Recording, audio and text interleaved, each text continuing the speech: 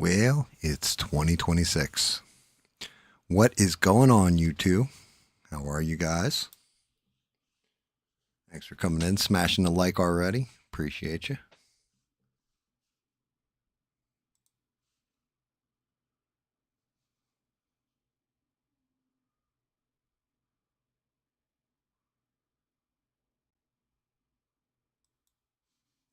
What is going on?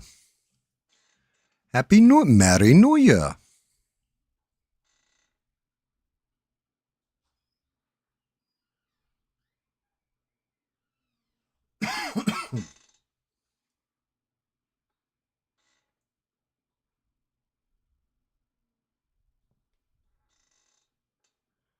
What is the haps on the craps, guys? What's new?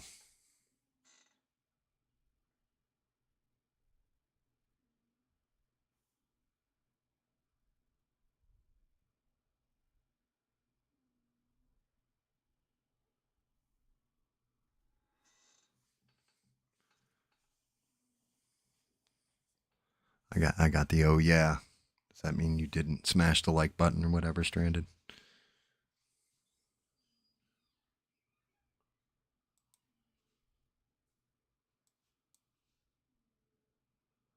Let's drop it down. Go right to the. Actually, now I can go to a shot of the desk. Be working on Galactus tonight. First part of them, anyway. And the wife ordered me this. I didn't know what I was going to do with it. And I thought about it, and I was like, you know what? I know exactly how the hell I'm going to use that. So, like, for example, we know that he's going to need a dark purple in there. So, yeah, I can line up my bottles of paint. And this way, I know what I've used.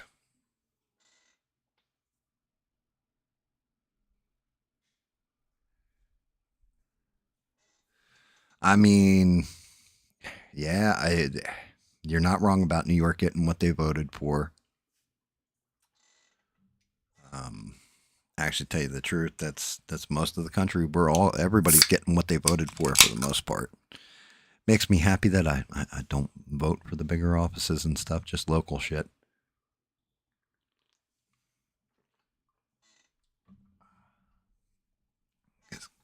Jeez, I figured we'd go over some of the stuff that's happened in 2025 because so much happened. Like, it was a whirlwind. It wasn't just like.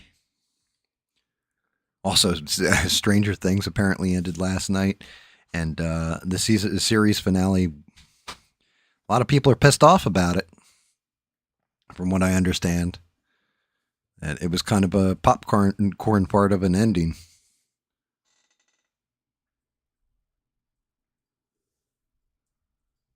No, no, no. Okay, so you've got two stories confused, Stranded. They're not calling that leering. They changed the sign over to learning or whatever. But that's not the phone number. It's a different one. It's called like Angel Child Help, Child Care or something like that. And it's going directly to Walls's office. Yes, it's going directly to the governor's. The phone number is the phone number for the governor's office.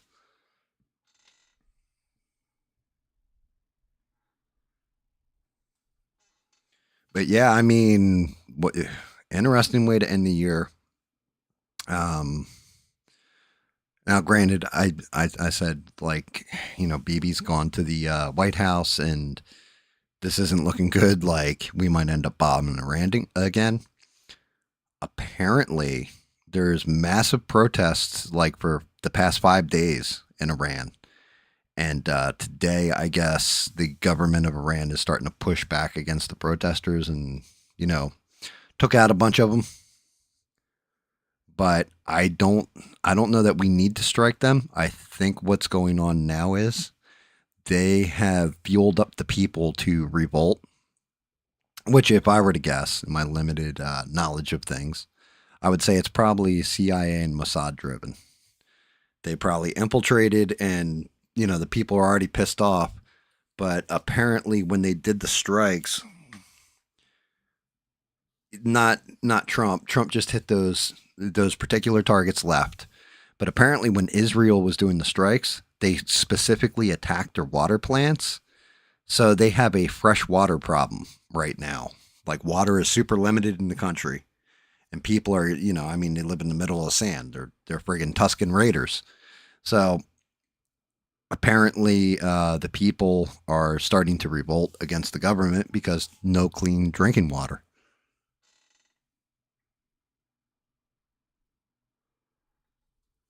Yeah, I mean, so that's become like a huge story too. And I don't care if that was just regular ass Minnesotans doing it, like people that were Americans. It makes it worse, in my opinion, that it's people that you've imported into the country doing this fraud. That makes it even worse because it's like, well, as the average taxpayer, people are furious about it. Set this. Let me move these aside. Let me look at the model, see what we're actually dealing with tonight, guys. Makes it worse that these people that we brought into the country are fucking bilking us for millions of dollars, and the average person can't get help. But I would be just as pissed off if it was just regular ass Americans just friggin' bilking the system like that.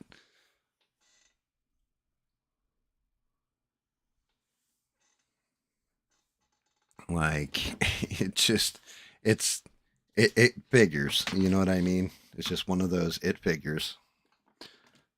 All right. So we got his base. Now I know a part of this base. I'm gonna look. I think his left foot goes into that insert.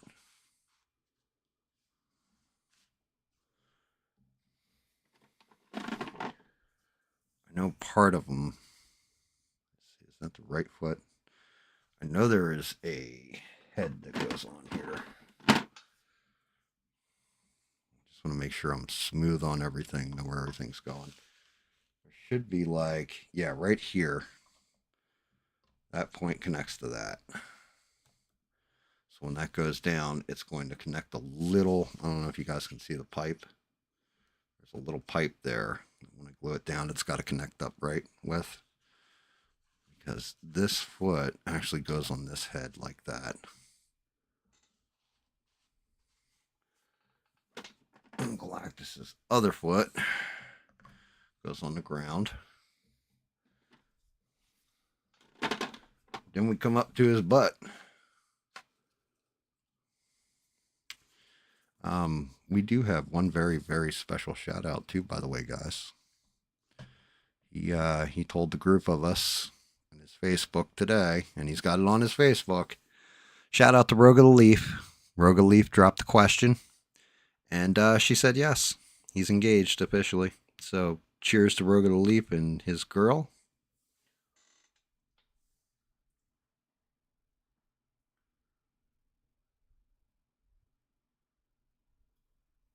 Yeah, ISIS rounded up like 200, right?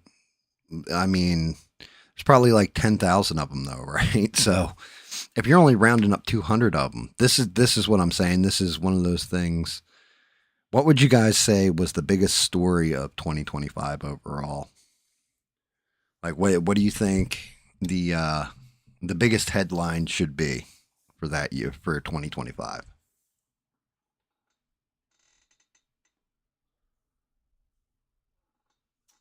Because 2024, I'm going to say the biggest headline was the greatest political comeback in history. Trump getting elected after everything that happened when he was going out of office in 2020 after that election.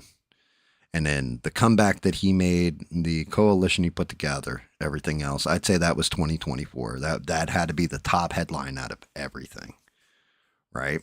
2025, what do you guys think your biggest headline would be?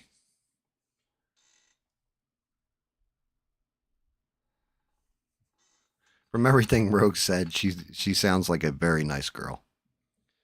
So I'm happy for him. I'm actually happy for him, and we all, like cheers to him, and wish him nothing but he's like I said. I've met very few people that I would say have pure souls in my life, and Rogue is one of them. he is an honest, salt of the earth, good human being. So I know that if he was willing to pop the question to this girl, then she has to be something spectacular. Just the camera so you guys can kind of see what we're looking at here. This is just the bottom half. Ooh, okay. I'm looking more at comic book accurate Galactus than I am MCU. This head, though, the head has me dead laughing. I can actually get the head in there. All right, I'm going to take this apart. So far, everything lines up, is perfect, sits well.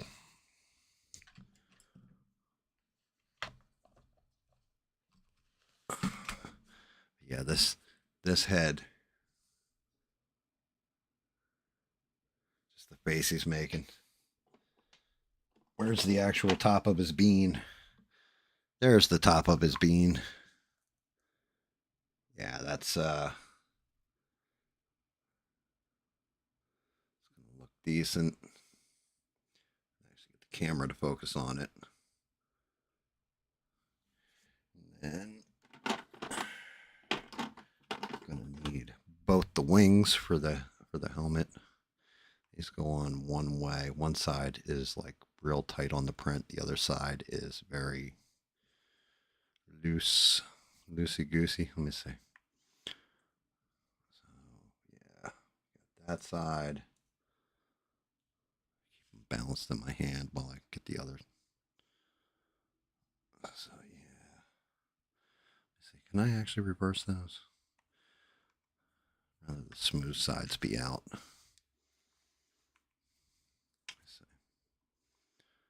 Yeah, they're keyed the same, so looks like they'll hold in there.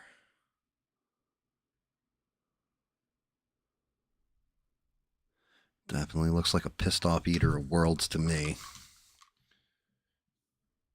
All right. This thing is the heaviest part of the model.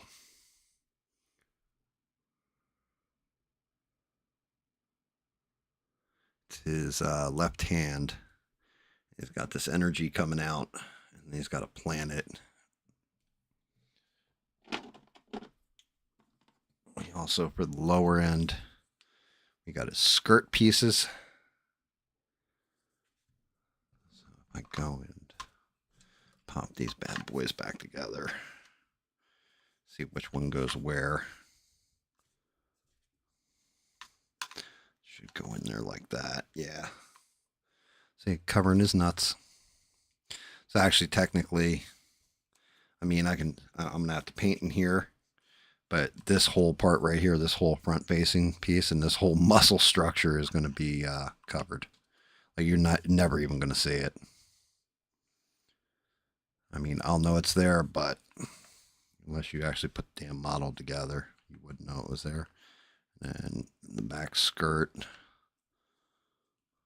can actually get that to sit right.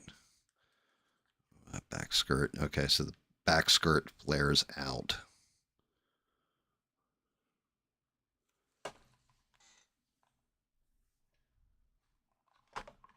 Happy New Year, Beans. Yeah, I didn't see you last night. Happy New Year's to you, and thanks for tossing the coin to the Witcher. I do appreciate it. Yeah, he's got some detail to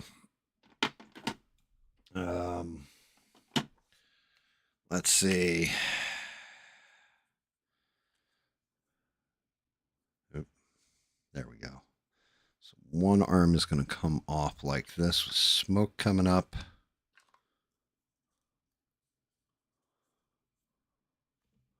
You can see his hand. Hand's going to have smoke coming out of it. The other choice was a staff, and I wasn't feeling the staff. Like, I don't know. It just didn't feel right to me. But the whole thing is, let me look at this hand. We need to look at, get that leg out of there. Take a look. All right, so that's up. So we're looking at those lines. So it would be like this. Those lines match. And then No, that can't be right. It's not sitting correct.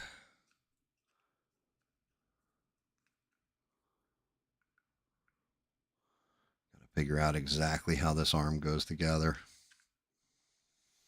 I mean, that fits in there right. That fits in there appropriately.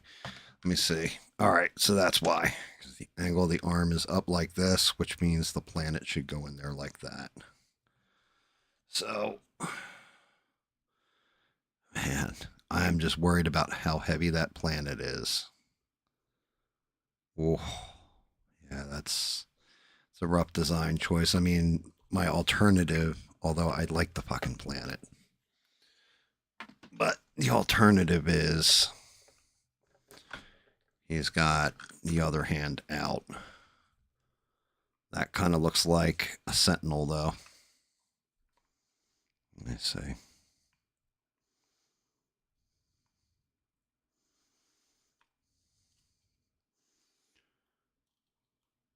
I mean, I don't mind that one that much, but I'm still not a huge fan of it. Just got to hold in there just right. So we got him with an outstretched hand.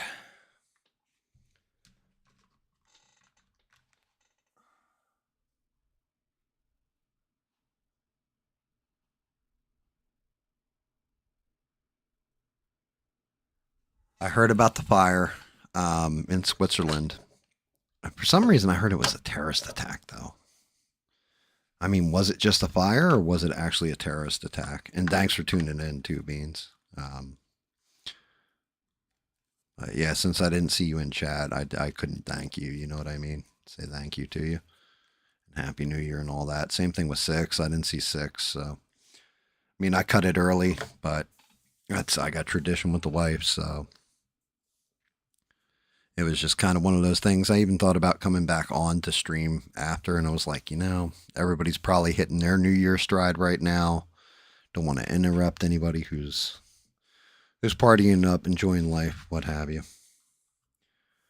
Ooh, yeah, there's definitely going to be a lot with this one. I mean, this base was much thicker too. I actually sliced it down. Yeah, the planet one. Okay, yeah, like I said, this one when I printed it out, I was because it's really the energy bolts that are holding it up, and you have to do scaffolding in between and all that.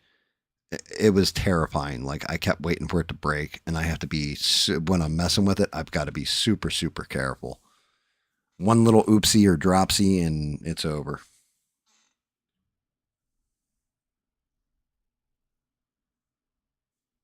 You watch Spider-Man: Homecoming?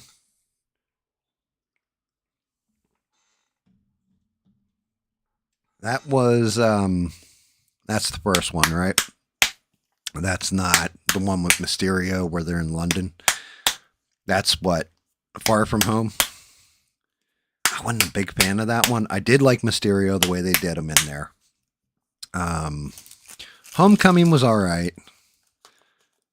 That's the one with the Vulture. I think out of the Tom Holland series, for me, it's definitely got to be No Way Home.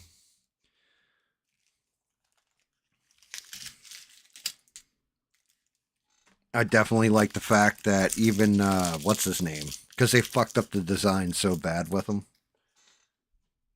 With Jamie Foxx as Electro, they messed up the costume on him so bad that they actually made it. They fixed it in that movie. Stuff like that, little things like that.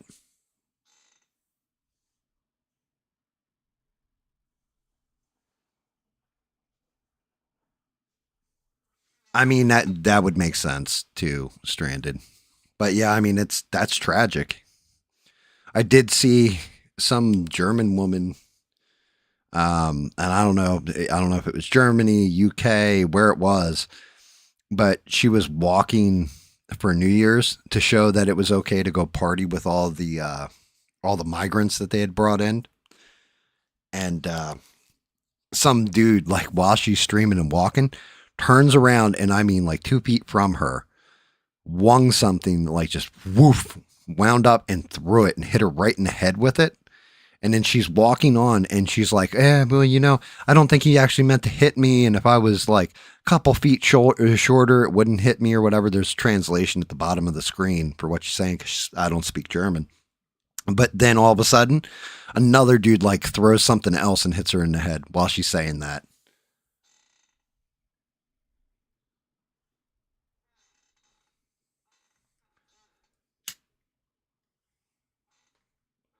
But yeah, I mean, the big thing with us is exposing this fraud. That was the whole purpose to Doge, right? That's the whole reason why everybody was all excited about Doge and everything. And not only did they pretty much destroy Doge, like they have already done away with it. The stuff that they undid, they're already redoing. So you said USAID. Because Trump's advisor, what's her name, Susie Wiles, is it Wiles? I think it's Susie Wiles. She basically talked him out of shutting it down because I guess he had pledged something when she joined his campaign that he would do nothing. He wouldn't do anything that looked like political retribution because all that shit is all Democrat corruption or whatever. He's going to leave it intact because it would look like political retribution, apparently.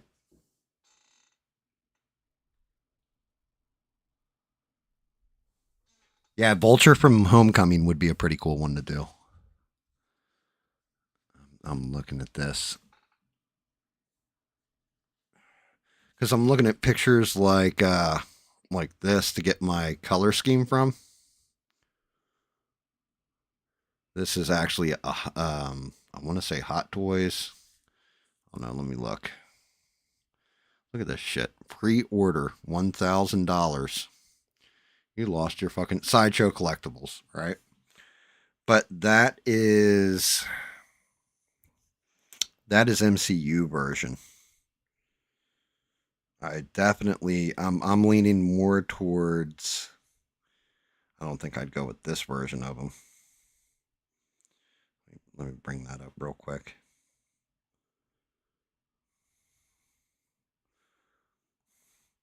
Like, I definitely don't think I should go in this color scheme. Like, I don't think that works. Kind of want to find something in between.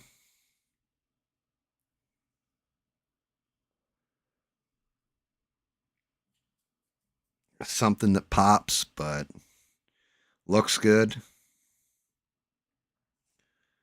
Like, I mean, here we go. First look at MCU costume in detail.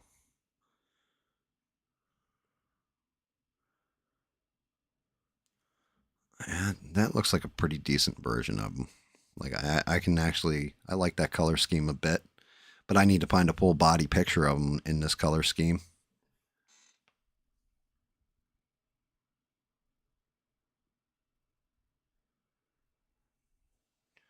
Well, to be fair, if we're being honest, back in 2022, Biden had launched an investigation into it. So it was already on their radar.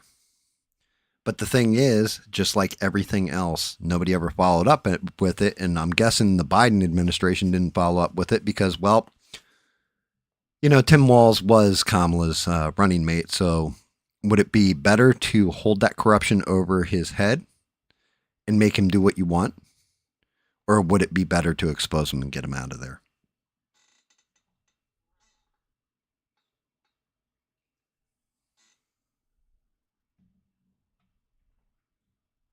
Yeah, I don't believe Cash Patel anything. The only thing he's been examining is how he can hype up his girlfriend singing country music and help her with lawsuits. That's pretty much it. I have no faith in him, like whatsoever. Um, and which brings me back around to 2025. What do you guys think for me the biggest story is? The coalition, the greatest political comeback, everything has basically been The equivalent of a popcorn fart.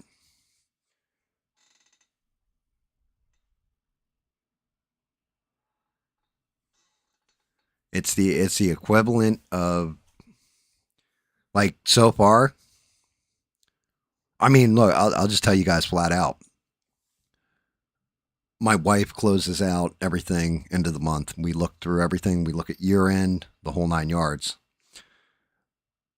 I'm like, how come we're up by about $1,200 between everything? Like, how come everything has gone up by $1,200? So we started digging through because gas prices have fallen. Some groceries have come down, things like this. And then we found it. We found where this $1,200 a year discrepancy is. My homeowner's insurance went up by $700 for the year, and my health insurance went up by $500 for the year. Like, what is this bullshit?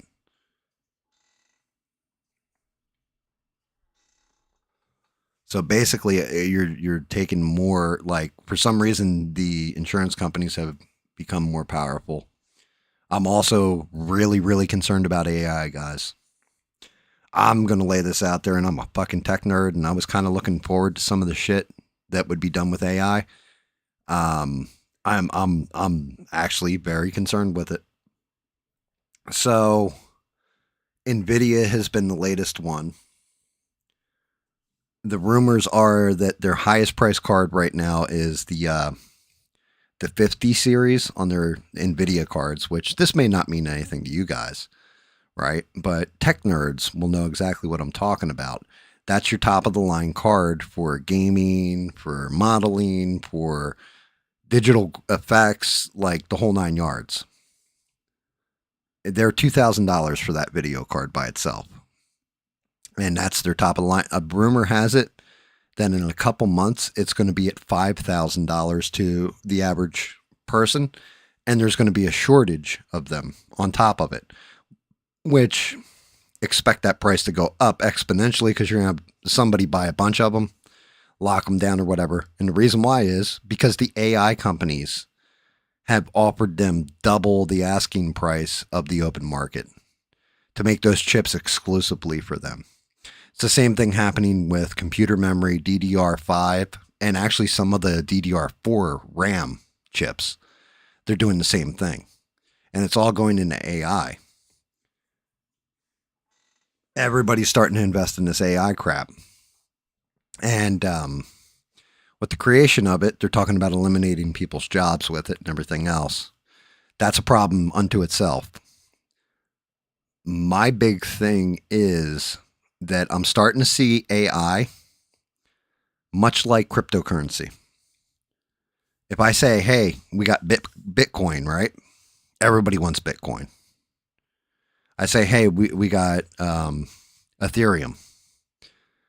A lot of people are like, okay, that's almost as good as Bitcoin, not even close to as good, but I'll take that. And then, Gimpy Buck 2 coin, Hawk 2 coin, Trump coin, whatever these other coins are, they come out and then they completely fail. I think it's going to be the same thing with AI. I think we're going to get maybe 2 or 3 major companies out of AI, and then everything else is just going to collapse. And the market's going to fail. And when it does, because there's going to be so much money invested in it, that it actually could cripple economies.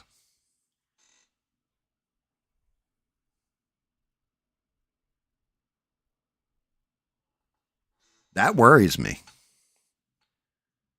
Like, it's actually a worrying thing because I'm looking at it beyond, like, if you invested, let's say, $1 billion, we'll go with the small end.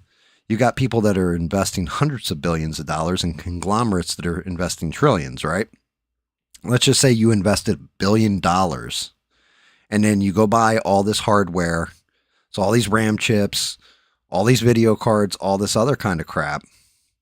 You start building your thing and, Grok or Chat GPT or, pick one of the ones that we know as household names are. they fail. Then you have stuff like, okay, let's say Google's AI is running shittier than like Grok, for example. We'll say Grok takes the cake because it's just the easiest one for me to remember. And then Google's AI comes out and they do a shittier job. Well, they've already replaced all the people. It's failing. Now Google stock loses it and Google becomes the next AOL or Yahoo.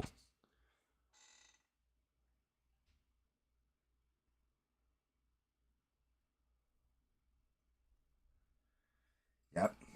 That's true. Hey, you know the energy produced to make a Smurf coin. I can't go into details; it's too graphic. But let me just tell you, okay, it comes out blue.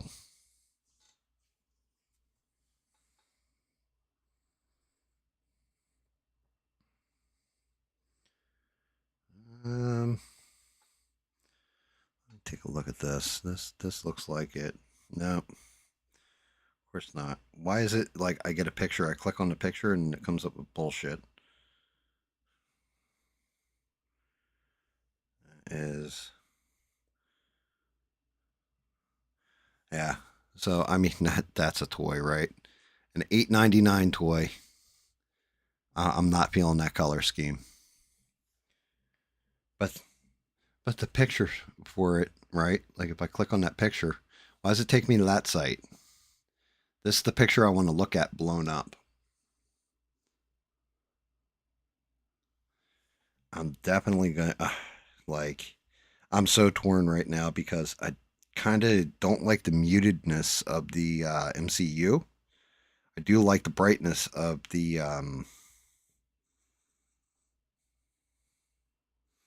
Actually, that's not a bad one. Let me take a look at this. Jesus, 880. Does that really say? Holy shit! $887.99. That's I'm not minding this paint job. This is kind of a blend between the two. I don't like the fact it gets muddled when I blow it up. But that's not a bad paint job on that. I have to keep that one in mind.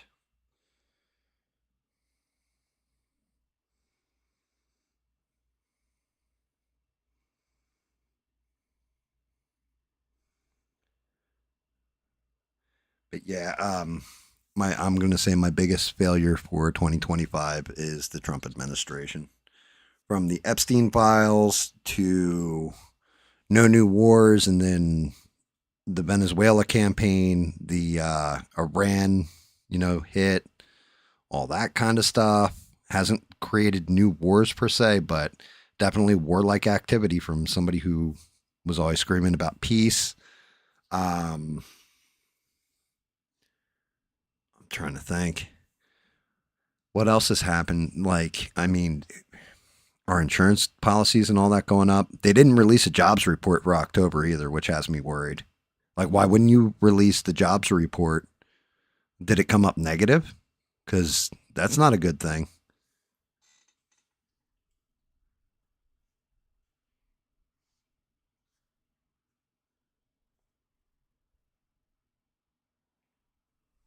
If I were to go back, I would go going back in time. I don't think I would go all the way to the 80s. I think I would be somewhere in the 90s, like late 90s, early 2000. Somewhere in there, life was, well, I mean, then again, that's also when I was in my 20s and didn't really give a shit about much.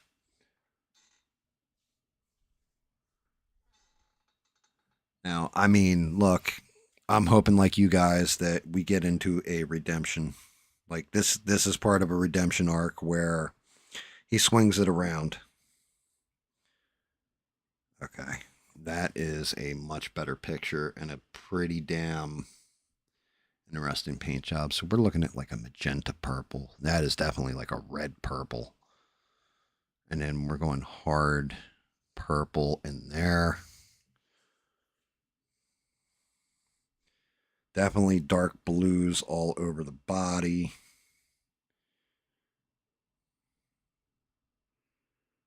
It's actually not bad. me see what we got. Let's see if they show, of course. Yeah, here we go. Yep, you know what? I can definitely work with that. That's a pretty clean paint job there, in my opinion.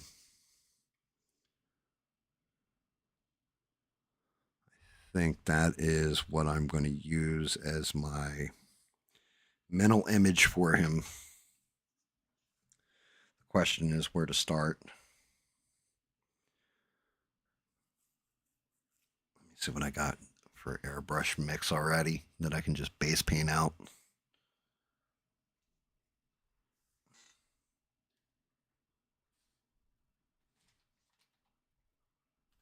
I mean, you're not wrong, Eugene, to an extent. They're not using it.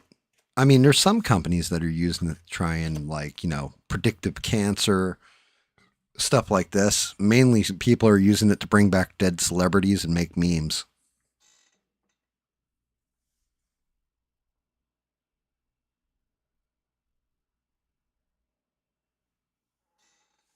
Yeah, Justin, I'm with you there. What's up, brother? Good to see you. Thank you for dropping in, man. Like, share, subscribe, all that fun stuff, and welcome aboard with the rest of the misfits. Um, but yeah, you're not wrong. You could use the AI to generate you some tattoo image you want.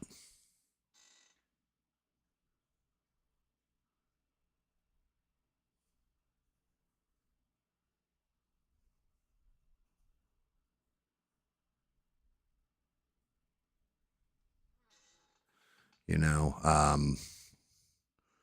yeah, but yeah, that's just it. Like doing tattoos and stuff like that. I mean, look, I don't model these things. Shout out to, if you go to Patreon, one of these days I'm gonna put the link in the description for Wicked's Patreon, Berserk's Patreon, and another guy. What is it? I think it's CA3D. But those are the three main modelers I use nowadays. Every now and again, I'll use an ND1.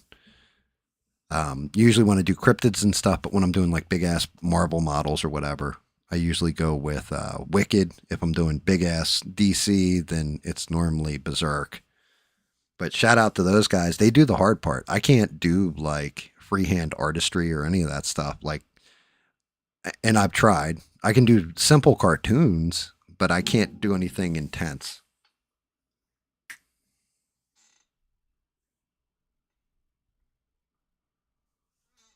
Oh, really? So you're using it? You're actually, because I've seen people use it for 3D modeling, and a lot of people have uploaded their 3D models on Thangs, or not Thangs, Thingiverse, and they always come out like they're not rounded, they're not softened. I'm sure that there's some out there that you have to pay a ton of money for to get the model or whatever, but everything always has, like, you can see the triangles in it, if that makes any sense.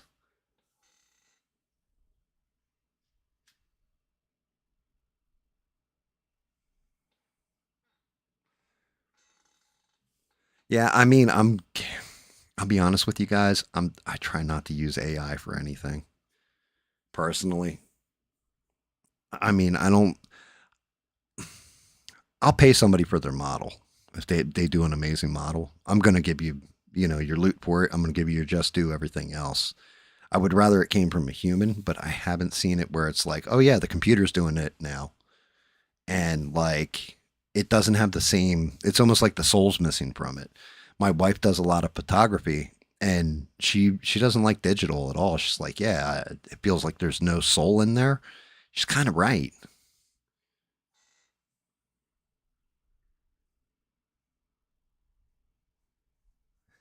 Nice, dude. So you're using it to do designs for WWE games?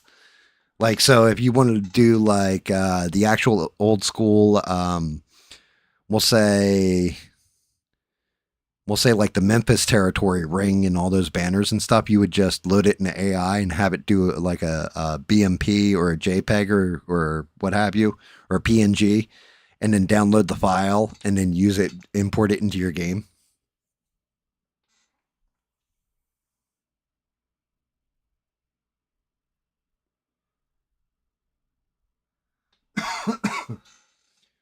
Like I said,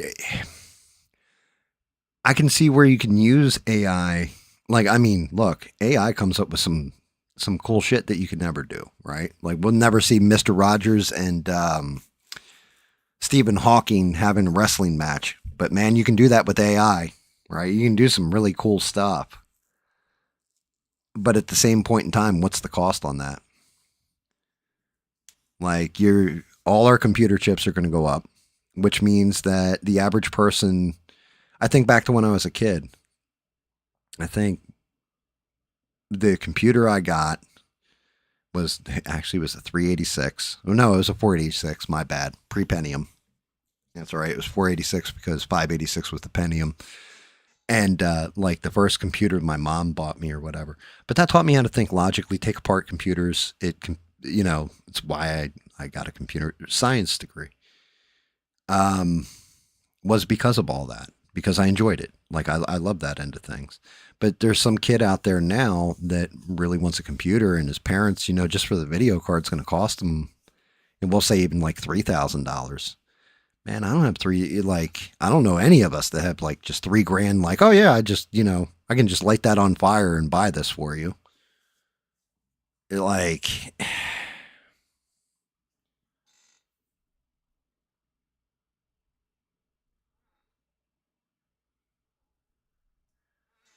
and then yeah, like poor David, shout out to David Mon. He's the one who pointed out to me about the RAM and everything, and I looked into it and I was like, oh shit, it's all because of AI. But like David wanted to build like a gaming computer for like 4 months now and has to save for it because it's so ridiculously overpriced and expensive compared to even just like 3 years ago, 2 years ago.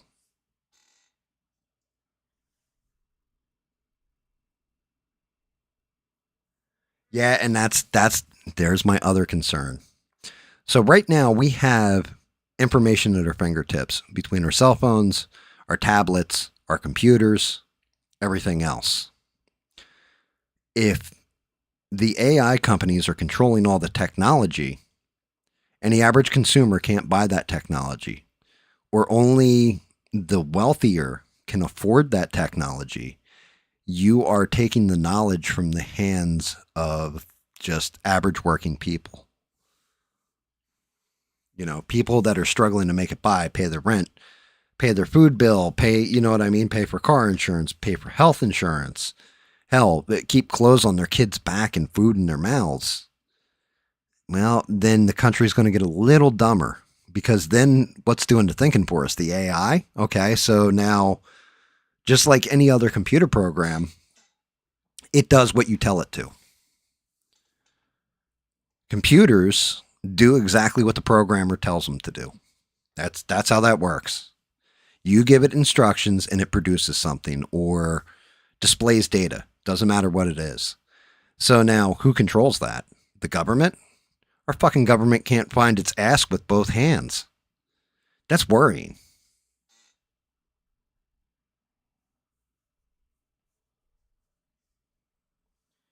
Video game consoles are to a point now, like my Xbox.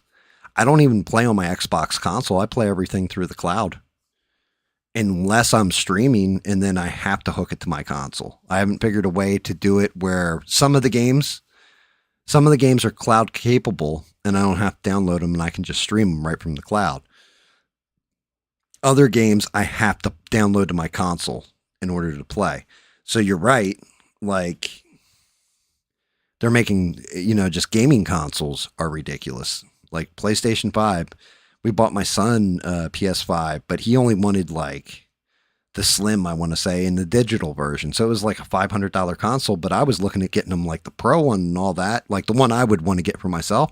Shit was like $800 or $900. I'm like, what is going on with this? Like this thing's been out for a while now. Same thing with the Xbox Series X. I think is like $800 or $900. It's still like $800. I'm like, this shit should have come down in price, not gone up. Nintendo, the Switch 2, I don't know. Like, I know one person who bought it, and he said, oh, it's pretty good or whatever. But I keep looking at it, and then I'm looking at, like, the Switch 1 games. The games for the Switch, like the Mario and all that stuff, they're still $60. They're $60, $70. I'm like, It's last generation's console. You're not even price dropping it now. Like, what is going on with this?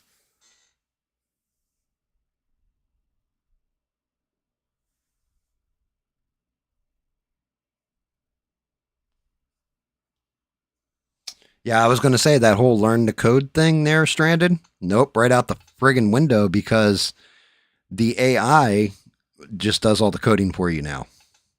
You're right. Like the that's concerning.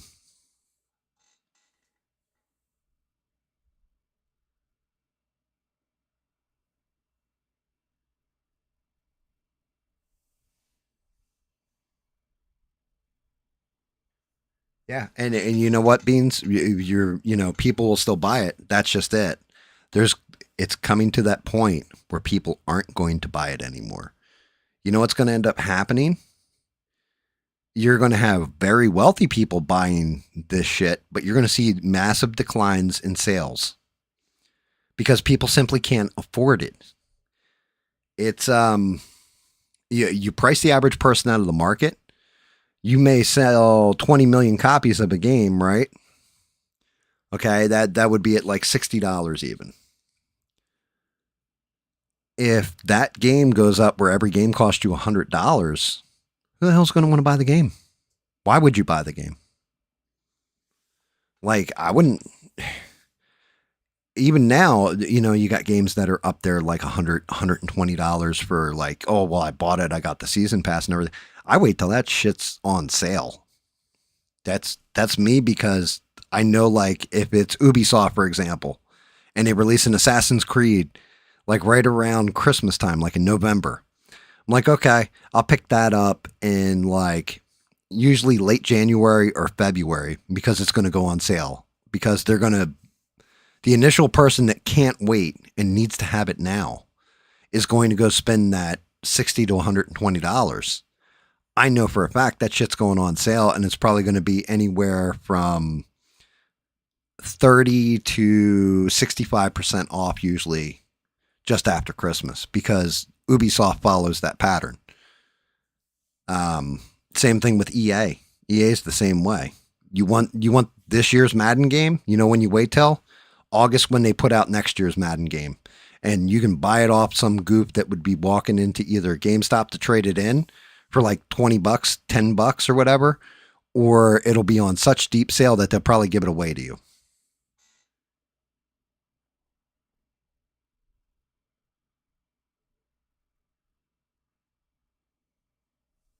I don't think it'll be like Wally. The whole thing is I think it'll be like this is GAM black pilled, right? But I think it'll be more like Snowpiercer, where like see, I would love to compare it to Hunger Games, but I never watched Hunger Games, so I can't really speak from knowledge on it. But it'll definitely be something where you have these elites that are literally just eating food and like tickling the back of their throat with a feather like they did in Rome and puking it back up while you have the rest of the population starve. Last time some shit like this happened, it was called the French Revolution, and the people revolted, and it didn't work out too well for the elites, who ended up in guillotines.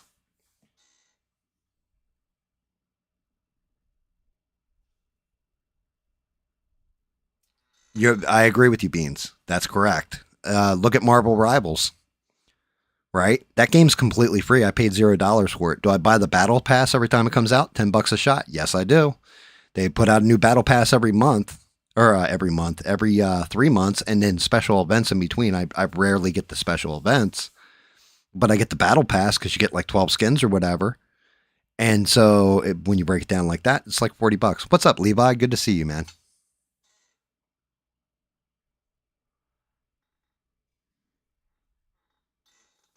You look at something like Fortnite. My God, they've been giving that game away free since it launched, and it was just like a cartoony knockoff clone of Player Unknown's Battlegrounds PUBG. And you look at that, some of those skins in there for just the skin is $22. It's not pay to win though. The skin does not affect the character. So they experimented with that early on. You got some games like Call of Duty does that every now and again, where it'll be like the only way you can get this gun is in the battle pass, but this gun is like, my God, is this the meta gun? It's the ultimate. It's amazing. Everything else.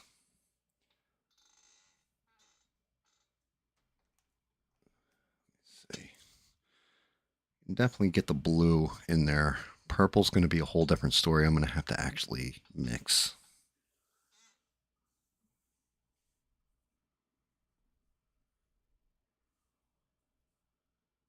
That's just it. So you would think the society is too lazy, too complacent to rise up. That's because everybody's being entertained right now, cheaply. When you start taking the entertainment out, and we're starting to see it, we're already starting to see this shift. How many people before the pandemic, when everybody was locked in, how many people did you know that actually would talk about politics? Like go on the internet and have whole big blown conversation over politics, political parties. Barely anybody.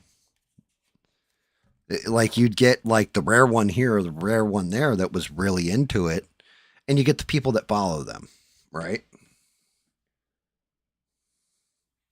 But so you like Tim Pool's, Ben Shapiro, stuff like this. Once COVID hit, all of a sudden you notice everybody became a genius about politics because there was no entertainment, nothing else, so people started paying attention. Well, now that the boomer generation is aging out. The boomers get all their news and stuff mainly. I'm going to say the bulk of them. I can't say all of them. It's never all. But the bulk of them get all their information from whatever their flavor of TV is, MSNBC, CNN, or Fox News, right? But the Gen Xers, the generation after, we were on that cusp in riding the technology in. So we already have technological know how. We understand how, like YouTube, which can be censored, all that. Well, now you have Rumble. So we know how all that works. We've seen this play out, and we understand. Like it's like, oh, you boomers are on that. Then you look at the ones that are after that. Look at the generations after it, and they basically were born with cell phones in their hand. They were born connected into this. So when you start cutting that information supply and something that makes them compliant, complacent, and lazy, like you said, off, and their entertainment source off because, hey, YouTube's free. You might have to watch an ad if you don't pay for premium, but it's still free entertainment, right? When you start making it where people can't even afford that, then everybody starts to want to know why. Because it's too late. We've already uncorked the bottle, let the genie of knowledge out. And some people are disgusted with what they see. Others are like, oh, well, this is fine. It's all going to get better.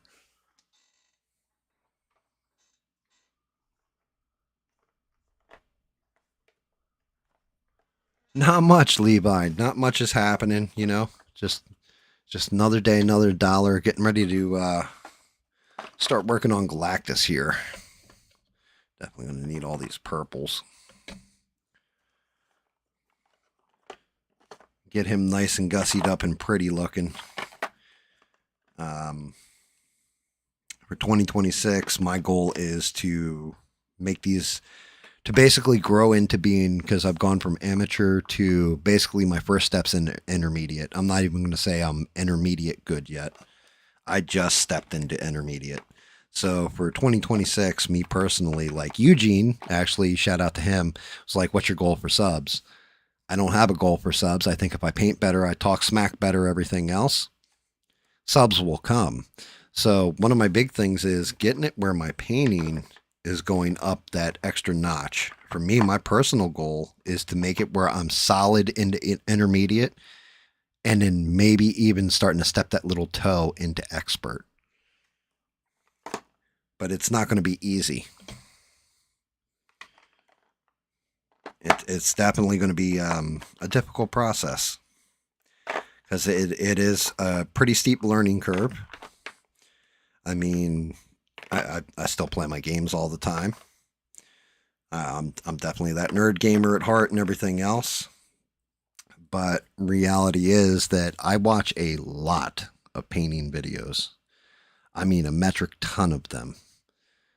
Sideshow collectibles in particular, their models. I just showed some of them off. Like they go for like 600 to a grand per model that they do. And fortunately, they're showing the artists and some of the stuff they're using, some of the ways they get certain effects, stuff like that. So I've been paying attention and taking notes. Can I apply them? Probably not, but not yet. I'm going to learn.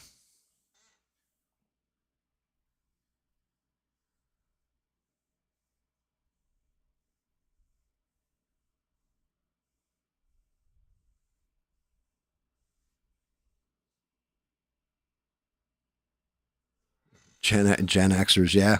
Pagers to AI. Well, not just that. Speaking spells to AI, really. Like, I mean, that was our genesis of computer. Remember, I don't know if you guys had them when you were kids, but like the speaking spell. Um, we went from. It's got to be like somebody who is as old as like my grandmother's. Like, I think she just celebrated her 90th birthday, if I'm not mistaken. And maybe 91, but I think it was 90. But it like looking at all the stuff she saw throughout her life, and just thinking about it, the technological changes. The thing is, she can still get on Facebook and like talk to somebody, but she has no real fundamental knowledge of how that works. Gen X, because we came up with it and built it out as it was coming up, we have a fundamental knowledge of how it works and understand it better. But that's what I'm saying. What is it? Gen Alpha, I think it is. As they're coming into their own and becoming like, late teens, 20-year-olds, those guys, those guys are going to have the world by the stones if everything goes to AI and it's all tech.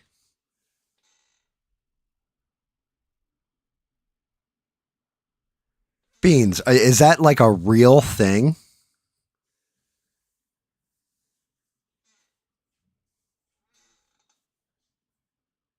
Like, you're dead serious?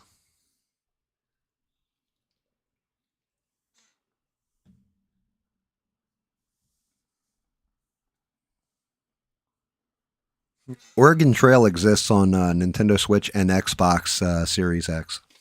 They remade it because everybody talks about it. Okay, so from these, let me see. Okay, so this is all blue. Okay, so I can get into the thighs with the blue. I'm not even worried about the overspray here because the purple will cover the blue, but all this is all blue as well. Um, Actually, all the armor would follow through to be blue, so that's good there.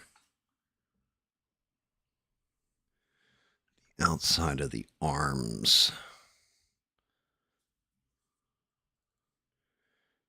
this would be blue. Yep, and all this would be purple, all the lined. Okay. Waistline. Look at that. Blue, blue. Belt is blue all the way around. Okay. This I will have to be careful with. Well, no, I won't because that actually comes apart. Good stuff. And then right around the neck. Actually, that would be purple. I'll have to hand paint that. All the inlay on the skirt, that's all blue. That's all right. So we are looking at, that's where our blues lie.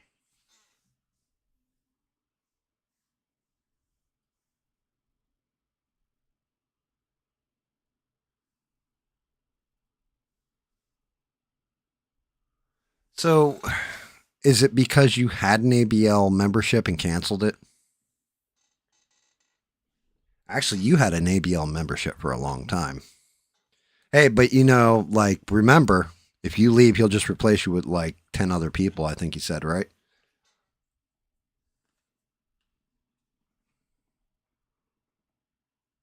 I mean, Eugene, you're not wrong about the whole chat thing. Dude, I'll never do that to you guys ever. This, unless YouTube kicks me off the platform, in which case, then I will go over to the green brand where they won't kick me off the platform.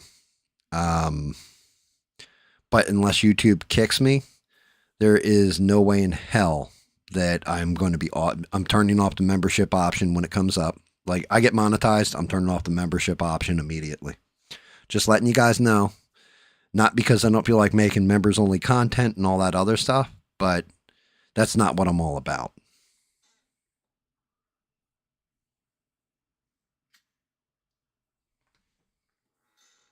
Yeah, well, you know what that tells me? That business is down. I showed you guys on that Social Blade. I had looked him up on there, and it didn't show me where he was going to increase or decrease in viewers, which is very odd because every other big YouTuber, it tells you exactly what their decrease increase is. So I don't know how that works, but for a guy with 1.1 million subs, um, I I'm pretty sure that's not good.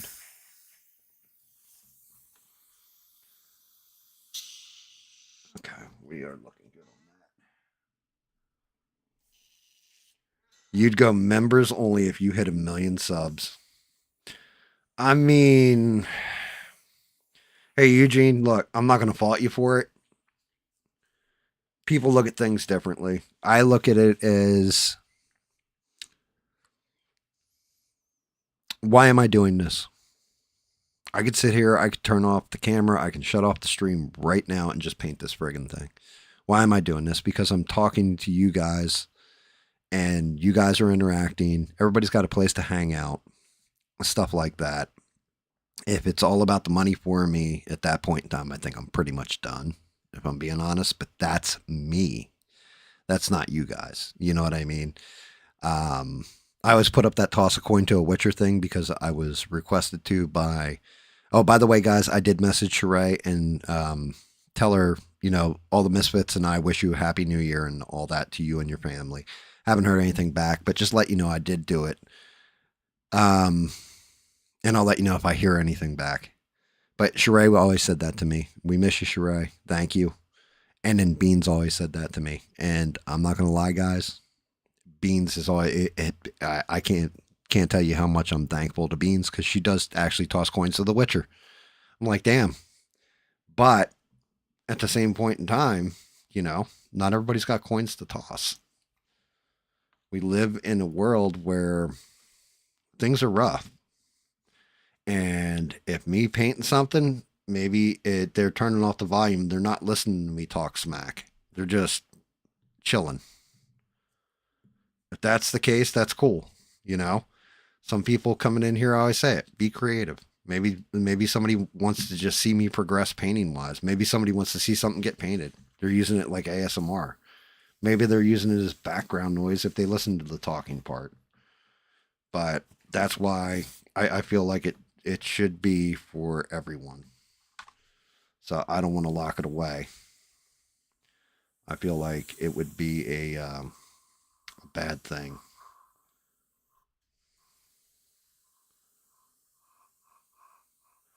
Go in here heavy with this deep blue.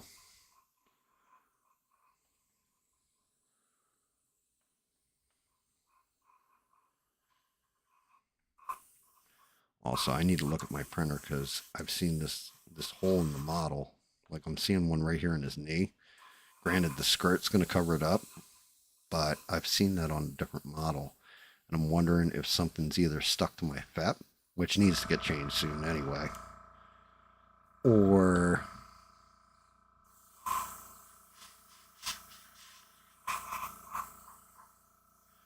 Either something is stuck to my fap, or there's some kind of other issue.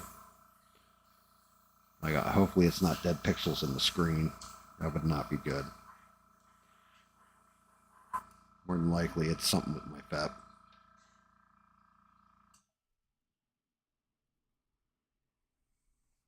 Well, either way, I appreciate you, Beans.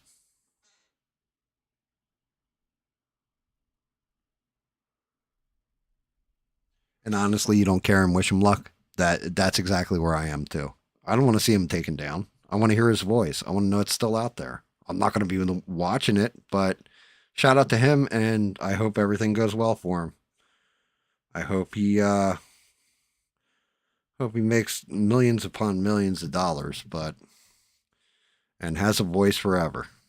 You know, I don't hate the guy, but at the same point in time, I'm not going to be there to see it. Got no interest in his content because, yeah, I started paying attention to content on my own.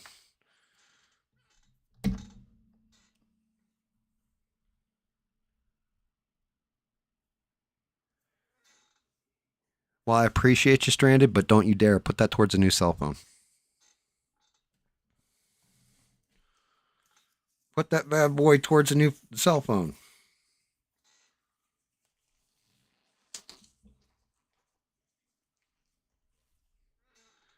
You know, um,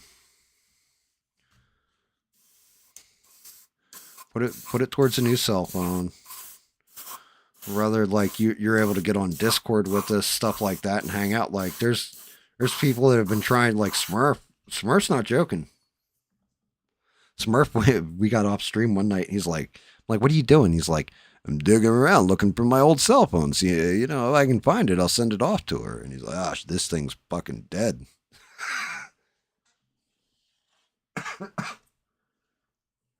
Because that's just it. Like the value of you guys, it isn't monetary to me. You know, and I appreciate you. Like, well, you give us hours of entertainment. I appreciate that. I also like to. I also want it to be affordable, available, and all that to everybody. I don't want to put stuff behind paywalls and stuff like that. It just feels like a dickhead thing to do, you know?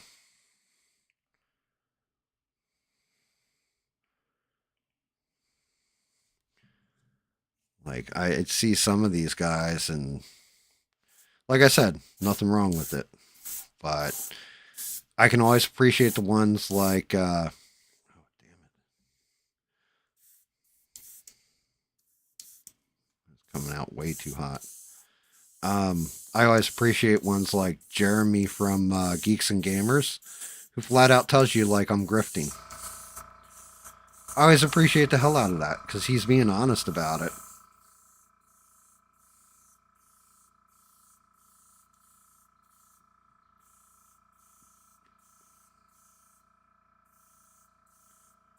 I'm like, what am I getting drip from? It's probably the splash guard.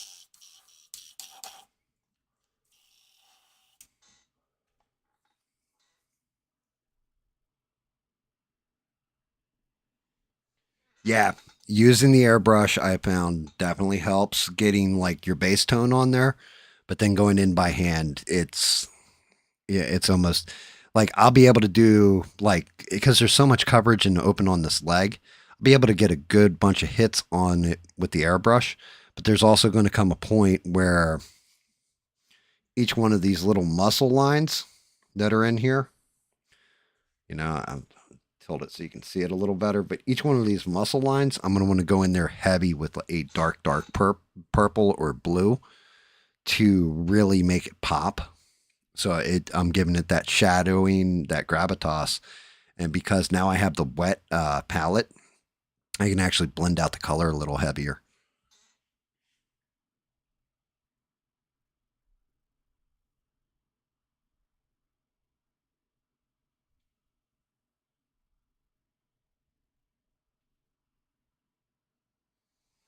Yeah, I mean, beans, I understand, and that's fine and everything else. But again, I don't know.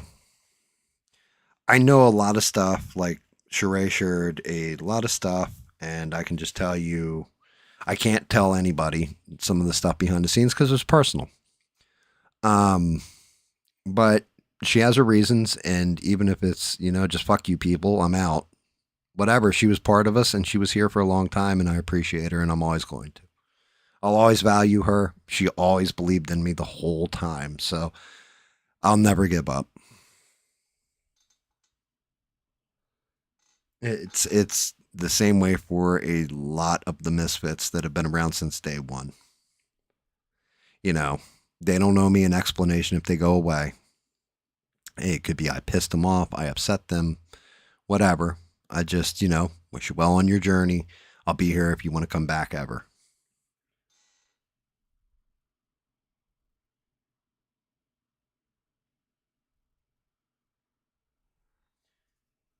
I mean, so what I found with, I agree with you there about the streaks with a regular brush, all that kind of stuff. Um, what I found is, depending on the quality of paint you use, it definitely fixes that whole brush stroke issue if you lay it on right. Like, I used craft paints for so long. The wife stepped me up to Vallejos. Was like, here you go. This is your Christmas present or whatever. Got me the set of Vallejos. And the coverage I get, all that kind of stuff. Like, my airbrush doesn't jam like every 5 minutes. Things like this. And the coverage I get, if you're doing it right, you won't have brush strokes. But I find it to be a blessing that I started off with just cheap inferior craft paint, because if I was able to get some of the stuff I was able to get with the craft paints, getting it with the better paints is actually much easier.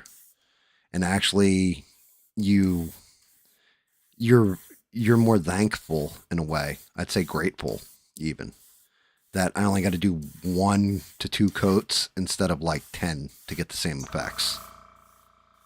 Or I can thin this out a little bit and get a transparent effect over top. It's definitely a blessing.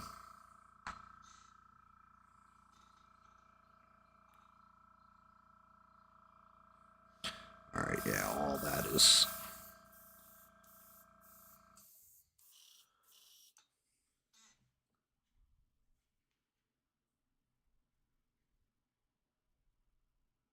Yeah, I mean, seriously, it surprised me. Like I said, I give a lot of credit to my wife because she believes in me more than I believe in myself. If I'm being quite honest, I tell you the truth, a lot of you guys believe in me a lot more than I believe in myself sometimes. So I'm grateful for all of you. But yeah, she believes into me to a point where she'll be like, "Yep, let's upgrade your tool." Well, you know what I meant. The kind that I paint with. The other tool's fine. But she'll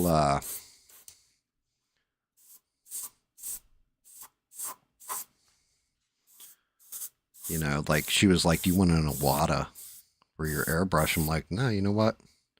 I'm happy with this. It's Neo. I don't even think you guys can see that. Let me do this. Maybe it'll be better. Neo Echo is the name of the company that makes this airbrush. They're $40. It's a $40 airbrush. It actually has a Mac valve on the bottom where I can control the air here, not just at the pump. It comes with the quick attached detach, like it comes with all kinds of stuff in there. It's a great value. I highly recommend them, especially if you're just an amateur starting out and not sure if you're going to get into this. I need to get that guard off of there though. That thing is collecting paint somewhere. I must have some kind of clog on it because I'm getting speckles. I shouldn't be. It's definitely not the atomizer.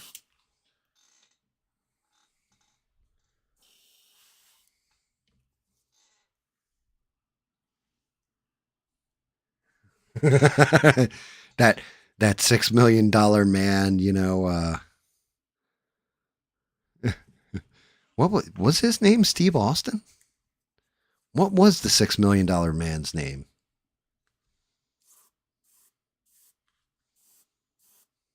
Was it Steve Austin? I know Jamie Summers was the Bionic Woman.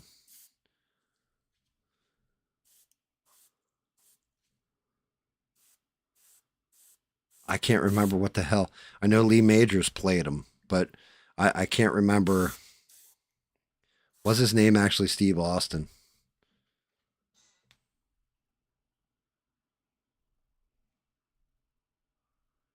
It was Steve. Well, you know what? In a way, that kind of makes sense. So in WWE, you had Steve Austin, right? When he first came into WWE, they paired him up with the $1 million man, Ted DiBiase, and he was called the Ringmaster, right? The Ringmaster, Steve Austin, and he used the $1 million dream as his finishing move. So, yeah, the $6 million man, Steve Austin, and yeah, that makes sense. It also makes sense why they would call him the Bionic Redneck later on because of the braces on his knees, like the Bionic Man.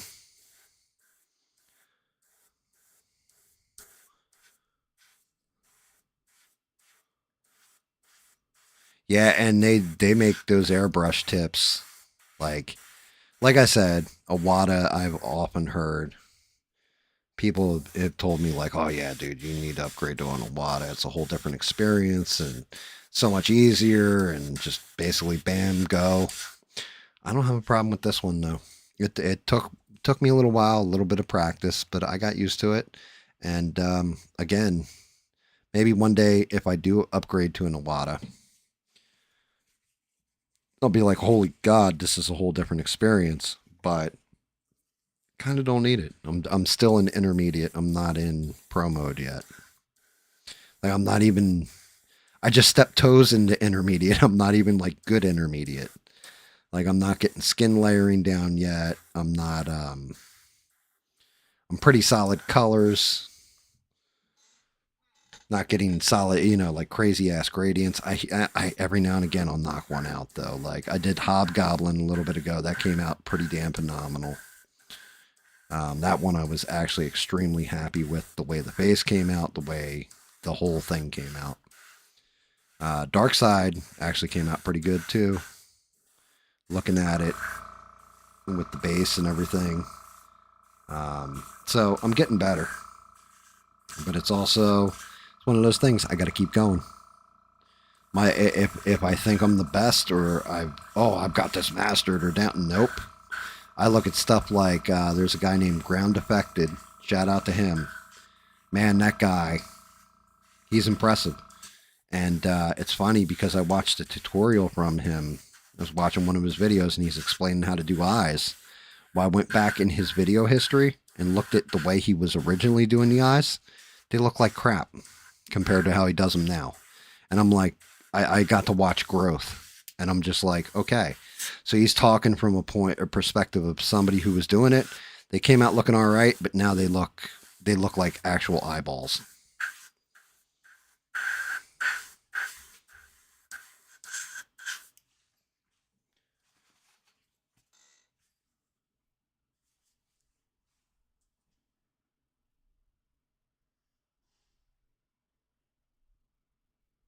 The Bionic Woman's name was Jamie Summers.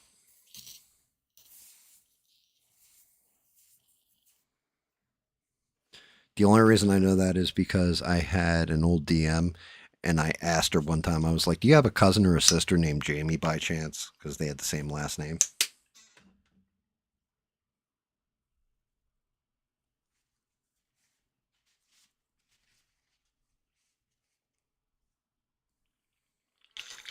Yeah. Yeah. And Lindsay Wagner. Uh huh. Yeah, Lee Majors was Steve Austin. The craziest one on that, and I had the toys when I was a kid, because he had a whole panel that popped off of him. But you had like a Bionic Man action figure, and you used to be able to look through like the back of his head and look through his eyeball and stuff like this. But they came out with, in one of the seasons, they did it where he's in the woods and he comes across Bigfoot, and it turns out Bigfoot's like this giant is an android, and it's actually like the Bigfoot monster. And they came out with that in the toy line, and his chest had like a piece that popped off and showed like basically old school reel to reel tape. It almost looked like a tape player in his chest.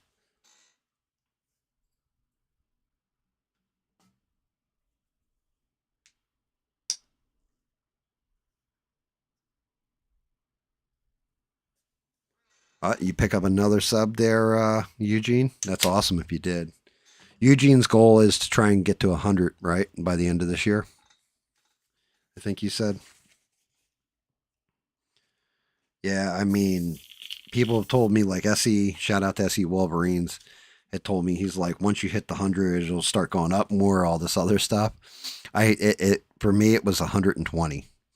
So it'll go up from 120 to like, I think the high was like 125. And then I went back down to like 119 and then back up to 120 and then 121 and then finished out the year at 122. I was like, but I'm not upset about it. Like, I was getting pissed off for a minute there because it seemed like I would just lose two subs for no reason.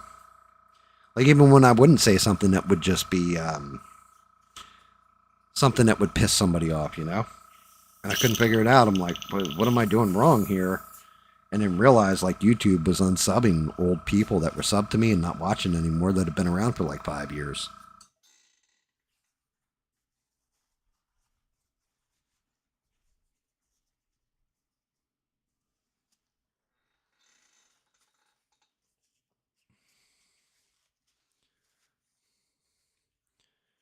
But yeah, I mean, we got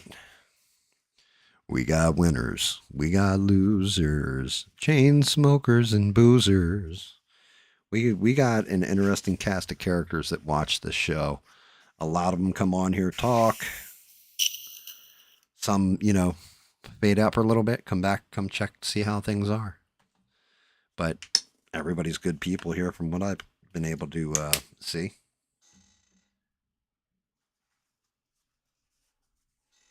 Yeah, I mean, well, you know, never get it twisted that I'm sure some of those people I pissed off to stranded. So there's that part of it as well.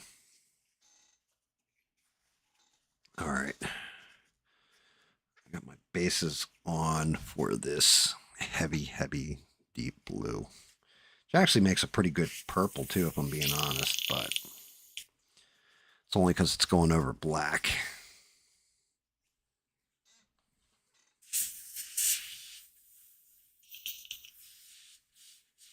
God, that stuff. Hey, you know something? I found this right here. This was next to Smurf's bedside. I don't know what he was doing there, but yeah, just gonna show that to you guys real quick.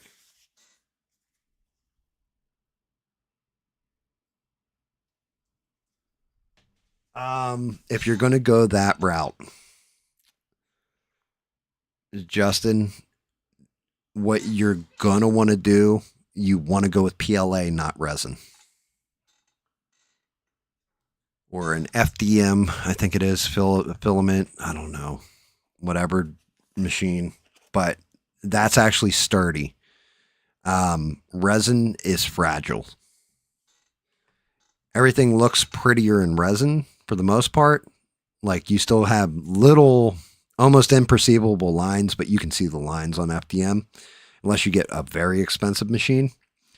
But you definitely want to go FDM if you're going to build like a shelf, a whole model out for your inks and all that kind of stuff.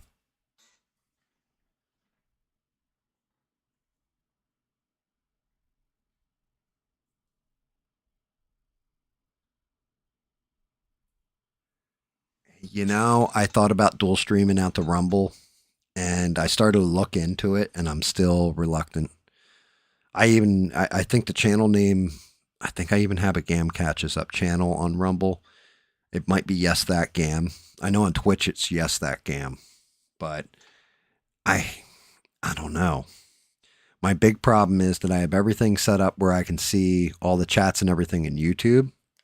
To do Rumble, I'm gonna have to either buy a monitor splitter so I can split it out or rearrange things somehow where I can read the Rumble chats too.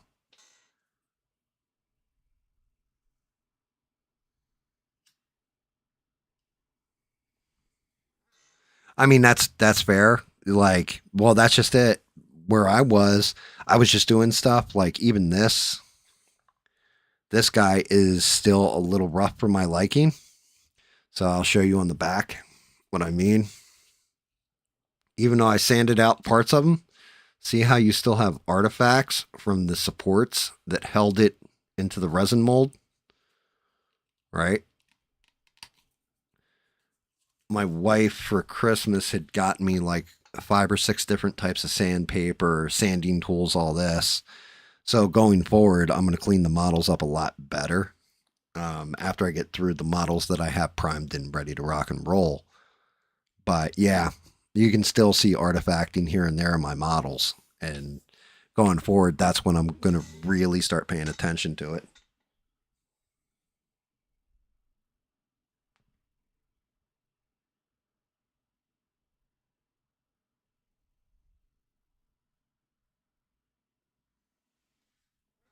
But I mean, it's crazy to me. I always tell, you know, shout out to little Leo when he's in here. Um, Shout out to the younger guys that drop in a lot. And well, not a lot anymore because they're really in school and stuff. Like every now and again, we'll see them for Christmas break or summer vacation or whatever. But always, I always tell them just be creative. Like even if you turn off what I'm saying, so you're not listening, be creative.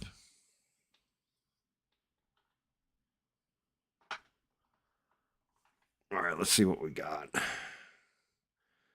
That's blue violet. So we got dark blue.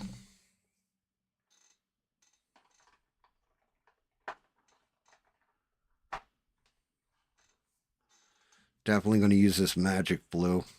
That comes out pretty cool when you use it.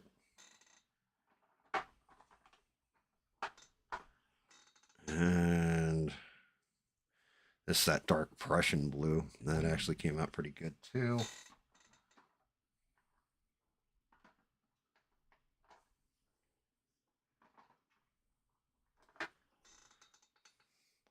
I'm trying to do it without opening my case too.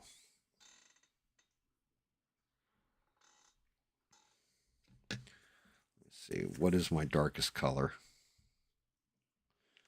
That is dark as hell. I'm going to say this is probably the next darkest.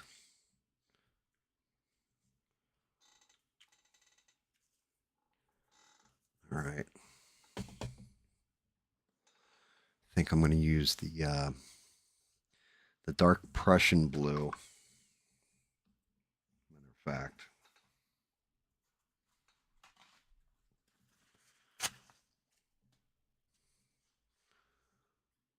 Yeah, that is a dark as hell blue.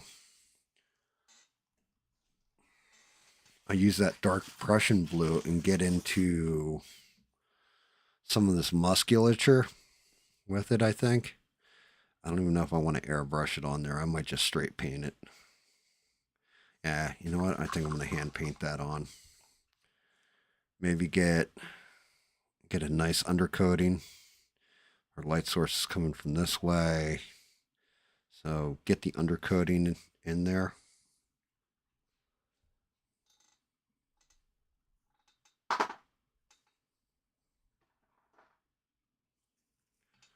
else do I got over here? That's gunmetal blue. I have to see what kind of effect I get with the gunmetal blue too. But I'm thinking that Prussian blue is where I'm going to start. We'll start at Prussian blue. Get in some of the deeper recesses, everything else. Do it nice tight. And then it's looking like my step up might actually be. Let's see.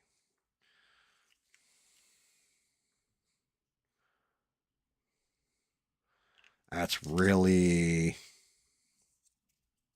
I think that's going up top of my purples, actually. That looks way more purple. Thing so you guys can see what I'm talking about. I can actually get it in the damn camera. So right here, that little spot of purple, that was the violet blue.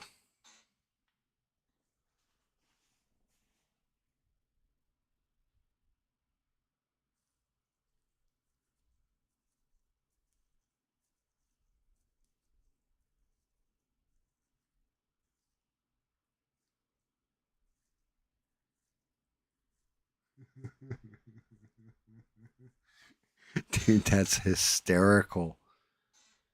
Archer didn't have time for it to ball. Archer was always too busy. Archer was always just doing his thing. That's why they did the whole relationship between Trip and Archer. And definitely Stranded. Like I'd read your fanfic.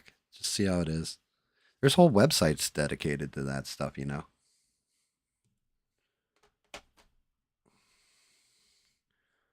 All right. Let's get in here and take a look at this Prussian blue.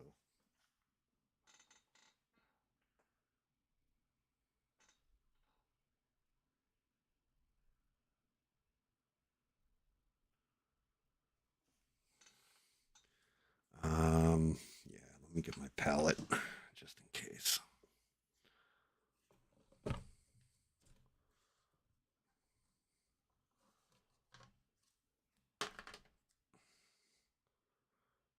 Where is Prussian blue? Here it is.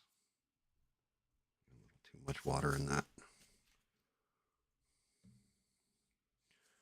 Do a little over pour.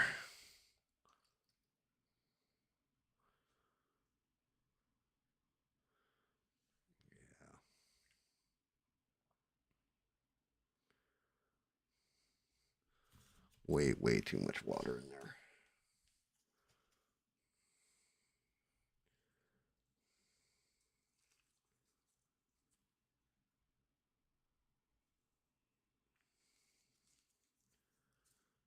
All right.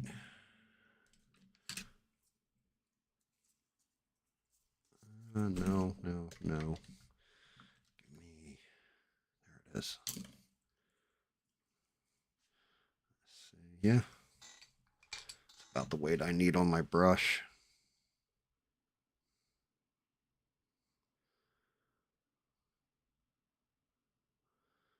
Bubble or is that a paint chunk?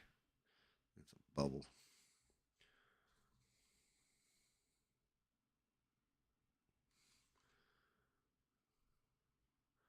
Start pulling in those muscles.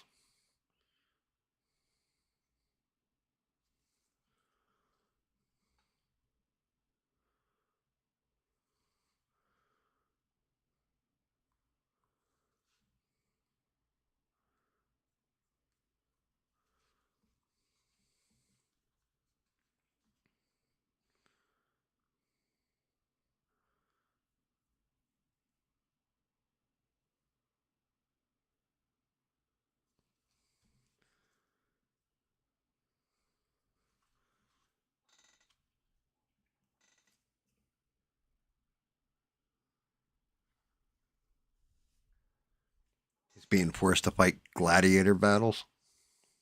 That's cool.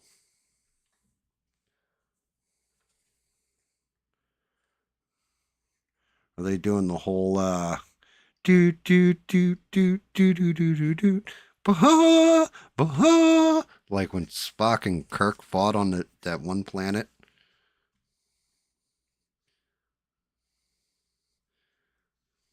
Are they just going ham on each other on that planet, or what, Stranded?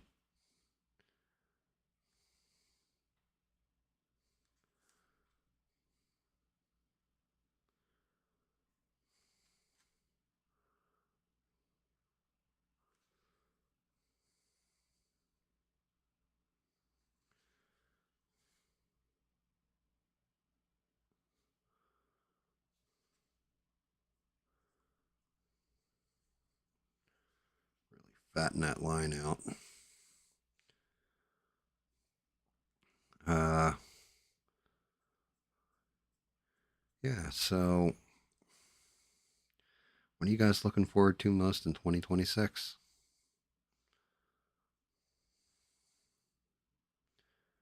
Is there movies coming out you guys really want to see? TV shows? I'm actually enjoying the second season of Fallout. They've done a pretty good job with it.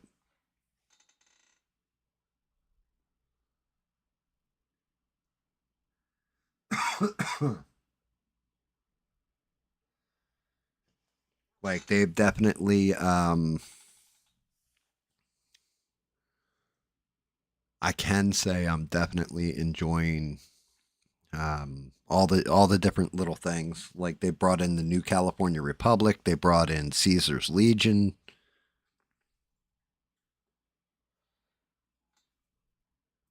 They had rad scorpions in there. Matter of fact, this past episode they just did, they had the super sledge with the rocket on the back of the sledgehammer.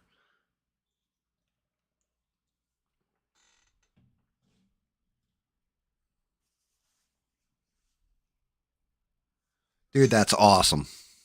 That's awesome, awesome, awesome. When it comes to like, it is when it comes to like tattoo design and all that, are you practicing on pigskin people? Like, what do you practice on?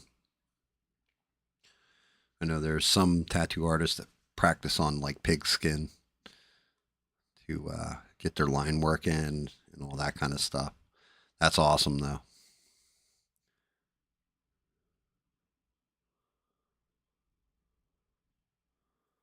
I know Smurf told me offline that his goal for 2026 is to mix together a whole bunch of different strains of weed and finding the ultimate strain. He said it's been a lifelong pursuit, but he thinks he can accomplish it this year.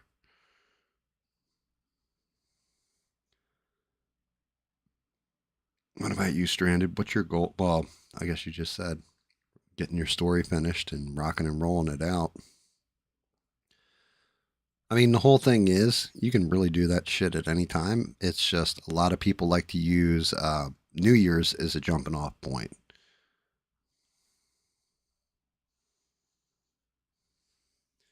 I think I'm gonna have to go drier.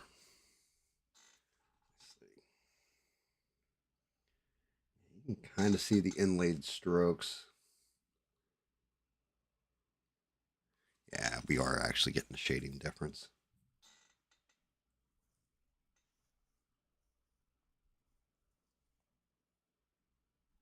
Bro, that's awesome, man. Keep practicing. Maybe we'll catch you on Ink Master one day.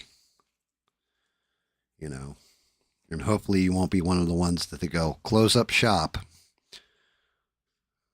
You can be on the like Clean Rock one, and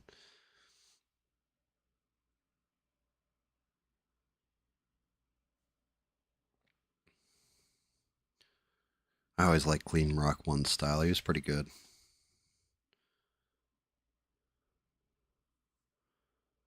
I always thought he got robbed. Like he always got robbed in the season finale. Always sucked. Always a bridesmaid, never a bride. He never won one of those. But they brought him back all the time because they knew how good he was. I don't even know if Ink Master's still on.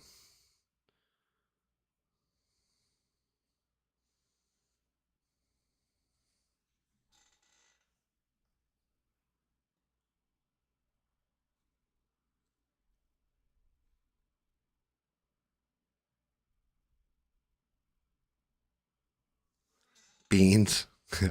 I will not ruin Stranger Things for you. I will just tell you, I know how it ends, And if I had watched that series all the way through to that ending and got the ending that they give you, I'd have been pissed. But I won't ruin it for you. Some people really, really enjoy that show. I was not one of them. I found it to be too many member berries from growing up in the 80s. And then there was some parts where it's like, I grew up in the 80s. This shit was not this way in the 80s at all. Some stuff you guys went for a vibe here and you kind of missed, in my opinion. But again, that's just my opinion. Like I said, there's people out there that really, really hardcore love that show. So I won't talk about it because I don't want to spoil anything, ruin anything, any of that stuff, or pee on your parade. Like I said, that's me though. There's some people that really like Smurf and his wife love that show.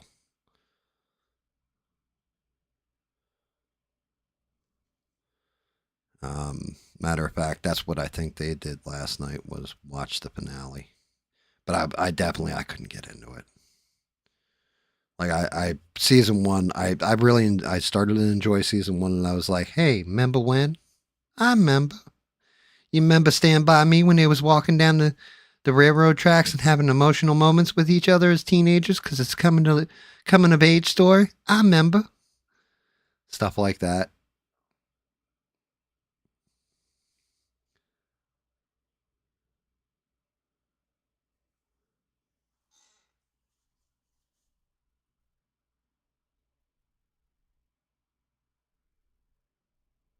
Oh, really?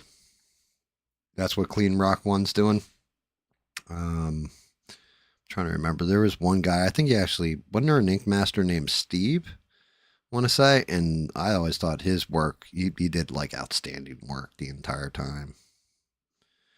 The one that I was really pissed off with when it came to Ink Master, the season where it came down to the finale, Oliver Peck was the deciding vote, and because it was Nunez, he went for the girl, and then I think maybe one or the other. It was either Navarro or Nunez went for the girl, and then the other one went for Clean Rock One. Tiebreaker was Oliver, and they gave it to the girl. And I can't remember. I can't even remember what the girl's name was. But Clean Rock One's was so much better. Like he had laid the lines in better. It was actually a masterpiece he put on that person's skin.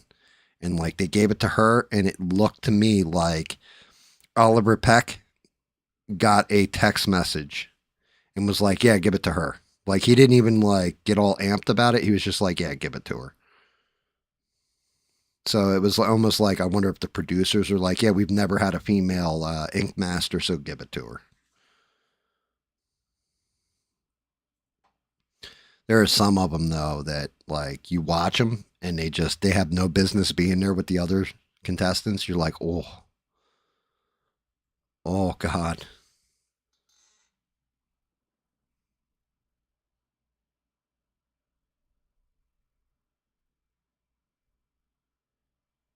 Yeah. There was also, I think, actually one of the best artists on that show. One of my favorites was, and I liked his cartoony style. He had a I don't know what you would call it, but Sausage. I always thought he was a fantastic artist too. Like I always thought Sausage was amazing. I know he's got like a shop out in Las Vegas, but Sausage to me was like anything he did, he made it pop. Like it came out nice. Now, granted, having worn tattoos for a good chunk of my life, well, from 18 years old to my last one was 26 years ago, or no, 25 years ago. No, 24 years ago. Um, there's definitely like I can tell where some of those arts that people were laying in and how gentle they were hitting them with the gun. That shit's going to fade out and they're going to be blown out and they need to be touched up later. Like they didn't lay them in very well.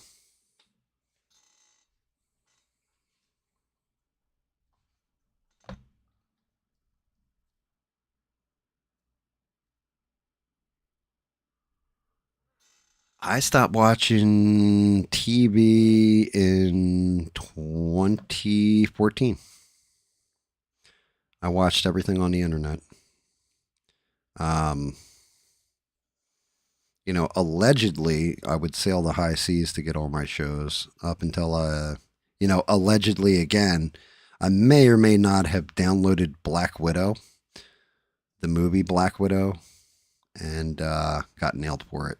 And they shut down my internet.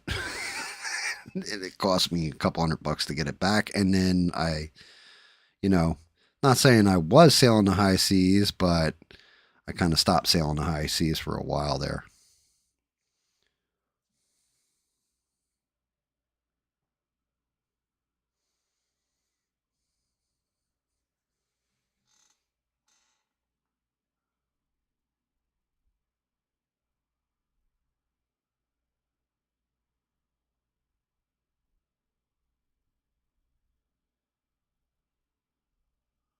Yeah, you're not wrong. When you give somebody 3 hours to put on a 12-hour tattoo, you're right. You're right about that one. And yeah, Supergirl, I'm 50-50 on. I'll probably wait for that to go on streaming, if I'm being honest. Or, find it in some way to watch it, but I probably won't watch it in the movie theater. Um, and in Disclosure Day, I'm torn on. I think that has potential and it could be good. I also think it could be hot cheeks. I have no interest in Scream 7 or whatever. It's definitely one that I'm just like, yep, not even a little bit like, oh, that could be good. I'm hoping, I know DC is supposed to do it, and I don't know what the hell they're going to do now because, supposedly Netflix is buying up Warner Brothers, but I definitely want to see the Green Lantern show that's coming up because rumor has it they are going to have Atrocitus in it. They're going to have Sinestro is already a given that he's going to be in there, but they might have the other Lantern Corps. So seeing Atrocitus and Dexter on screen, especially Dexter. Dexter is my favorite. Sinestro's pet cat. Um, I definitely want to check that out. See what they do with it. I think the guy's name's Mark Strong. Played Sinestro in the Ryan Reynolds Green Lantern movie. That dude was a fantastic Sinestro. Like he played him very, very well. So I'd like to see him actually come back and be Sinestro again. But I don't know. Like James Gunn, it's a hit and miss. I wish he would not direct the Superman franchise. I wish he'd give that to somebody else. It's the same way if they ever do like Justice League Dark, Swamp Thing, Justice League Dark, or Constantine. The only person they should even consider letting direct that is Guillermo del Toro. He would make that shit just amazing.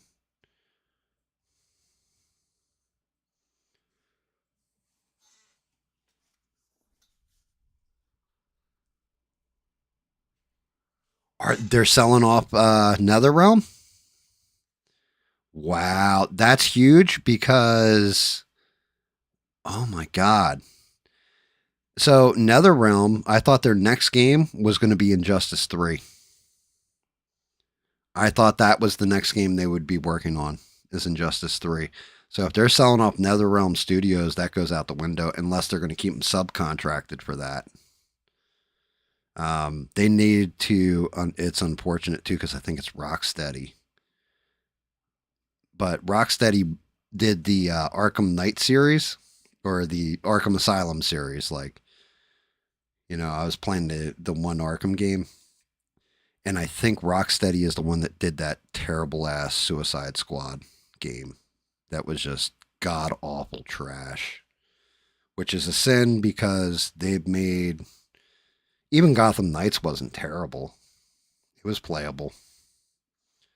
But yeah, that Suicide Squad game, I didn't even bother buying it. I was just like, this is. They tried to get you like basically it was like $4 or something on sale one time. I was like, nope, can't even pony up $4 for that. It looks like ass.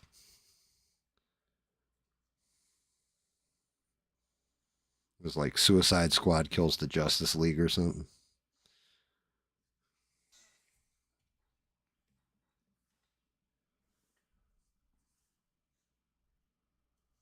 Oh, David, the Nemesis system. My God, what a like we're talking a huge missed opportunity with the Nemesis system. For those that don't know, Lord of the Rings, the Shadow series, so Shadow of War and Shadow of Mordor, they had this system in there when you would kill a boss, another boss would take its place. And it was like if you died, then that boss got promoted, and then you would beat a boss or whatever, and they could come back later and say like you killed them by taking off their hand. They would come back with like like a pitchfork for a hand and stuff. Yeah, I think that studio is gone though, and I think they went bye a while ago, which is a shame.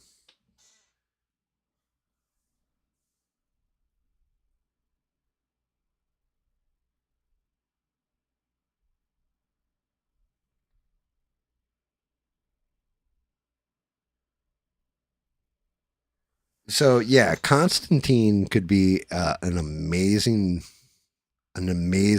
You'd have to do Zantana. You would have to do, and that's just it. You could lead it right into Justice League Dark. But that's one of my favorites.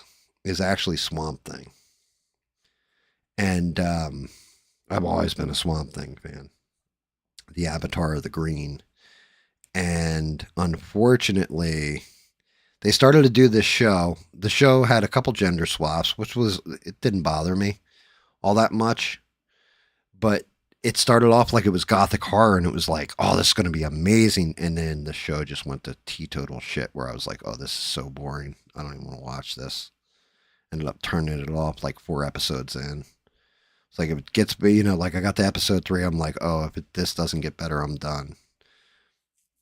Because it like Swamp Thing is just great story because you have the avatar of the rot and all that kind of stuff. Like you can go down a whole dark, crazy ass path with it.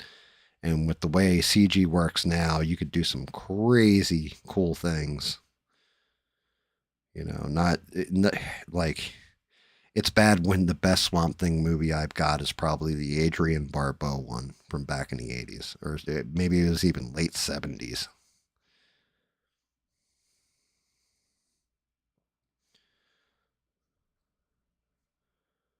But I've always liked Swampy.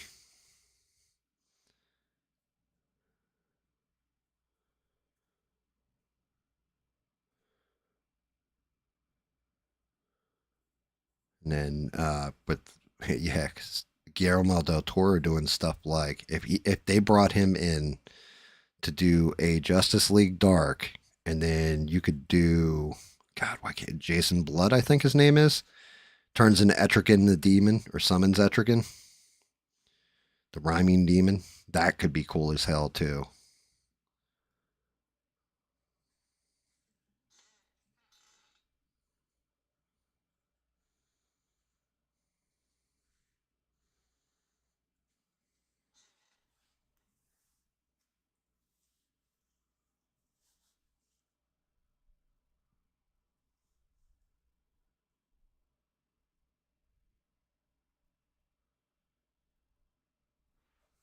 Yeah, Justin, you're not wrong. Shadows of Mordor, Shadows of War. I mean, the way they did it and they tied it all in and everything else with Kellen Brimbor and everything, and it was good. I thought they did a good job with it. Matter of fact, I never finished. I think it's Shadow of War is the second one. I never finished Shadow of War. every time I get to the part where you can like arena fight with your captains to make them stronger, and I end up playing that out for like 8 hours and just forgetting about the rest of the game. So, and then I get bored with it because that's all I do, and I'm like, ah, you know what? I think I'm done with this. Every time though, I always get to that part where you get to the arena and you're fighting the captains versus other captains. Because even if your captain loses, you just jump down, you're like, submit, and just like take over their soul. Enslave them to your new One Ring.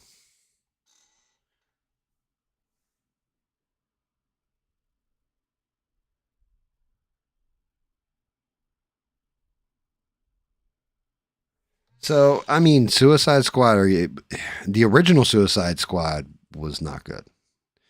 The James Gunn one was okay, but it was a James Gunn movie. He did the same damn thing with Superman. Like he couldn't just do, oh, it's Superman, and then yeah, we're gonna get Crypto in there for a minute, and it'll be Superman versus Lex Luthor and whatever crap he's come up with, like Superman versus Bizarro or whatever. It turned into Superman with Mr. Terrific. My wife says it all the time. She's like, that was a great Mr. Terrific movie and not a very good Superman movie. And she's, I kind of tend to agree with her because reality is like he turned it into, oh, well, it's Guy Gardner and Hawk Girl and Mr. Terrific. It wasn't just a Superman movie, and it really needs to be. Like, you wouldn't do that with a Batman movie, I would hope not. Make it where it's like, oh, it's Batman, and then we'll get like Nightwing, Batgirl, and Batwing to show up, what's his name? Son. Oh, God. Why can't I remember his name? Why can't I remember dude's name? Morgan Freeman played him in the Dark Knight trilogy. I can't remember for the life of me. I can't remember his name right now, and I don't know why.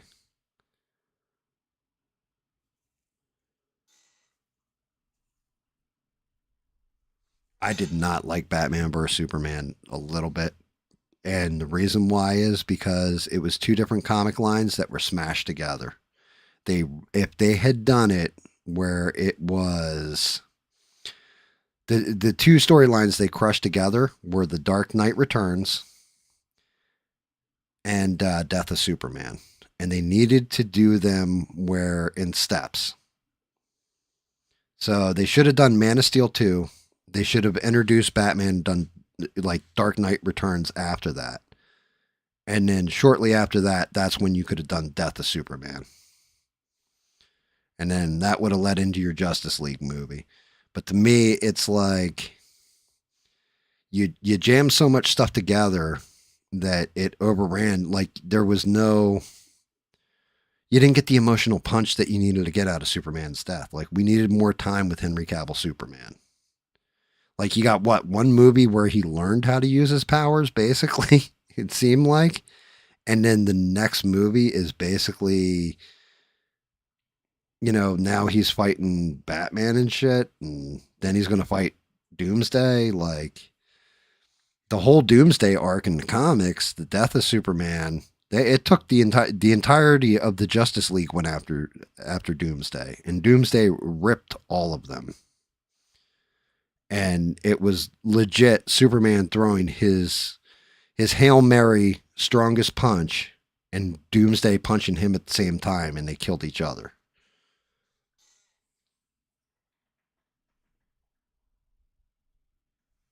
Happy New Year, Bubba. And yeah, Lucius Fox. There you go. Lucius Fox. Luke Fox is Nightwing, by the way.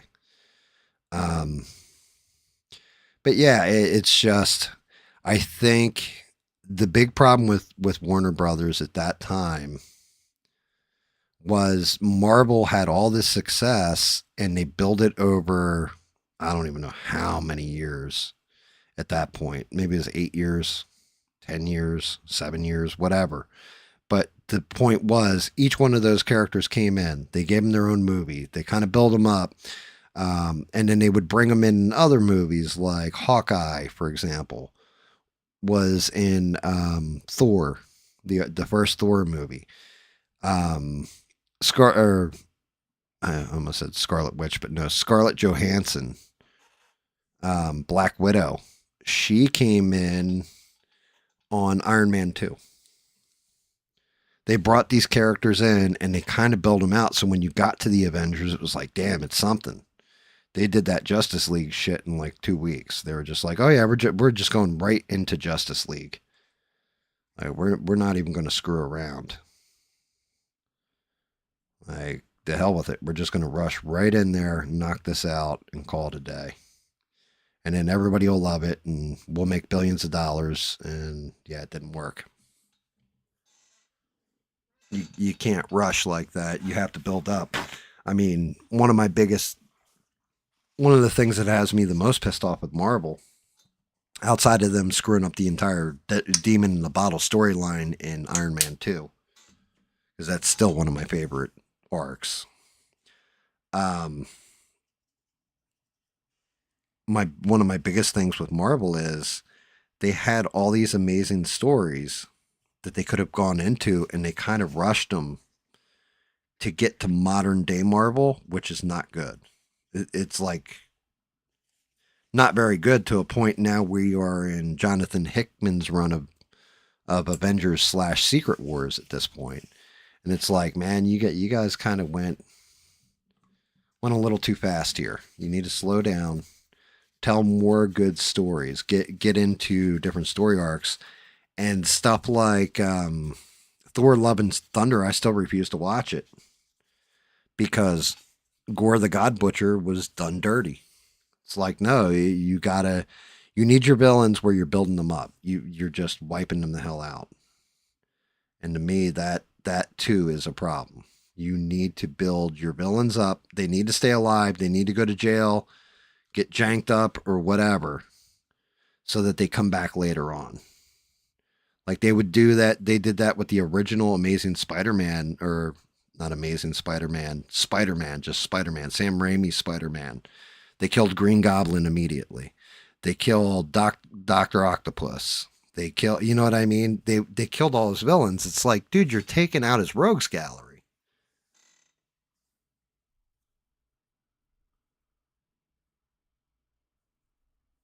What's up, Mister? Good to see you, brother. Make sure y'all that wandered in smash that there like buttons for me.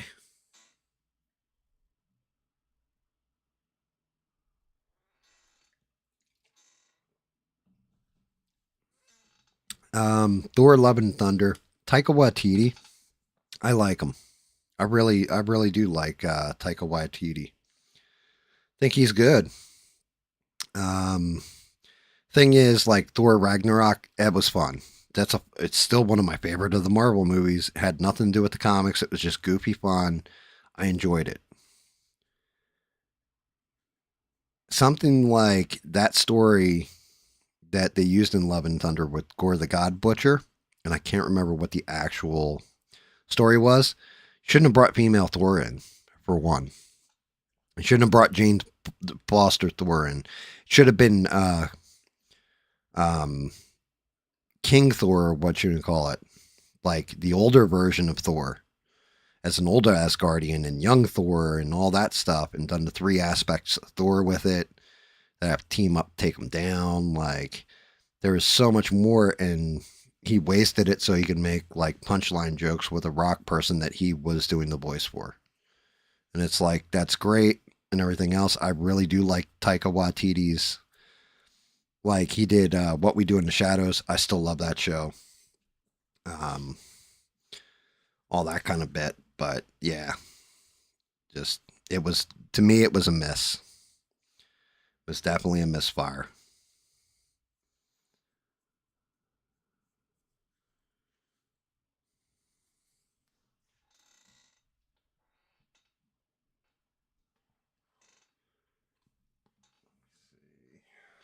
Let's see where is his lower half.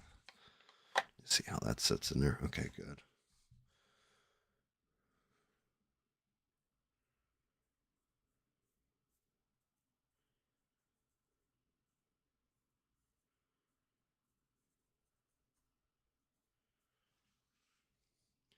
Really loading in this Prussian blue. Because that purplish hue underneath is going to override it.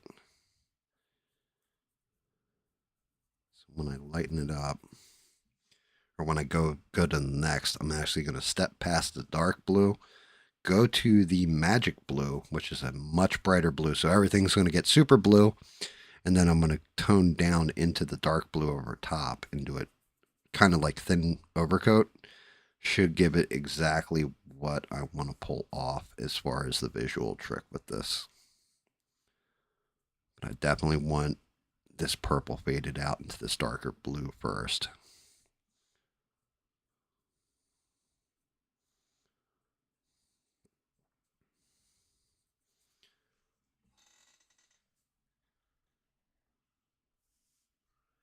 It's not that they get in over their heads. So, if we're being honest, part of the problem is what modern comics became was all new, all different Marvel.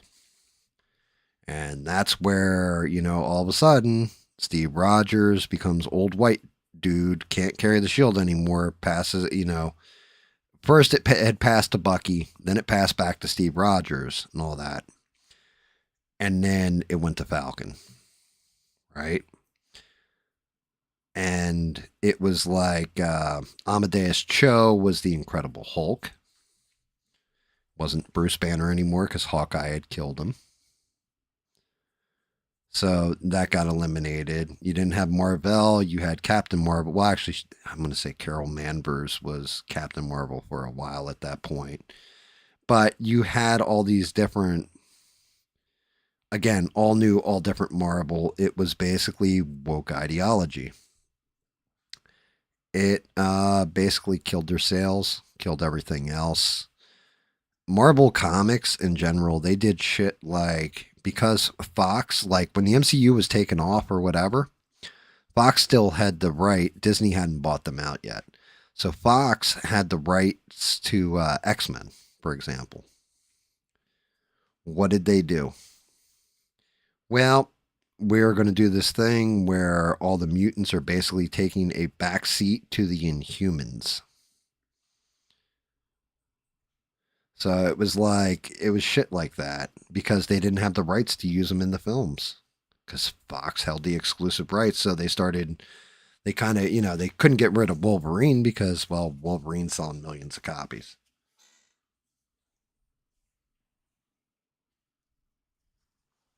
Really? The first Iron Man to me was my favorite out of all of them.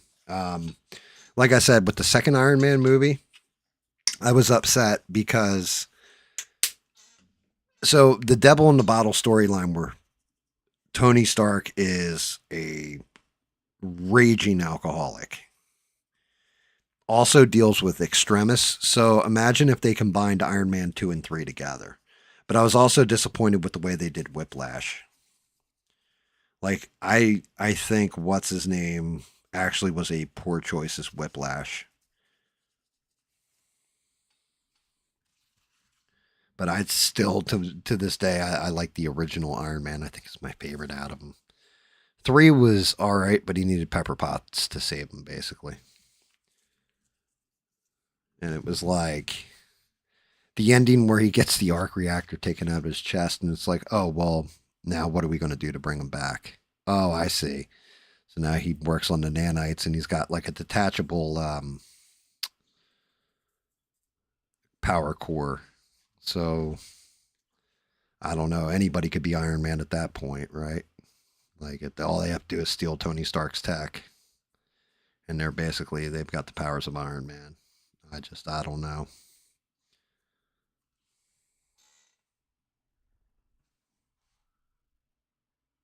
I do listen. I think Robert Downey Jr. as Doctor Doom. It's interesting. It's not who I want as Doctor Doom. Robert Downey Jr. I'm sure he's going to kill it as Doctor Doom because he's a good actor. I don't know that I like him as Doctor Doom though. I want somebody who's big, imposing, and just like can talk that smack and make you feel like you are the dumbest human being on the planet. Like, you ignorant whelp. You know, just has that kneel before doom.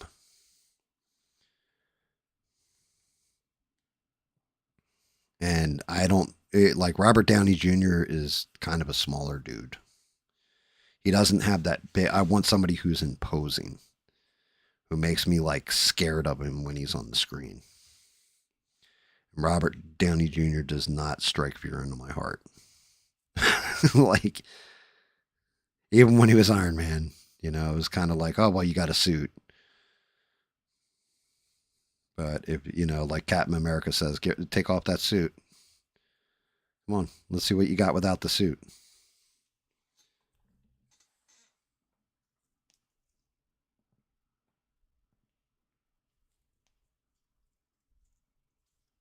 Yeah, I mean, there's that part too. Like, he's Iron Man, right? For all those years. I don't know. But who do you get to play Doctor Doom? Maybe Henry Cavill. Maybe they'll make Henry, if they made Henry Cavill Doctor Doom. Him doing like his normal British accent.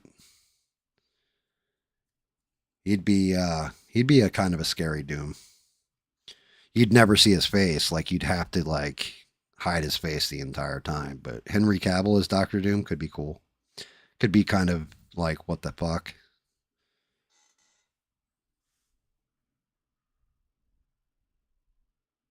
He was scary. He was amazing in Tropic Thunder. I'm a dude playing another dude who's playing another dude.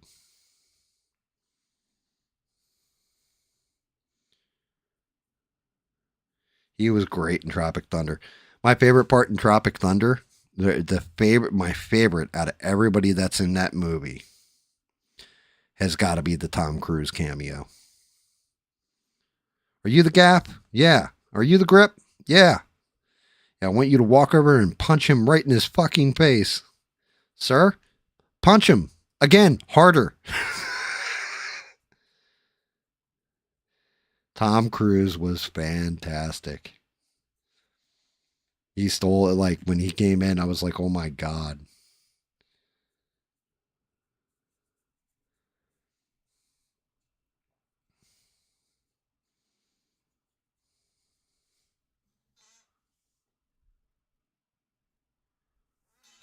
If you're in the Discord, I can't hear you.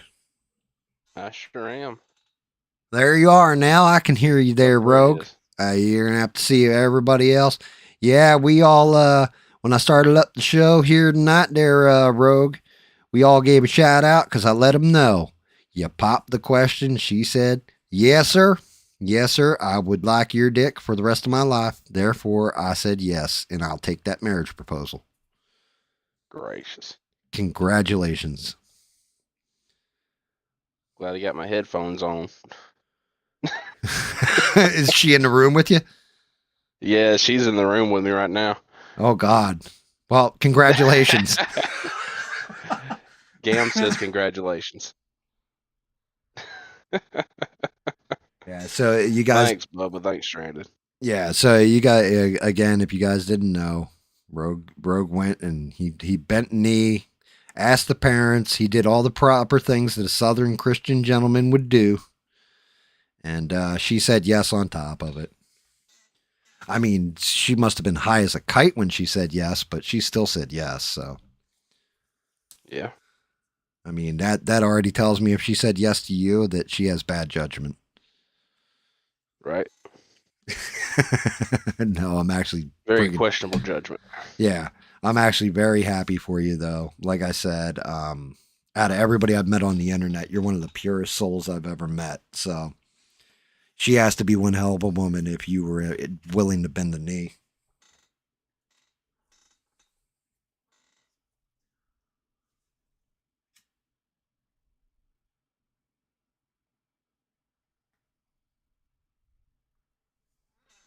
See, like Beans just said, Sterling Brown. I don't know who Sterling Brown is, and I don't know who the other dude is. Mads Mikkelsen would have been a good Doctor Doom. Unfortunately, they wasted him in Doctor Strange. All right, time to get bright with this. And take it back down. You still there, Rogue? Yeah, I'm here. You just Sorry. got quiet. Yeah, I'm gussying up Galactus here. I got to do layers. I see that. He's going like bright. I just went from way dark blue, like almost a purple blue, to overhyped blue. And I'm doing that on Judging purpose. by the amount of parts, looks like he might be a pretty good size figurine. Dude, he's about a foot and a half. Wow. Yeah, he's pretty big. It is Galactus though. I just hate the fact that I got to go this bright blue to pull the purple out and then tone back down into a dark blue on top. Which the dark blue will go real thin with. So I'm just pulling highlight right now. What'd you end up playing with Smurf last night? I didn't have the chance to jump in because we Oh, had New Year's plans, as yeah, you well, have already seen yeah. the results of. Yeah, we played Moria again for a little bit. Didn't get real Gotcha. far. The game kind of bores me. I like it. Can always jump back into Arc Raiders. Yeah, I mean, Arc Raiders, I wasn't. It was fun. I don't know. All right with it. I actually had a lot more fun doing Ready or Not and, you know, punishing I people. mean, that's always an option as well. But yeah, I mean, trying to get Smurf to play something like that would be like pulling teeth. He doesn't like those kind of games. He gets, Yeah, but when's the last time we gave one like that a chance? I don't know. I mean, that's a good question. Then again, he Because I mean, at also, least Ready or Not's not PvP, so he won't have to be, right, dealing with on his sweats. toes. I mean, the I mean, AI you is have to be on your sweaty toes enough. just for a different reason. Yeah, the AI is sweaty enough in that stupid game. They really are. Oh, you haven't even gone into the hard difficulty yet, sir. Oh yeah, I don't doubt it. I do not doubt that. They get real sweaty, huh? Like, oh, I walked out past this doorway a little bit too far. That's it. I'm missing my arm. Oh, they hear me walking. They shot through the wall. I have a broken leg now.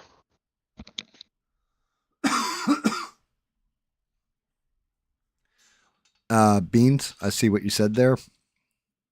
You said black dude. Doctor Doom is not a black dude. He's a white dude. He couldn't like, yeah, no, doesn't work. I mean, it's Yeah, I agree, Justin. Call of Duty's about the bottom of the barrel as you get nowadays. Rami Malek would be a terrible Doom.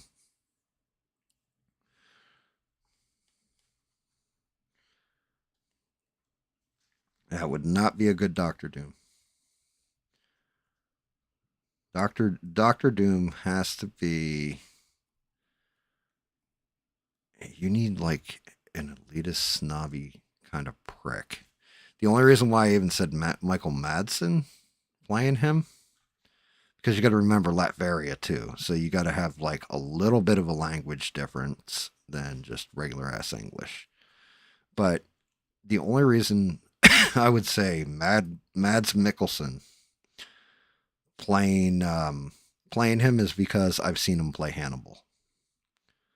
And I can see him pulling off that intellectual swagger, arrogant. Like also he's a villain in James Bond. He was good as that. Yeah, Rami Malek, there is nothing about that guy that makes me nervous or scared. If anything, he looks like he did too much cocaine. He kind of got them bug eyes.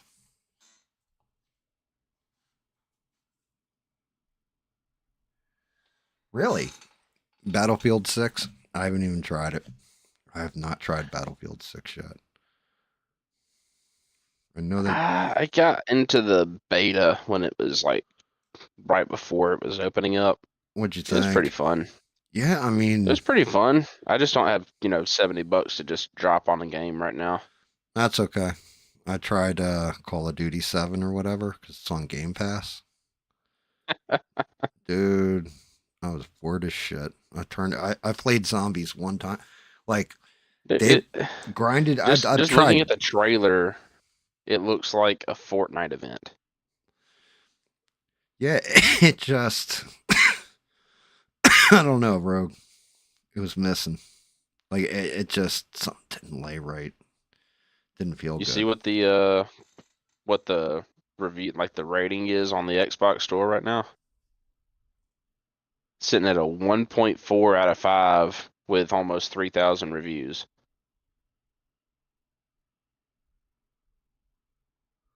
Really? Yeah. Oh. Um, I'm looking at these guys. Yeah, I know he played Calculus and Caseless, or I can't remember his fucking name, how to say it right. And Doctor Doom, yeah, I agree. But again, the only reason why I even mentioned him is because of that Hannibal connection. And I remember how arrogant and everything else he was, and how he played Hannibal like perfect. I wouldn't make him Doctor Doom, but I would think more of an actor in that vein. Maybe we could make Roga the Leaf Doctor Doom. He could be our new Uh, Doom.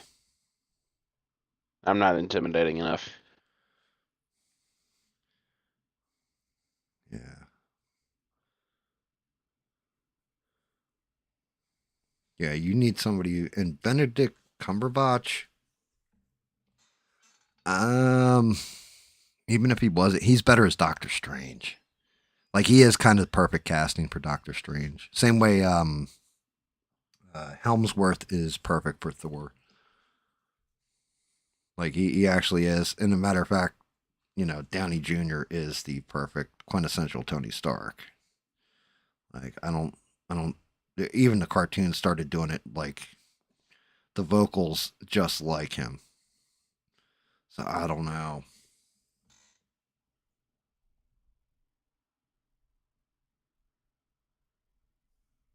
Cillian Murphy would be a good Doctor Doom. Cillian Murphy would be a good choice for Doctor Doom,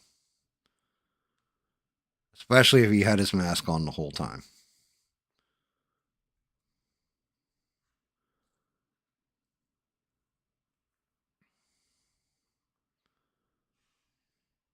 I mean, the guy they got to play Kang was goofy as shit. I don't know what his name was. Jonathan Majors, I think. That dude was goofy, though. It was like, what the fuck is this? But they've done terrible casting for some of the villains. Like, one of the worst casting choices was, oh God. Um, I pictured dude's name or dude's face too, and everything else. I'm trying to think. Apocalypse, Age of Apocalypse. Dude who played Apocalypse. Isaac Oscar, is that his name? The guy who was in the Poe Dameron in Star Wars Rogue. I think that's his name. Is like Isaac Oscar. He was like, I was like, why would you cast this dude as Apocalypse? He's terrible.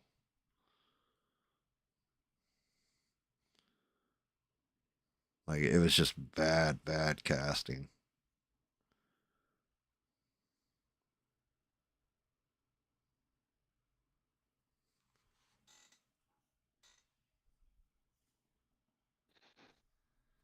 Um,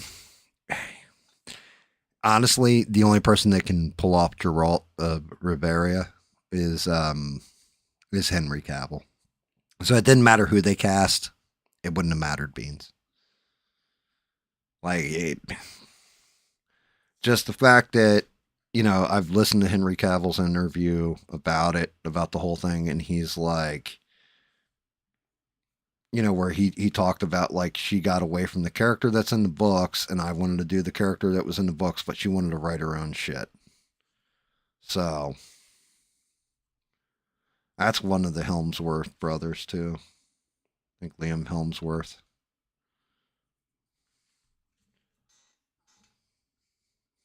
I think that's who it is. No, not even just biased. He was a fan of the source material and he loved the character, and so he knew what the character was supposed to bring. And the guy they got to replace him, I think it is Liam Helmsworth, I think is his name. He didn't give a shit about the character. He's just like, that's a job, and just took the role. And if you go into something, especially it seems like with acting, and you actually have passion for that character, like you actually care about them, about them and everything else, you get a much better portrayal out of the actor. A good example of that is actually John Barenthal as the Punisher. Before he went and took the role and all that, like he read for Punisher or whatever, he got the role. He went into a comic book shop in LA, and he's like, yeah, comic shop in New York, comic shop in LA. He goes into the comic shop in LA and said, yeah, I'm playing the Punisher, all this. What comics should I read? And the guy gave, oh, here you go, read these.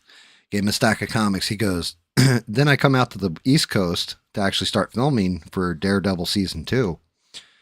And I go into the comic book store, and I'm like, I walk up to the guy behind the counter, and I'm like, hey, my name's, and he goes, oh, I know who you are. And he's like, he grabs the stack of Punisher books that I had. He goes, this one, this one, this one. If you do this one, you're dead to us as fans, and don't fuck this up. And hands him the stack of books.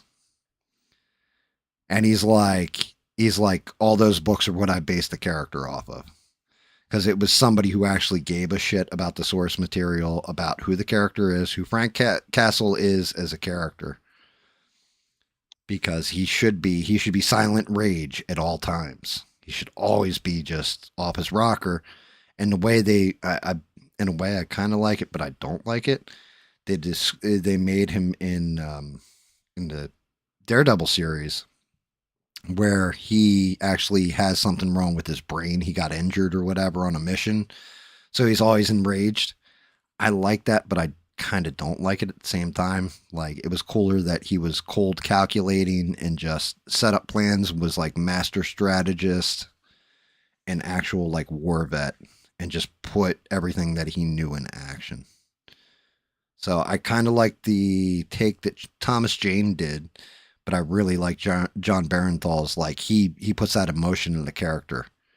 Like, I still swear that the best scene in any Marvel TV series, movie, any of that is Daredevil season 2, when he and Daredevil are on the roof and they have the conversation where he's like, difference between us, Red, is when you put them away, they get out later, they do more damage, they hurt more people, they do more crime. I put them down, they stay down, Red.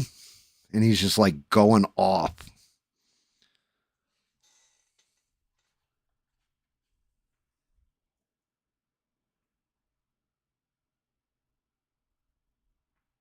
Yeah, so yeah, I mean the TV show, when they did just Punisher by himself, like the Punisher show, it was so.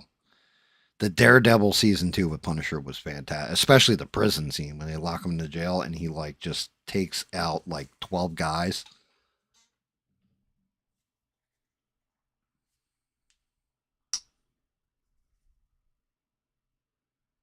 Yeah, 80s, 90s, the horror film, the horror genre. Yeah, you're not absolutely not wrong there. Um, we did we you got some good stuff nowadays. Um, I'd say Art the Clown is probably my favorite out of all the new slasher villains. The only thing is, Terrifier 3 was not very good. The first two Terrifiers, I enjoyed them. Terrifier 1, matter of fact, Bubba, who's in the chat, we watched Terrifier 1 and 2 together. And like Bubby even said, he was like, "Yeah, Terrifier 2 had a more cohesive plot. You actually had a defined hero in it, stuff like this." He goes, "But Art the Clown wasn't as fun in the second one as he is in the first one, because in the first one, you don't know what the hell he's going to do. Like, the chick's like picks up a 2x4, starts smacking him the hell around with it. And she's like, "Come on, fucker, let's go." And he just whips out a gun and shoots her. And you're like, "Wait, that's cheating, dude. You're the villain. You're supposed to just." And the third one was, I don't know. Some of it was just bad.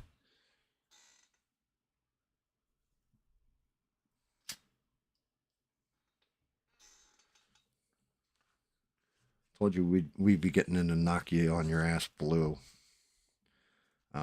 As a matter of fact, I'm only going in this deep on the armors, and then I'll be going back into the legs, depending on how this dark blue looks. Let's see what kind of result I get by a nice overlay.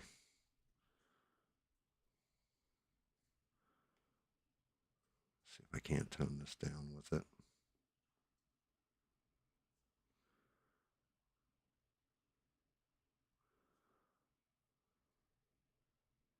There we are.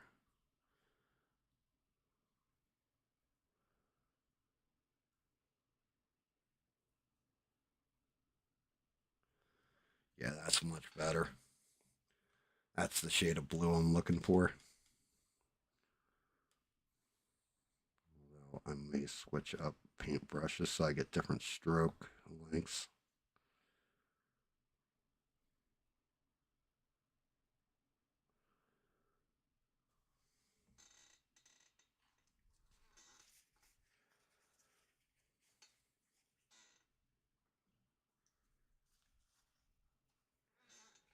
I never saw House as a horror movie though. It didn't scare me when I was a kid. I watched that on repeat on VHS.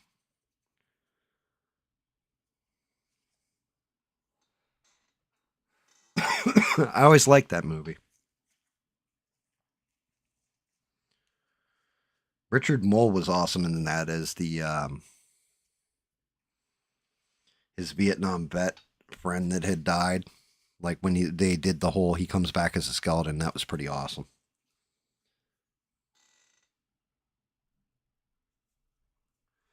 Um, yeah, it is. You're not wrong. They are kind of. It depends on what kind of horror though, because you have jump scare horror, you got psychological horror, you got body horror. So it depends on what type of horror movie you're really looking for. There's your poo poo. This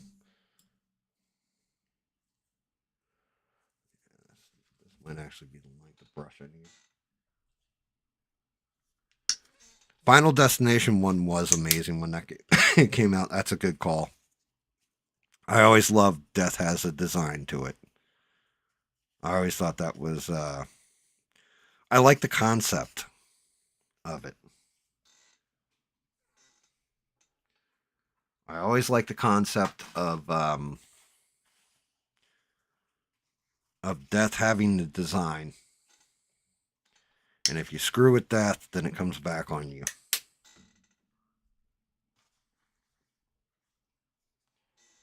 I mean, my all-time favorite horror, and we always have this discussion around Halloween time, is always going to be, well, has been and still hasn't been dethroned, is The Exorcist. Movie still to this day gives me chills on certain parts.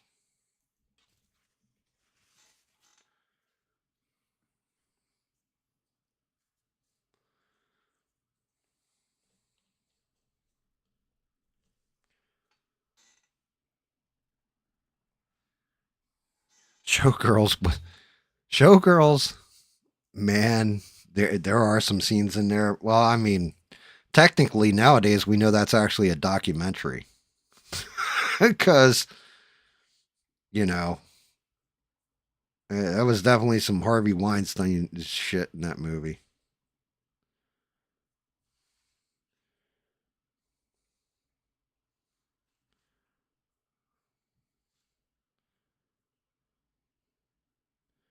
But yeah, Showgirls was a fucked up movie.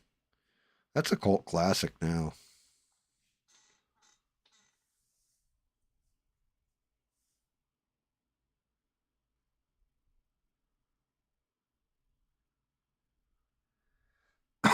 that was the um that was the second Final Destination that happened in with the log truck. First one was the airplane where they're all taking the trip to France. But yeah, you're not wrong. It does, like you're behind a log truck, it definitely makes you hold your breath a little tighter.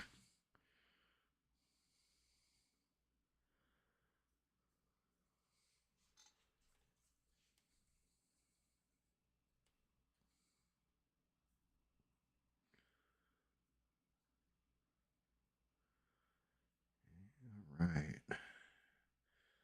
Actually did lay in there correctly.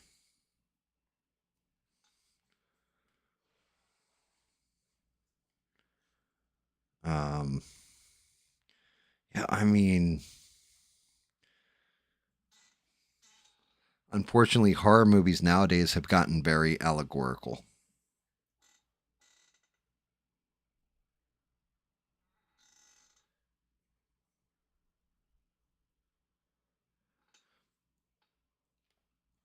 Like you also had like I was never a big fan of the torture porn ones. Like the Saw series for example. Saw series never really knocked me on my ass. I was always like that when I saw the first one I was like, "Oh, that was clever. That was cool." And then they just kept coming out with them. I was like, "Oh, like they just progressively seemed to get a bit worse in my opinion." It was just like, "Okay, now you're just going for the gore factor and it doesn't that's not scary to me."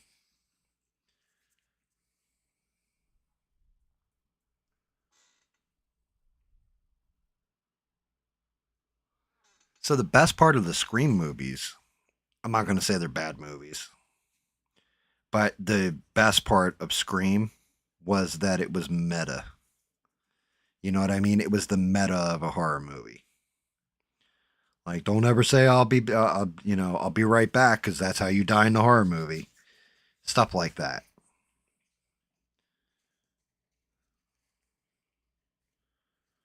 Um, Another one that terrified me back in the day, back when I was a little kid,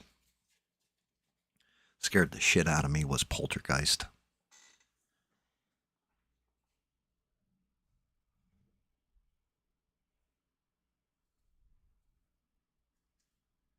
What's up, Six? Happy New Year. Good to see you.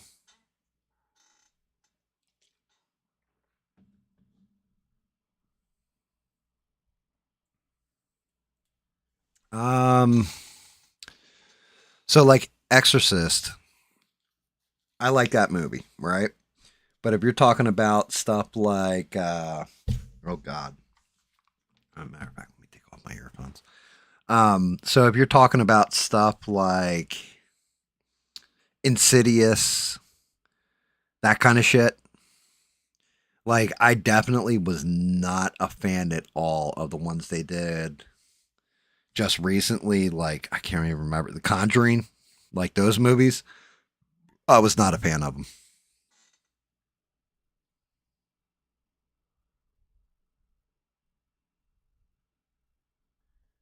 Yeah, like yeah, Alien. The first Alien scared the shit out of me. Actually, tell you the truth, because I saw Aliens when that come out. 85. I was probably like 10. It came out in 85, 84, somewhere in there. I was like 10 years old, I think, somewhere in that range when it came out, and it it was all it kind of scared me, but the original Alien actually scared me.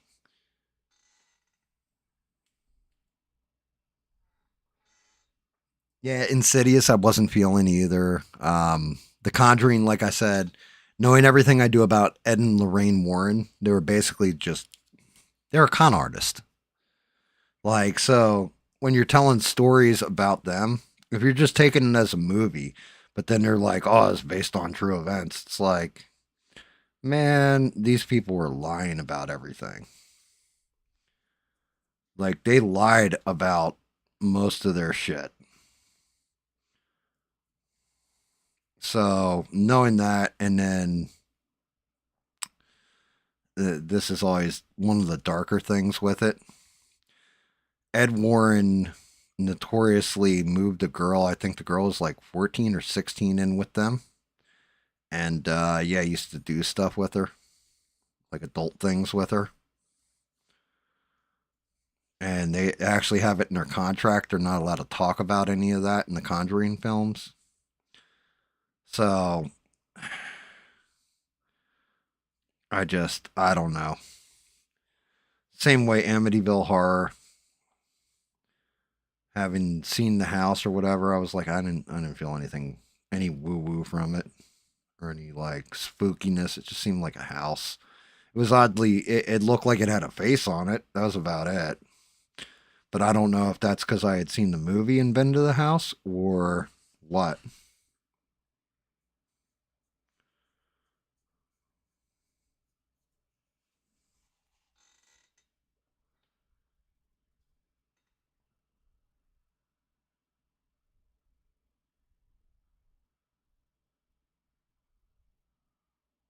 The never ending, the never ending story, the part where the horse dies. I mean, there's also like one of those things nobody ever picked up, and I didn't pick it up till I was older and watching the never ending story. It was on whatever. I didn't realize the Sphinx when he does the Sphinx and like walks between them with the eye lasers and all that shit. The Sphinx had their boobies out. I never realized that as a kid. They actually showed nipple and everything on those things. Nobody ever thought about it. Nobody said anything.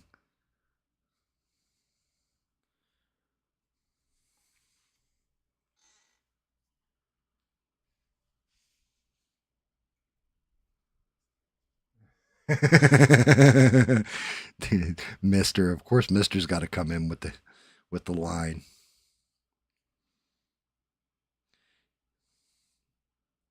Yeah, I mean, Neverending Story was all right. You're not wrong though. I could definitely that Labyrinth. You know that little baby in that movie grew up with psychological problems, having like Jared the Demon King's, David Bowie thrusting his junk in his face like he was dressed as the Goblin King, Jared.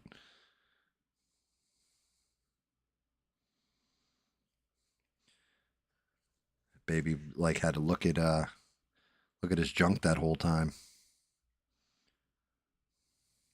I mean, we're kind of talking scary movies a little bit here and there, just like mainly more stuff from childhood that scare the hell out of you, emotionally scarred you later on in life.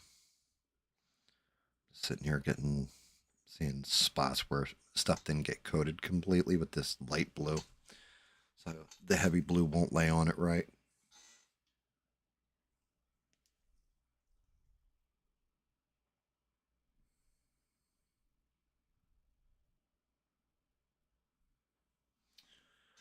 Mufasa killing Scar, yeah, I mean, shit. In Mufasa killing Scar, one, I was too old for it to like really affect me. But then again, I had also watched Bambi's mother die to a pair of hunters out in the woods. So that one was way more traumatic. Because, at least Mufasa was a lion and could fight. Like, that poor deer didn't stand a chance. And the humans got her. And the worst part was, Bambi probably went by that cabin, looked in the window, and there's his mom's head on the wall.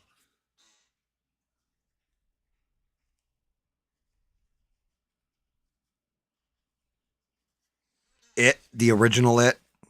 Yeah, Tim Curry was great in that. Another old school movie Tim Curry was in, and I didn't know till I was older that it was actually. I was like, wait a minute, that's the dude from Rocky Horror. What was Legend with Tom Cruise, Mia Sarah? He was amazing as Darkness.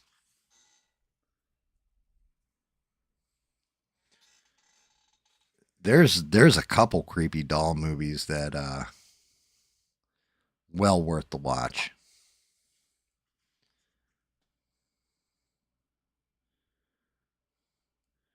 One of the more recent ones I watched that was fun. I think it was called The Boy. I think that's what the name of the movie was. And like it was like this odd couple. They bring in a nanny.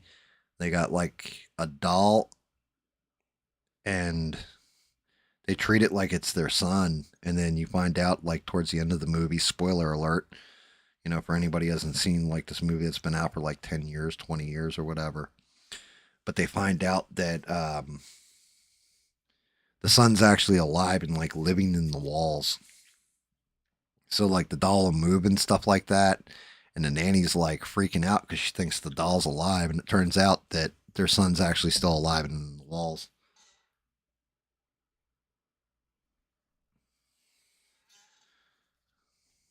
I mean, one of the things that I really kind of wish these 3D modelers would touch on and do, and I have yet to see any of them touch it at all, is Puppet Master 3D prints. I would love to see, like, do a Puppet Master series, like a run of Puppet Master. Because you could actually, I could build them to scale, and they would be creepy as shit. Matter of fact, I might put that in my suggestions to the artists that I sub to.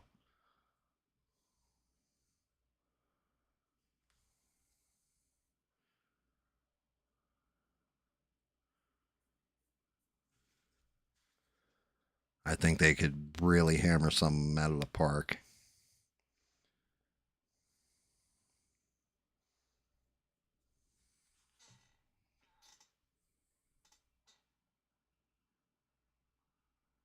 Brightburn was all right. I didn't think it was bad. I was, if I'm being quite honest, it's one of the things that pissed me off with the new Superman when they did the whole Jor-El sent him to Earth to have a harem and take control of the planet. Reminded me of Brightburn. I was like, and James Gunn had his hand in the Brightburn movie too, or I can't remember if he was a producer on it or what, but it was kind of like a little bit too close to Brightburn for my liking. It was one of the things I actually did dislike.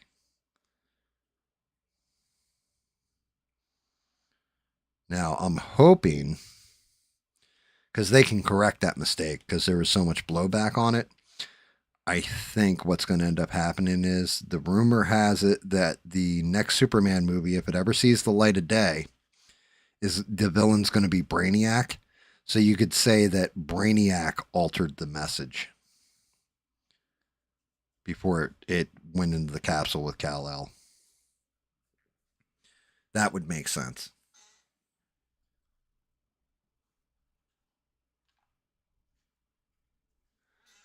what's what's up, Perry? Yeah, another year, another bunch of bullshit. What's going on, brother? It's good to see you. Merry New Year.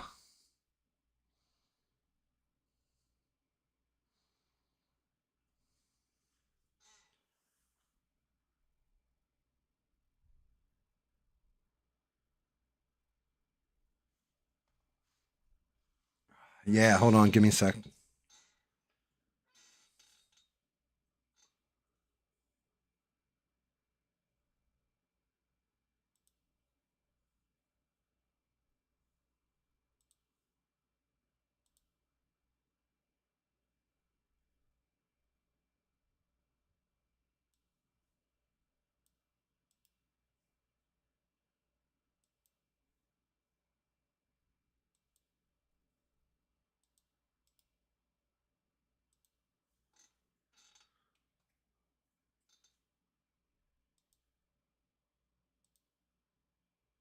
There you go.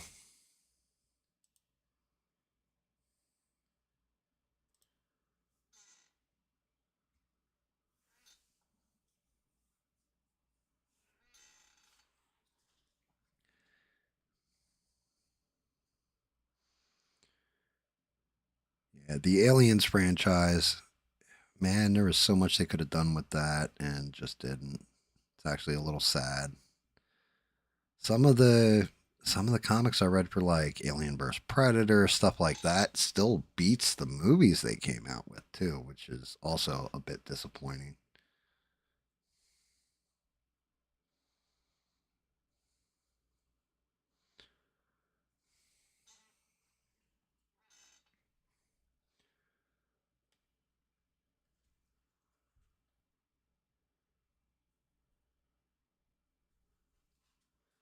Damn.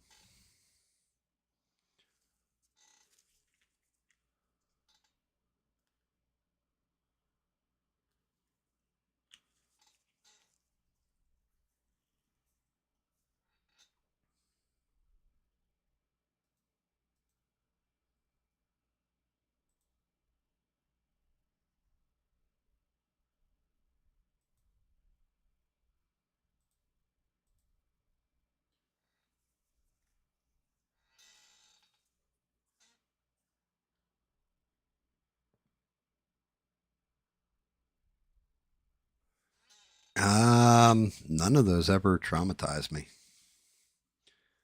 I've I just read through that list. The like Coraline didn't, definitely didn't. Maybe I was too old for it.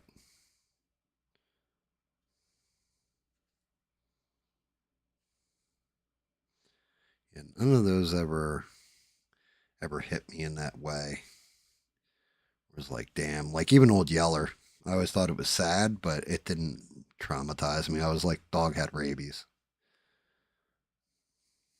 It was like, why'd they have to put the dog down? It was just like, because, nothing you can do for it. It's like reading the book Where the Red Fern Grows. Sad ass book.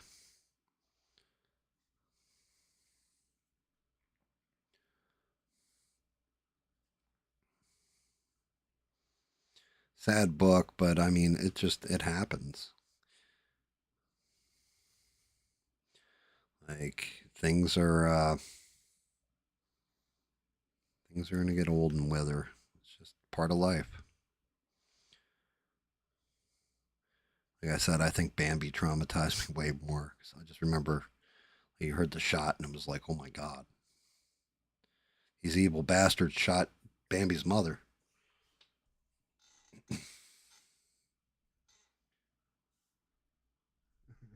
that's that's that's fair. You're not wrong. I mean, that's fair.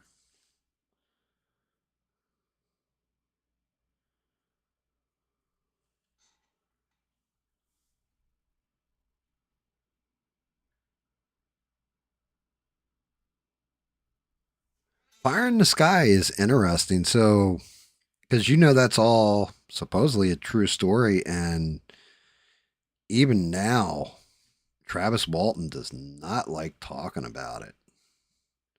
Like he gets like real fucking nervous when he starts talking about it. And at first I was like, maybe he's like full of shit. But it's more like almost like just traumatic memory nervous. Like, holy fuck, they're going to come back and get me at any minute kind of thing.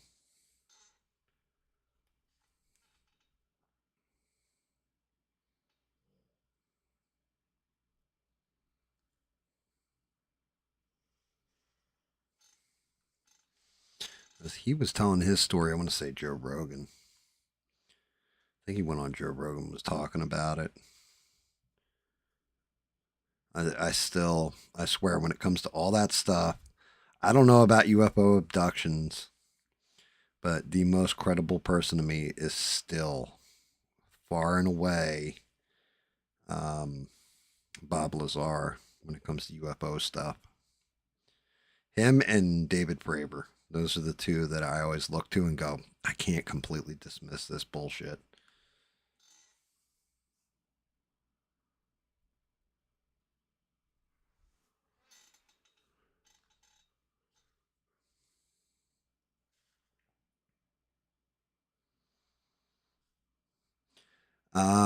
'Actually, you know what? There was one movie that did have this scene in there that fucking traumatized me a bit. And I thought I was the only one until I met this dude named Jesse at a GameStop. Two of us are working and we're discussing. We're having kind of the same discussion we are now. There was a movie. It was all claymation, and it was called The Adventures of Mark Twain. And they're riding on Haley's Comet. It's him and these two kids, and the kids are going through like different times, different stories, and all this. And they go into this one, and it's like, "Who are you? I'm an angel." And like, "What's your name?" "My name's Satan." And like, there's like these little clay figures, and he like massacres them. Have you guys ever seen this shit? Do you know what I'm talking about? I will look it up and I will play it. I'll even risk the damn copyright strike just to show it to you because it is the creepiest fucking thing you've ever seen.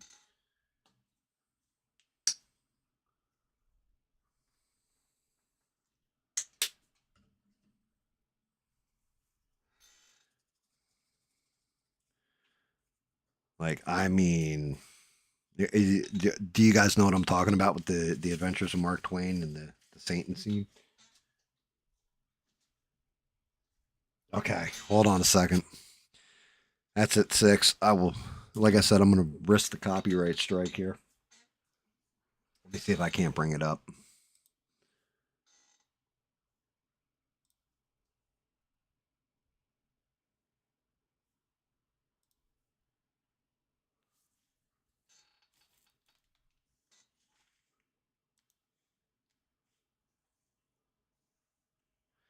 me see.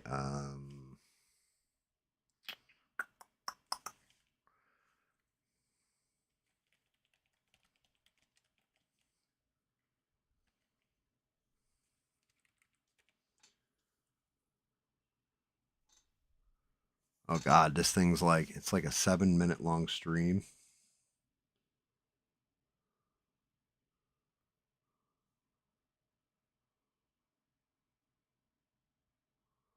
Yeah, that looks like it. Let me see. It's the whole fucking scene.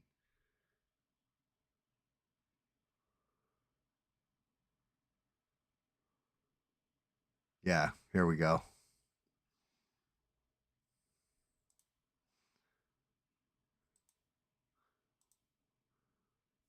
Listen, it's called Connect. Pause that. Get this somewhat queued up. We'll get the commercial in there. Shout out to the commercial people.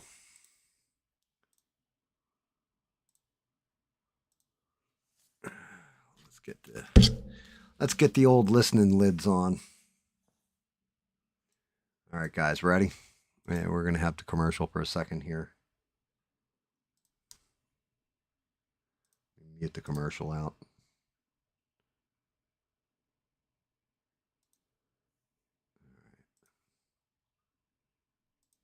The mysterious stranger.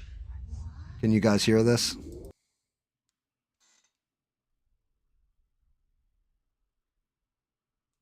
Stranded, you're amazing for that one. Somebody give me a thumbs up if you can hear this this talking. Fame is a vapor. The only earthly certainty is oblivion.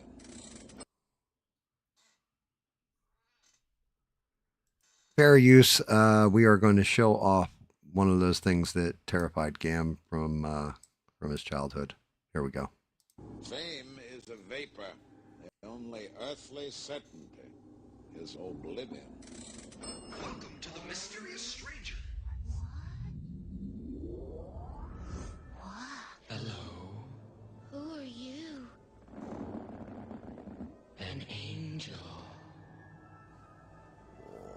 What's your name? Satan. Uh-oh. What's the matter? Nothing. Only it's sure a sorry name for an angel. Please, come in. Chillin. Creepy as fuck.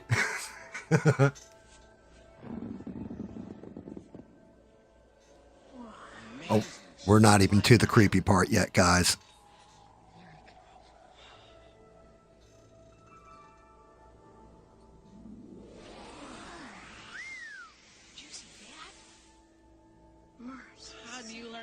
that? I didn't learn it at all. It comes naturally to me, like other curious things. Are you hungry? Sure am. What kind of fruit do you like the most? Oranges! Apples? Grapes! Ooh.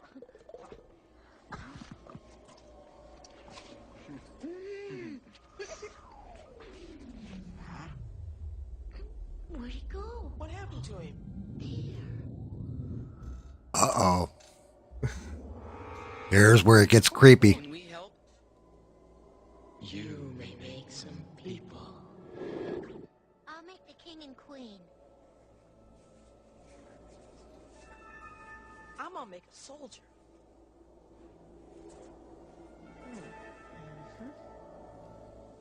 Look at that little village.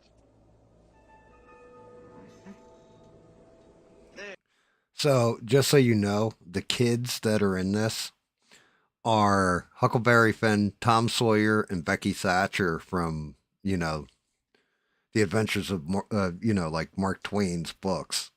That's who the kids are. Here's a buddy. Now we'll give them life.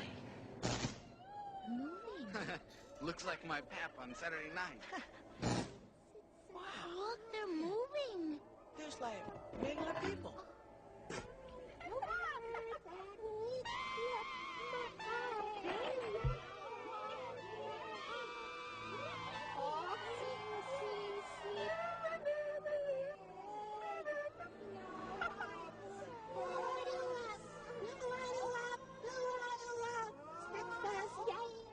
Is that Donald Trump?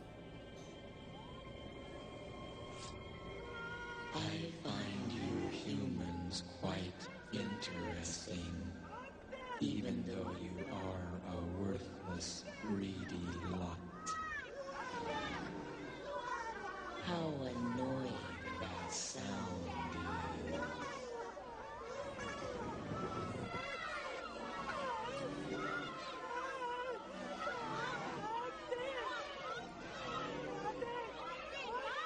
Fools. What fascinations there are on this planet. Strange mortals with curious customs. We'll have a storm now, and an earthquake if you like. You must stand aside, out of danger.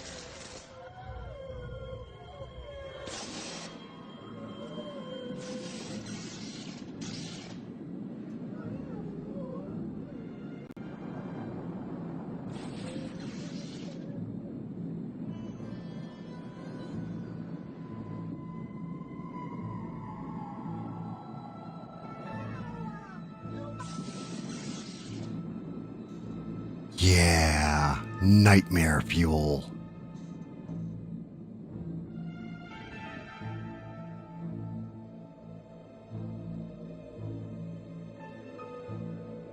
I can do no wrong, for I do not know what it is.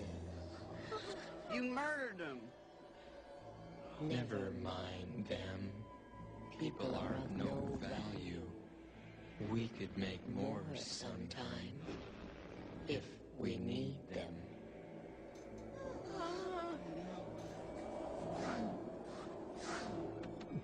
Life itself is only a vision, a dream.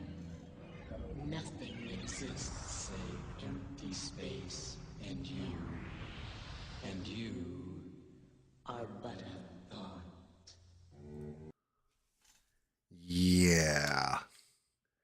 So when I say like that's probably the creepiest thing that I remember from my childhood, that's it right there.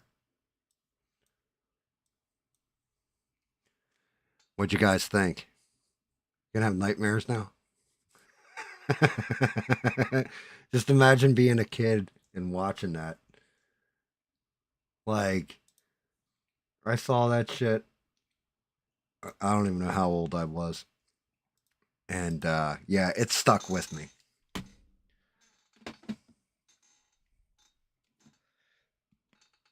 And now for a funny thing. Do you guys remember? Well, actually, no, you don't even have to remember. If you look back at my channel when I was just doing the videos, I did I used to wear my trench coat, the hat, and that white mask. Why do you think I chose that white mask?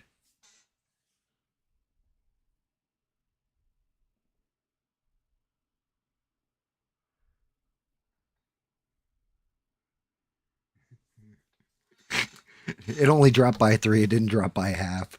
But yeah. Yeah, like I said, um, terrifying. And like the rest of the movie's not like that. The rest of the movie's real lighthearted and goofy and everything else. And like they go through all of Mark Twain's like different stories. But yeah, that one, my buddy said something to me about it. He's like, man, that thing gave me nightmares, all that. I was like, oh my God, I remember that. I wonder if it was as terrifying as I remember it being. And then looked it up. And yeah, it's still just as terrifying.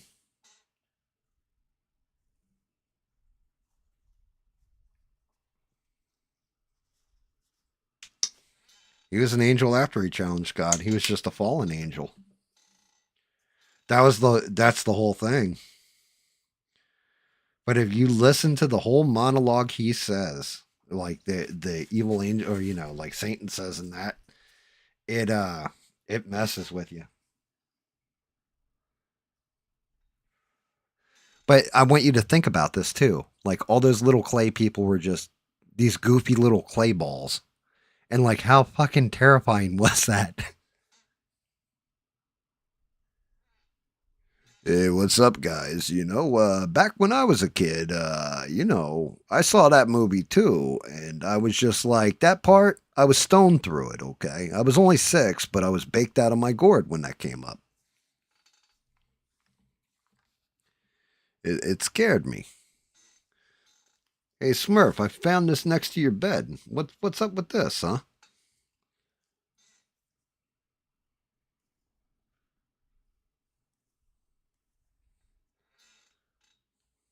You gotta hide your stuff better than that, Smurf, okay?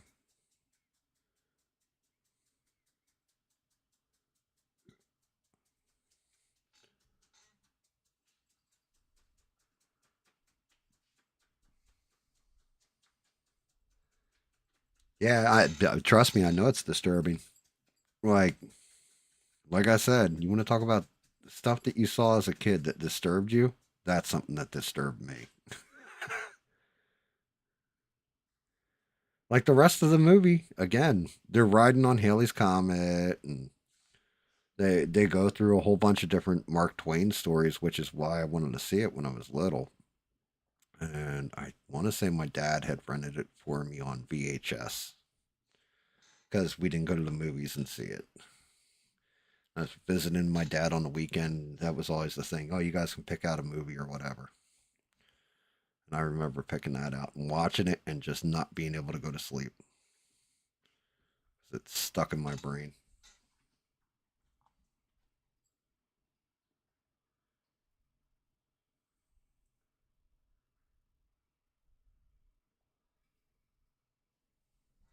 But yeah, I mean, that's that good stuff. Like we'll never live in that time again.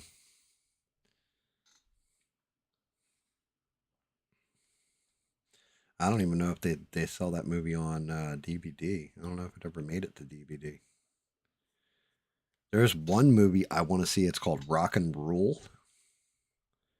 That apparently has Debbie Harry from Blondie in it. And it's like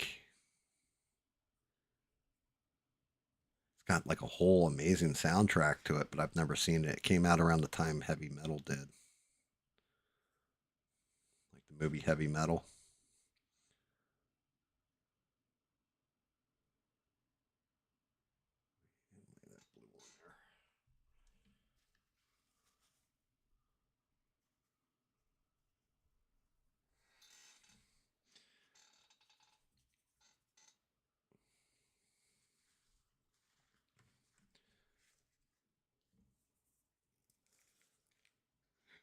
I think it's funny that Beans was like, I turned off the volume.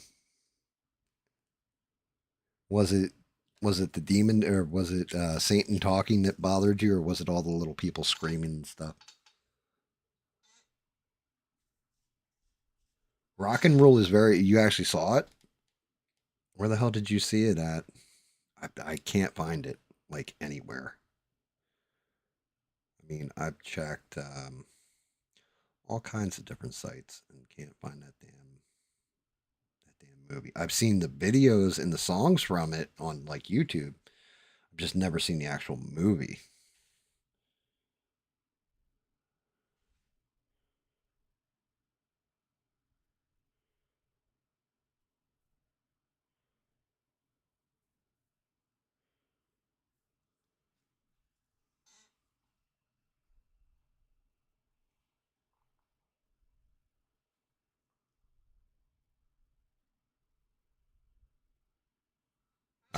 That's hysterical. Yeah, Five Nights at Freddy's. I never played the games. I actually did watch the movie, and I could see where that would give a kid nightmares. Um, yeah, and you're not wrong, Smurf. The original Heavy Metal with the Lochnar was amazing. Heavy Metal 2000 was disappointing. Actually, you know I can't remember the captain's name. I can't remember. Captain Quark, maybe was his name. But how he has the one dude who's testifying on his behalf, and he's like, look, I got an angle. Like that whole scene, the dude who's testifying, who turns into like the big monster that chases them all through the ship, that voice actor is the guy who does the same voice for Squidward. That was actually his first voice acting role, was that movie. Like Squidward on SpongeBob. Something Dumpus, I think his name is.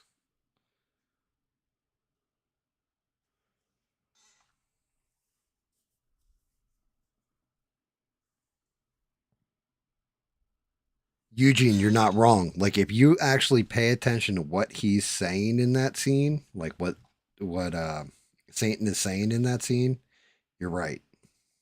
It's way more terrifying than any of the visuals. We can always just make more people.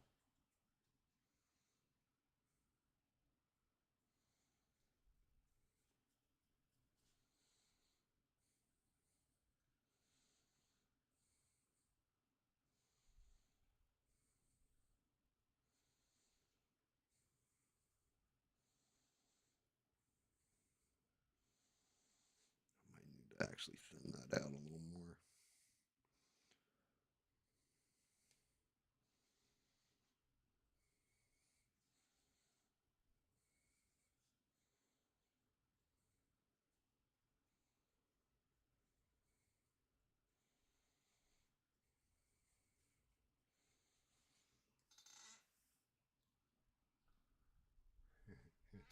Yeah, well, the stoner dudes and John Candy was the robot. That movie, the way I saw it on VHS. My dad, so where I live, yeah, I live with my mom or whatever, but we'd visit my dad, and it was on Cinemax, and I had my dad record it for me, but it came on like way late at night, so my dad hadn't actually watched it. And he's like, "Oh yeah, you told me you wanted this recorded." Like I actually called him and asked him to record it for me because I looked it up in, of all things, TV Guide. And so my dad's like, "Oh yeah, they had Cinemax and they had HBO or whatever." He's like, "Yeah, no problem." So he records it, and then I'm watching it, and he's like, What did I record for you to watch?" Because it was the whole scene with John Candy where he sleeps with the girl, and then he's like, "Yeah, some women have a thing about having robotic assistants or having machines assist them in the bedroom," and like his hand falls off, like spins around and then falls off. He's like, "What the hell did I record for you to watch?" Like, it's great. Fantastic movie.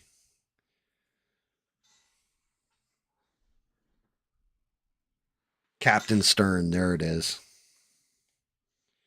He'd never do an untoward thing unless you count robbing nuns and children for all their money they get from charity. Like he starts the what you call it, the dude starts freaking out.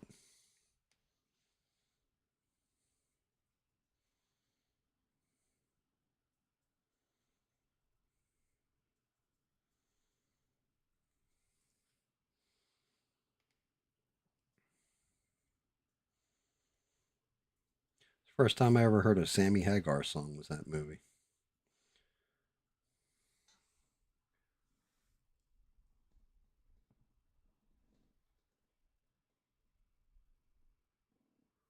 Hanover Fist.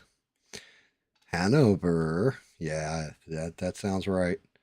There you go. Stranded, you want an iPhone 8? Beans is giving one away.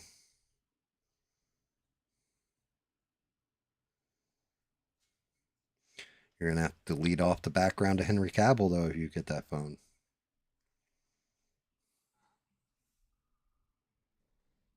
You never saw Heavy Metal? Heavy Metal, I actually had a subscription to the magazine, too, when I was younger. Um, yeah, it was pretty good.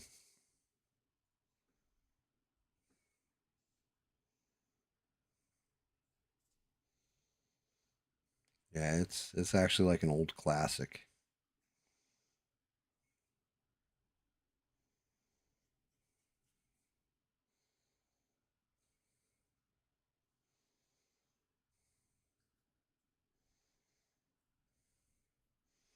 But yeah, cartoon movie. It follows like this ball of evil called the Lochnar that goes through time, and like it's all different stories. Den, I am Den of Earth.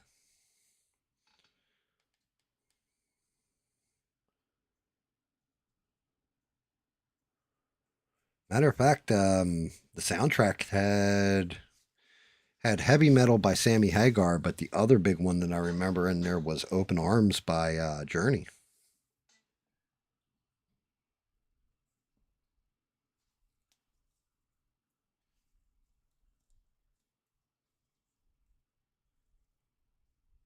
That's true. Maybe you do want that background of Henry Cavill.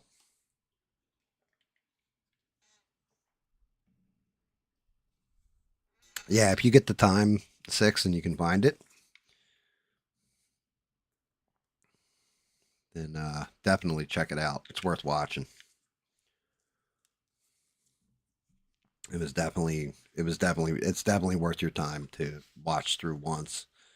But it, because like you have, like the first story is, well, I don't even know what the first story is, but you have the taxi cab story. Then you have these aliens abduct this. Well, they go to Earth because they have a robot that's like basically like a senator slash congressman, and it malfunctions, and the aliens take him, like go and beam him up, and then accidentally grab this because he goes like buck wild and starts assaulting the one secretary who's like kind of hot. You have that story. Um, then there's Den of Earth. That's John Candy is does the voice for Den of Earth if I remember correctly.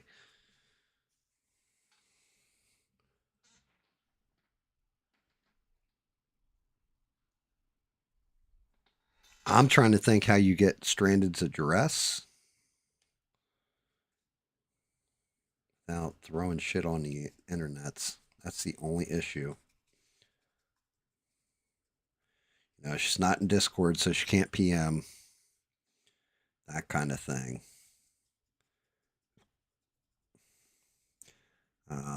Maybe email. You guys, you know, because email you can just simply block somebody.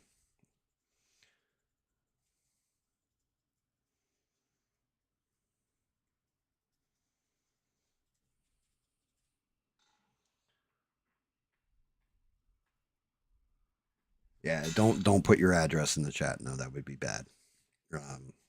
Never want to throw shit like that out there. Shit.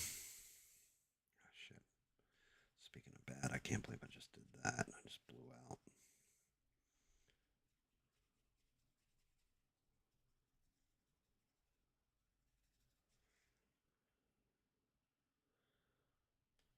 Maybe, like I said, maybe email. Because technically, I don't know. But yeah, email probably wouldn't be terrible.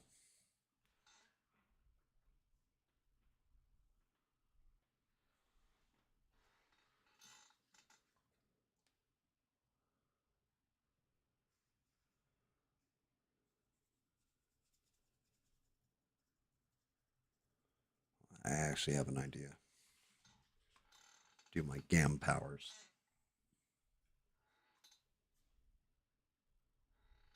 So you know what? I can just do it this way, I think. Okay. I turned off the so this way it's not in the replay stranded. If you want to give Beans your email, and then either you can or I will just retract the we can just retract it. You know what I mean? Like just retract the thing so it comes up. People in the live chat will see. There's 9 people watching. I'm pretty sure all of us in here, like 6, all that should all be good.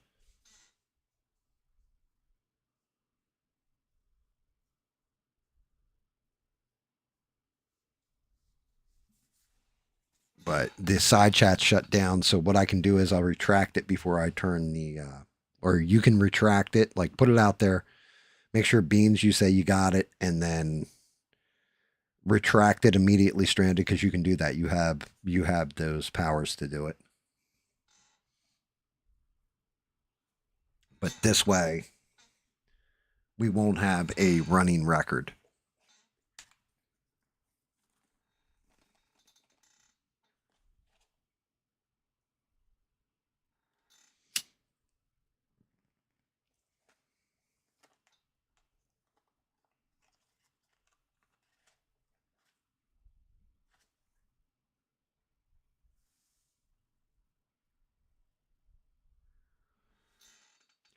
Beans, that's her email, so you can contact her.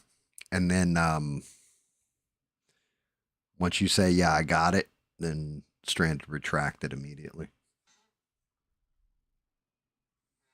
All right, we're good. Make sure.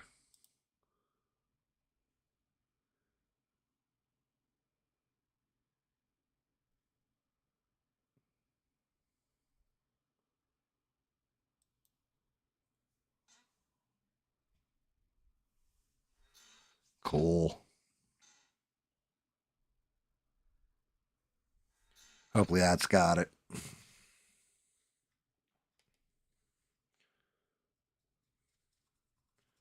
it should be good now.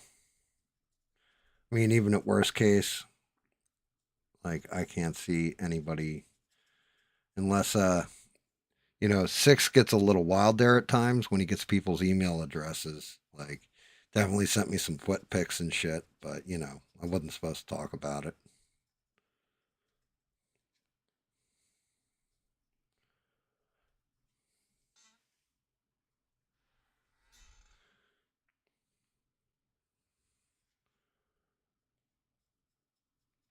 Yeah, because I thought about that before. I was like, you know, even if we wanted to get stranded, this, that, or the other thing, I'm like, how would we do it? Because we got to throw it out there on the interwebs.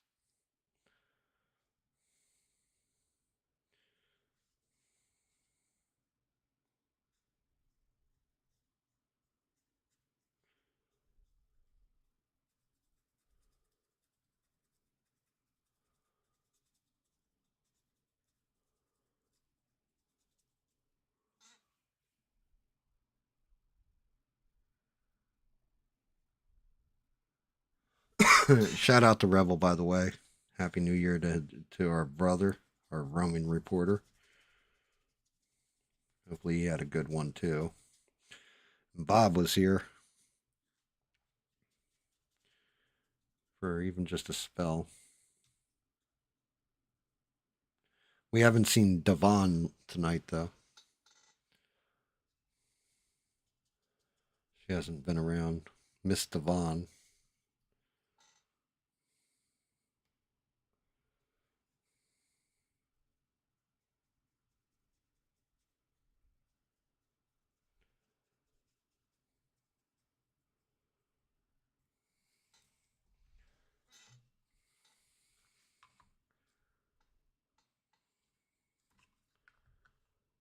Definitely rough.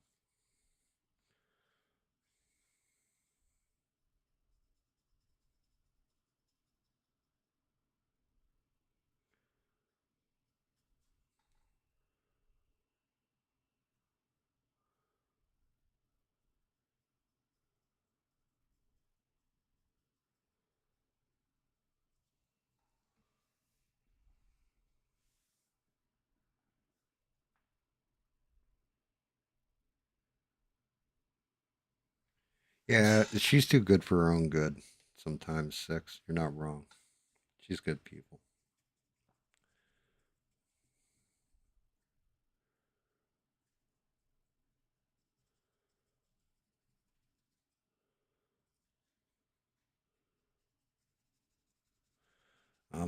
I was happy that I heard from SE for Christmas. I hope everything's going good with him. I know he was like visiting family, I think he said. So I'm still waiting for him to start up his streams again. I guess he just ain't feeling it.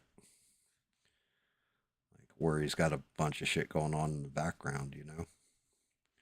I don't know what happened with SE's channel. It's a shame because he's like, man, he's got that ability. If he wants to be full monetized with AdSense and all that shit, he could do it.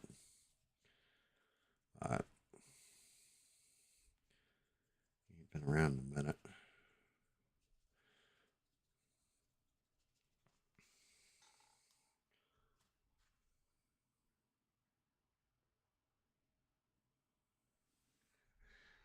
Was it just the blue mushroom cap with the white spots on it?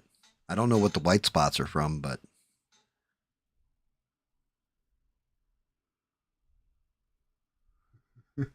Danny seems like a sketchy bloke. That's because you would open your email and get like passages from the Bible sent to you. He'd be like, "Hey, have you ever read the Bible?" He just hit you with one of them. He'd send you free tickets to like a martial arts class. Yeah, you like you got to wear a crucifix in. So I think that's what he says he does. He trains like people in self defense, which is cool. Something about Christianity being mixed in there. I don't know how the two of them quite go together, but hey, God bless them for it, you know.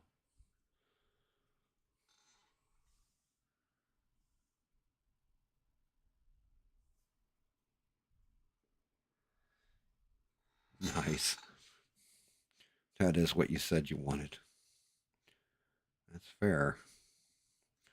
I mean, we're all waiting for Eugene's next song. You know, haters eat D's nuts. It's gonna set him up on the top of the charts, I think, once it comes out.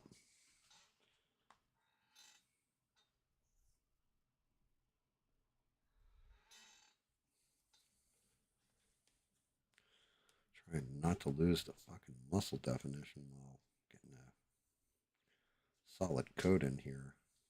Definitely rough.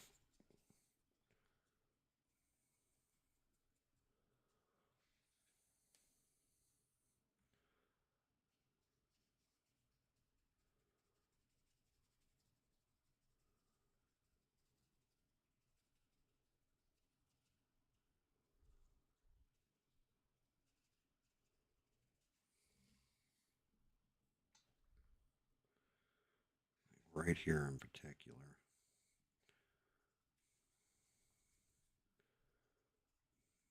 Right around the knee.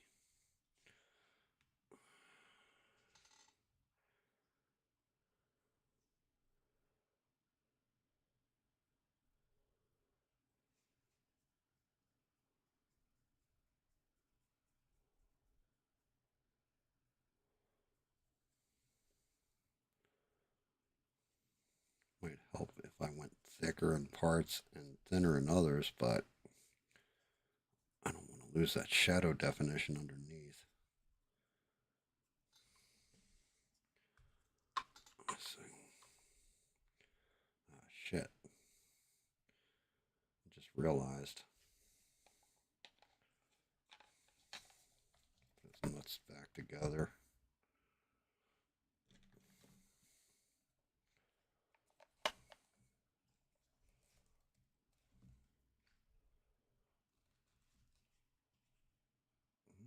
We're actually getting decent definition. Although I am going to have to go over the belt and everything like 2 or 3 times. Get the right contrast out of it.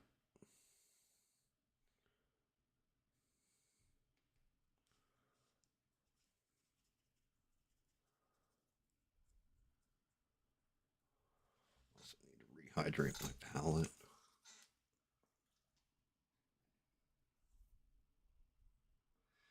It was a Christmas miracle. Hey, you know something? I'm not even in this chat, and you guys are talking about my damn dingus again, okay? I don't know if I like this, okay, Gab? This might be this borderline harassment, okay? I'm just saying.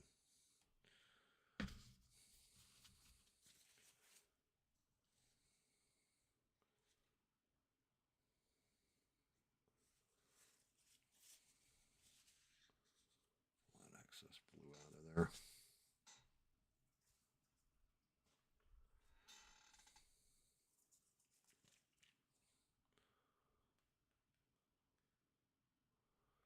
Really need to get a syringe.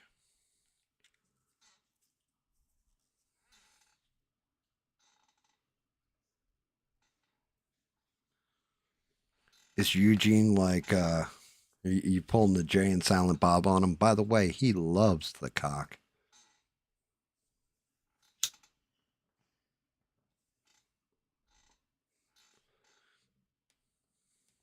Kind of messed up.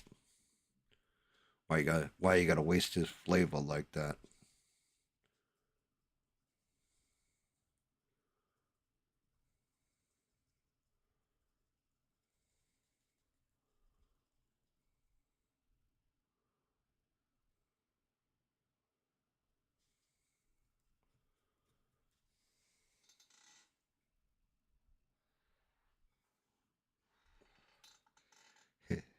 Dude, what the hell was that movie? Why y'all gotta waste my flavor? Seth Green too. Can't hardly wait. Is that the name of the movie? Somebody jumped in the chat. You guys talking about my dingus? Was it Smurf? What's all this talk about my dingus? Yeah, apparently they're sharing pictures of your dingus with Eugene over there. It's what he wanted for Christmas. Yeah, Beads, I told you that was just for your eyes only. And Actually, anybody else try to see it, go straight in your eyes because it's so small. it's small and blue. It's a little cap with some white spots on it. How goes work? Boring. Now I can tell you're in here.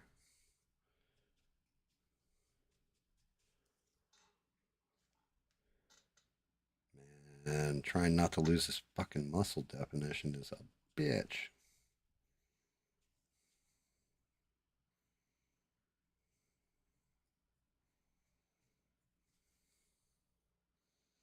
Beating the shit out of this brush too. Yeah, paid like $1 for this brush. Actually, I paid $1 for like 10 of these brushes. I'm getting every last dime out of it. I'm beating the shit right out of it. Yeah, sometimes it looks like you're being like precise, and then other times you look like a kindergartner with a crayon. Well, it's weird because I'm wet dry blending, if that makes any damn sense. So like I'm just pulling enough paint to fill in the shadow, but not fill in the. Hey, sorry I made that mess on your background there. You know, it's okay, Smurf. It goes on the model well. It was a run by squirting. It happens, you know.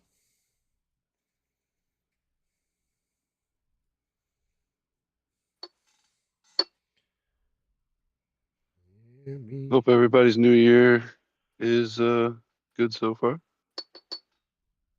So far, so good. Nobody's really yelled about anything. Eugene, he said he's gonna probably put out a new song tomorrow, so I'm looking forward to it. Looks like he's finally doing "Haters Eat These Nuts." He's been talking about it for a while now. Said it's gonna be a major hit single. It's gonna launch him like Tom McDonald.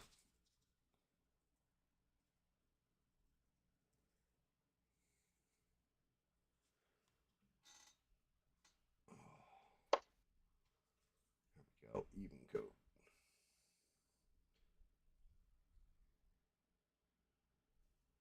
I'm not real worried about shit. I should. Yeah, not bad. Not bad. Now for the fucking arms and the other leg.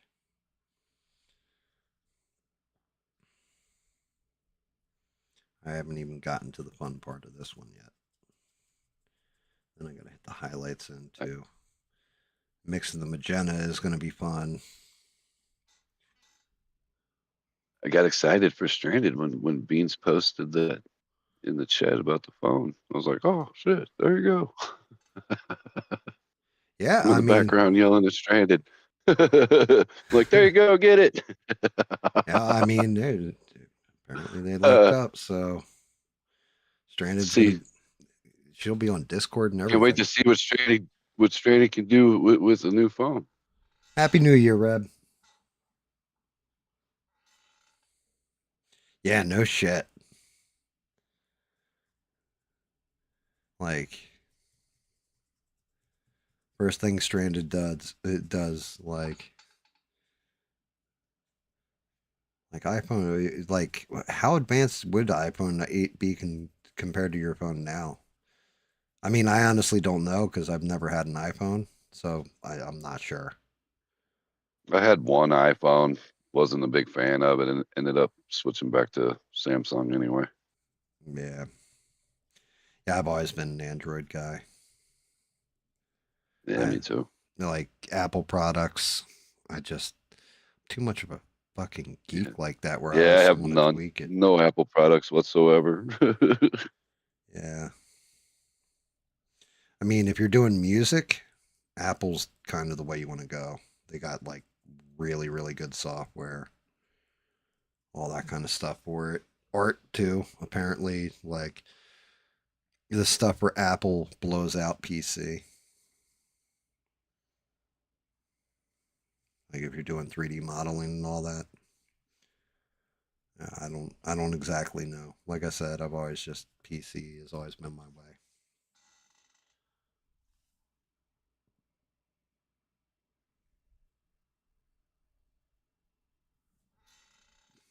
Yeah. Six says it's good for music and whatnot. Whatnot means going into naughty chats and posting. OnlyFans. Yeah, and remaining anonymous. That's why he's always got a mask on. Well, yeah. I mean, you know, can't. I'd have a mask on too if I was going to have my dingus out. And the mask would be on my dingus. I mean, if you were smart, it would be less chance of pregnancy that way.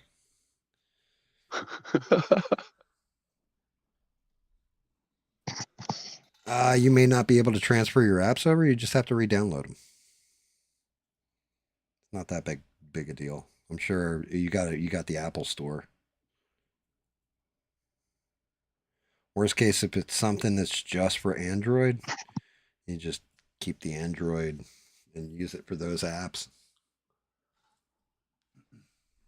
Yeah, you just the app, and then it may ask you to link it with your other. Yeah, your other account or whatever. Yeah, good call on that one. Yeah, so you just have to put in your information. Reb, what's going on? Anything new? Anything newsworthy? Anything fun that we've missed? I think I'm kind of up to date. I have a on hard news. time doing that shit too, Stranded. I have my wife do it for me. What's that? Read? Yeah. Shit. Thought I was the only one. Now, when it comes to like the apps and phone, computer shit, I usually just pass that off to my wife. Really? Yep. Oh shit.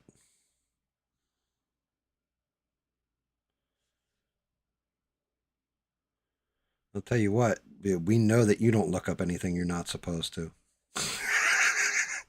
I wanted to go on this one site. It was kind of naughty, but then I was like, yeah, my wife had to surf me to it and kind of ruined the whole illusion.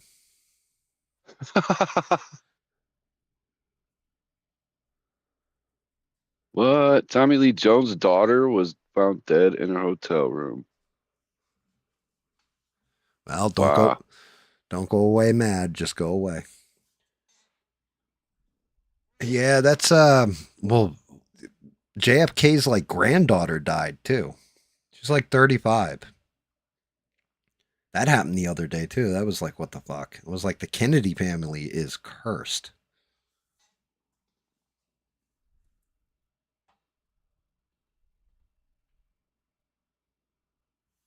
Yeah, I had not heard about the Tommy Lee. Yeah, rip to that girl. That's a shame. I don't know. Is it even more shameful that I've seen Tommy Lee Jones dingus, but didn't even know he had a daughter? I didn't know he had a daughter. Yeah. I don't even know her name. No. Her name Don't know is who she is. Don't know what she looks like. Her name's now Rest in Peace. Oh, yeah.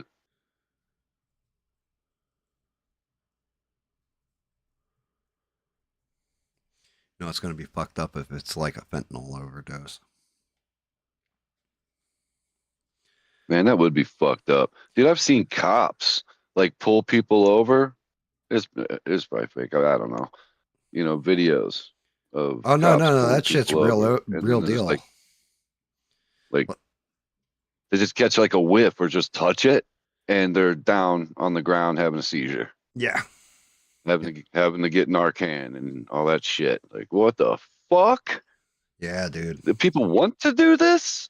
Oh What? yeah. If you really want to see the effects of that shit, look up Kensington in Philly, in That's Philadelphia. Dude, Kensington, they call it like zombie land. Oh, we call that Thriller. Yeah, dude.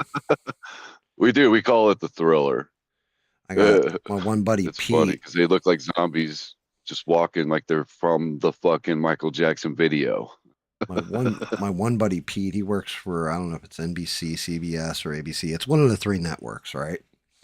And he's a cameraman for one of them. And he works specifically in Philly. Like, he lives in Jersey, works in Philly. And he's posted videos to like his Facebook from his own personal cell phone, like him walking into Kensington, like what he sees. It's funny. He's like, yeah, we had a report in Kensington. Check this out, guys. Back in the zombie land. And like, yo, it's fucking scary. Dude, I'm telling you, man, you see some of the people just walking and you can hear the song automatically just playing in your head. It's funny.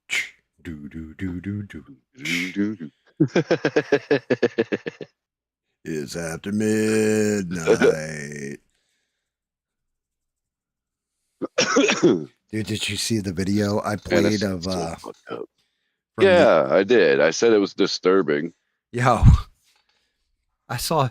You never saw that when you were a kid? No, I never saw that, but I did see Rock and Roll. Yeah, I know you were saying you're. I was like 16, like the first time I saw that. Yeah, a buddy of mine had it on VHS. We watched it all the time. I've still never Get me seen watch it. all that shit. I mean, it wasn't great, but it did have it did have it did have a good soundtrack.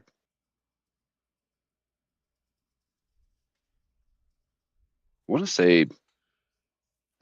to say David Bowie was the voice of the bad guy in that movie. Yeah, it's David Bowie, and it was the character is called like Mock Jocker or something like that. Yeah. Like he's supposed to be like Mick Jagger. I have. And they kind of looked like I don't know, like a dog mouse type Right. of cartoon. Yeah, they're like animals, anamorphic. Yeah. It was good though. One of them anamorphic things. That was back in the days when they were. I watched. That was the first time I watched heavy metal as well. It was right around the same time he showed me that movie. Yeah, Rock and roll. that would make sense. But yeah, I've never seen it, and like I see, they have the different songs on YouTube, and they're bangers. And it's like, what the hell? Like, why have I? And I can't find it anywhere. Dude, that's fucked up because I know I saw it somewhere. It may not have been the whole movie, maybe a clip, but it was on YouTube. Yeah, that I can tell you. Yeah, that's what I saw was the clips on YouTube. Because I was watching a video where a guy was talking about it. I was like, oh, shit, I wonder if this, like people put this up on YouTube kind of deal. And no. Now, the Satan clip from the Adventures of Mark Twain, though. Mysterious Stranger, I think is what it was called. Man, is it fucking twisted. Like the whole movie's kind of fucked up, but that part in particular is the shit that's nightmare fuel,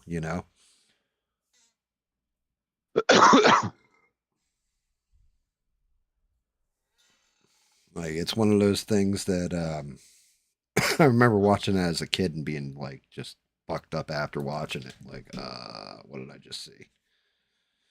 Yeah, I watched it now as an adult and I was like, hey, Gam, you gotta turn this shit off, okay?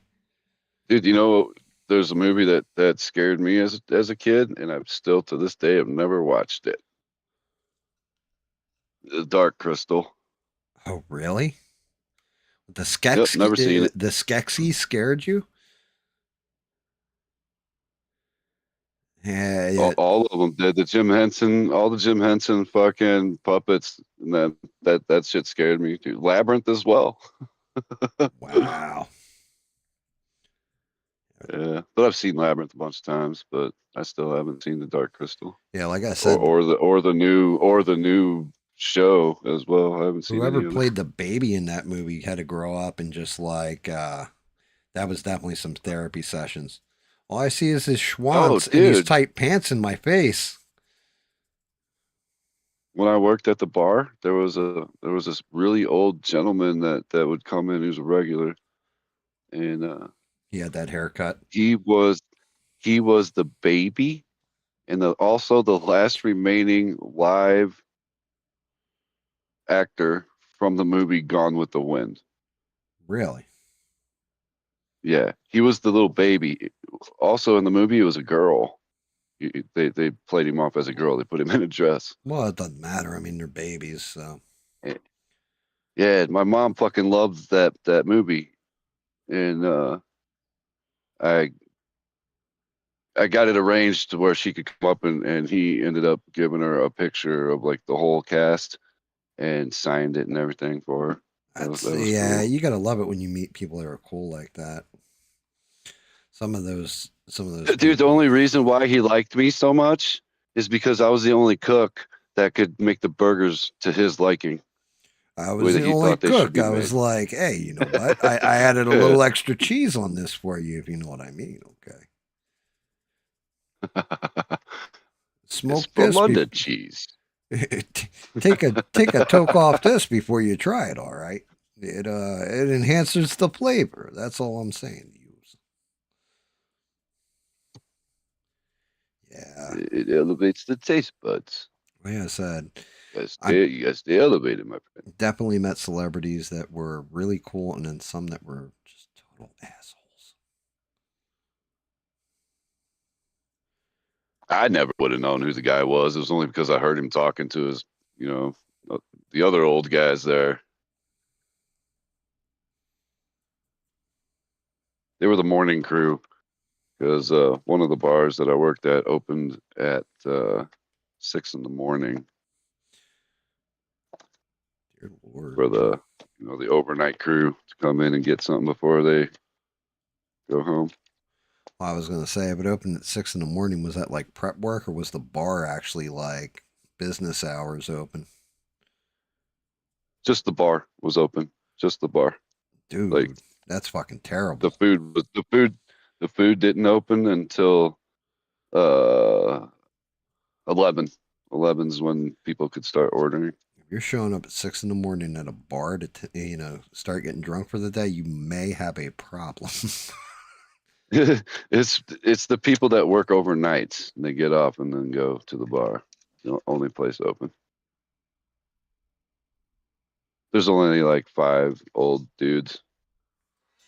Yes, your Google account would be your email stranded.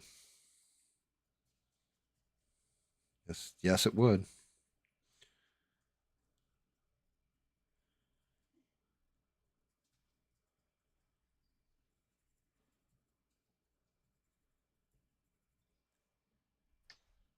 Oh my goodness. Yeah, I'm sitting here running through my head like because the purples are good and all that, but I am definitely gonna have to red the shit out of one of these purples to get it to a magenta. They even come close to matching color scheme on Galactus here. Oh shit.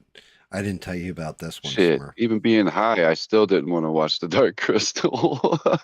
So they dropped, both the modelers, all 3 of the modelers dropped their stuff on the 31st. So New Year's Eve. And the one guy, he put all his stuff out. The other 2 still have stuff that are like they're still working on them or tightening them up or what have you. And the one dude dropped all his stuff. She said. Well, one of them is Sabrina, the Teenage Witch. Right? This time out from like the comics and all that stuff. Sabrina Spellman. And some dude put in the comments, he's like, I'm looking forward to if you put a not safe for work version of this out. And below where he said that, there has to be like 30 people like, yo, you're fucked up, dude. If I ever see you, I'll break your teeth. Like, like into the wood chipper with you. It's Sabrina the Teenage Witch, dude. She's not like of age. You can't be going and showing her. Yeah, I mean, the word teenage might have given that pretty away. much says it all. Yeah, but I mean, like everybody fucking hammered him. I was like, damn. I was like, that guy's fucked up.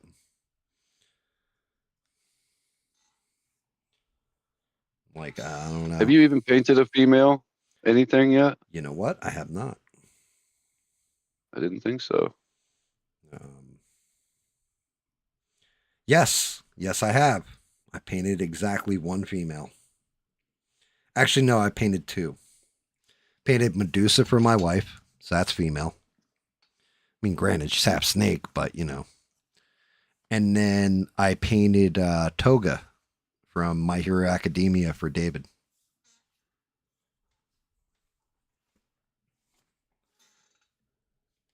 So outside of those 2, yeah, I'm not into the anime probably because of that. Because most of the females look young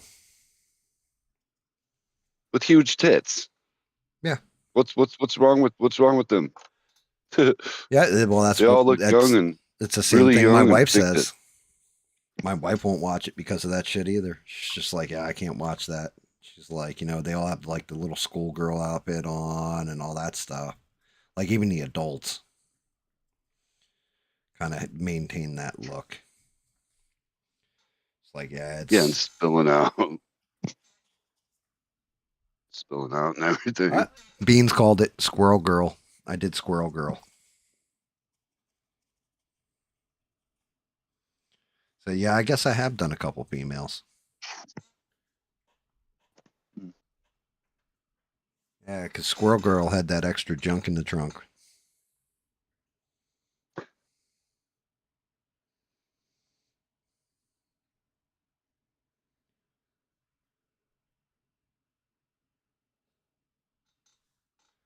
Oh my goodness. Wonder Woman would be good if you could find a great model. That's a good one there, Eugene. Problem is getting her to stand still for that long.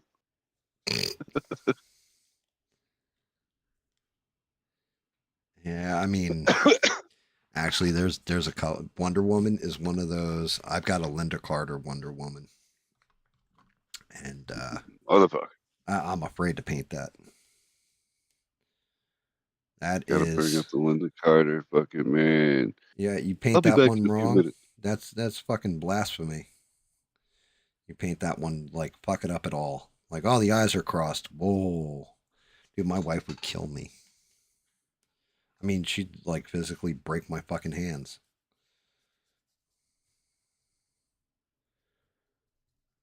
It's like this day she's still like, yeah, that is Wonder Woman. She's like, you know, it's bad. Did you ever see Wonder Woman 1984? The second Wonder Oh Woman yeah, the movie. one with Chris Pine. Yeah. Well, both of them had Chris Pine, but the second one, where it's like set in the 80s. And Yeah, and they're in, seen yeah. them all. So yeah, at the end, Linda Carter shows up and she's like a different Amazonian. My wife's like, Oh, dude, Linda Carter's in the movie for 30 seconds and just completely upstaged Gal Gadot. It was like, you're kind of not wrong there. dude, that's funny because Pamela Anderson did that same fucking thing in the new Baywatch movie with The Rock in it, and she did not upstage anything. I thought she looked horrible. Yeah, Pam Anderson, man, that's one of those sad, sad stories where I think she was hotter before any of that plastic surgery. Oh yeah, for sure, Yeah, when she was just girl for next sure. door, she was like beautiful, and then she started getting her boobs done, got the lips done, and all that stuff. And then as she aged and her look started to fade, Yep, it was dude, like, look at Madonna. She looks like a fucking monster. dude, she didn't look like a monster. She looks like a fucking alien. Dude, if she like walked right into my room, like right, I'd probably end up shooting her because I thought it would be a fucking monster. Yeah. Hey, I thought she was here to try and abduct me and put stuff up my bungus. She'd be all walking up in here singing Material Girl and shit. Yeah, looks like it. Crazy. Yeah. Yeah, it's a shame. I mean, that's just it. Like, That is a dude. Like, wow, I can't believe it. like, all right, if we're being quite honest, Shit. you look at like Kelly McGillis, right? Kelly McGillis now looks nothing like Kelly McGillis in Top Gun, right? She's aged. I give props to Kelly McGillis because she never had any plastic surgery. She just embraced her fucking age. Like, that's Yeah. a brave thing for a woman to do in Hollywood.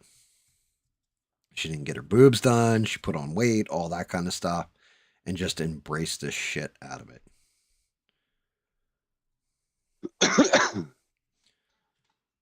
Fucking nobody wants to get old, guys. We all do. Yep, Like, I that mean, sucks. you should see Smurf. Smurf's got gray hair where it used to be black. His dingus used to be this color right here, blue. Now his dingus is more like this color of purple. It's terrible. Aging just sucks.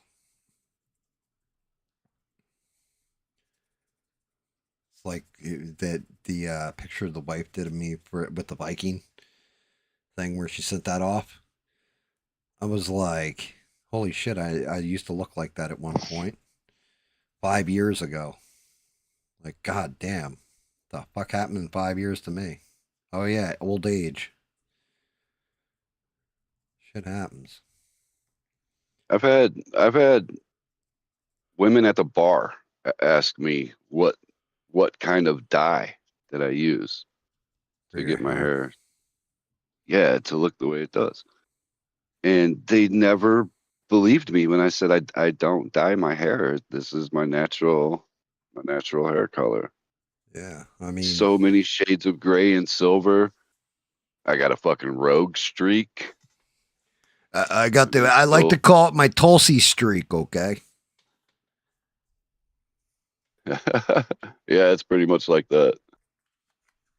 Yeah, that's just it. Beans. Good for you. Embrace that shit.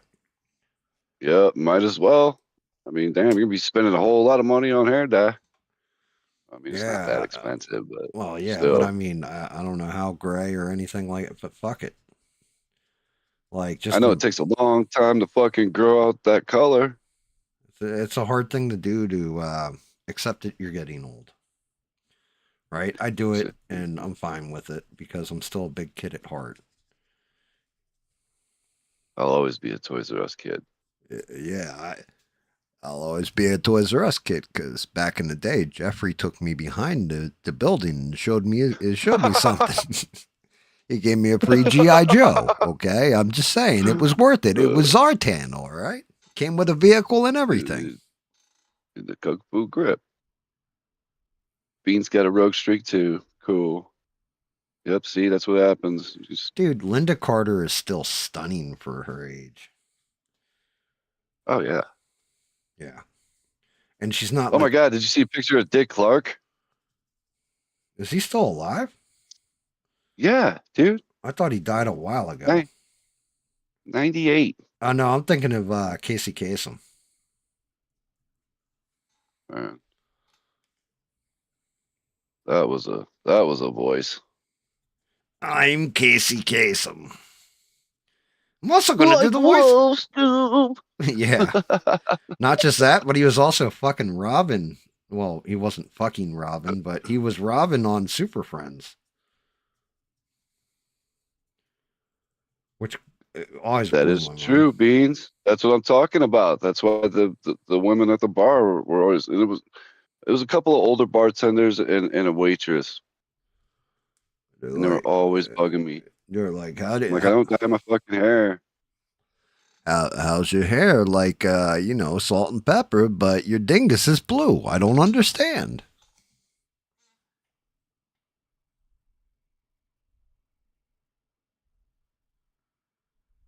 Once you stop dyeing your hair, it gets super shiny and healthy. I don't know.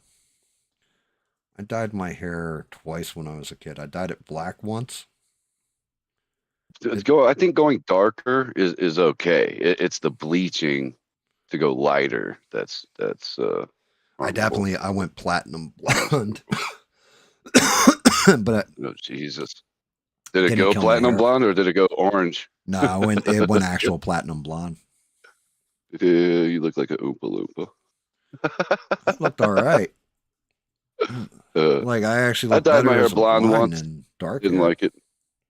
Yeah, I didn't like it either. I just let my hair do its thing now. I always say the same I used to fucking have thing. the perfect Superman hair. Used to, My hair was dark. Now it's 50 shades of gray.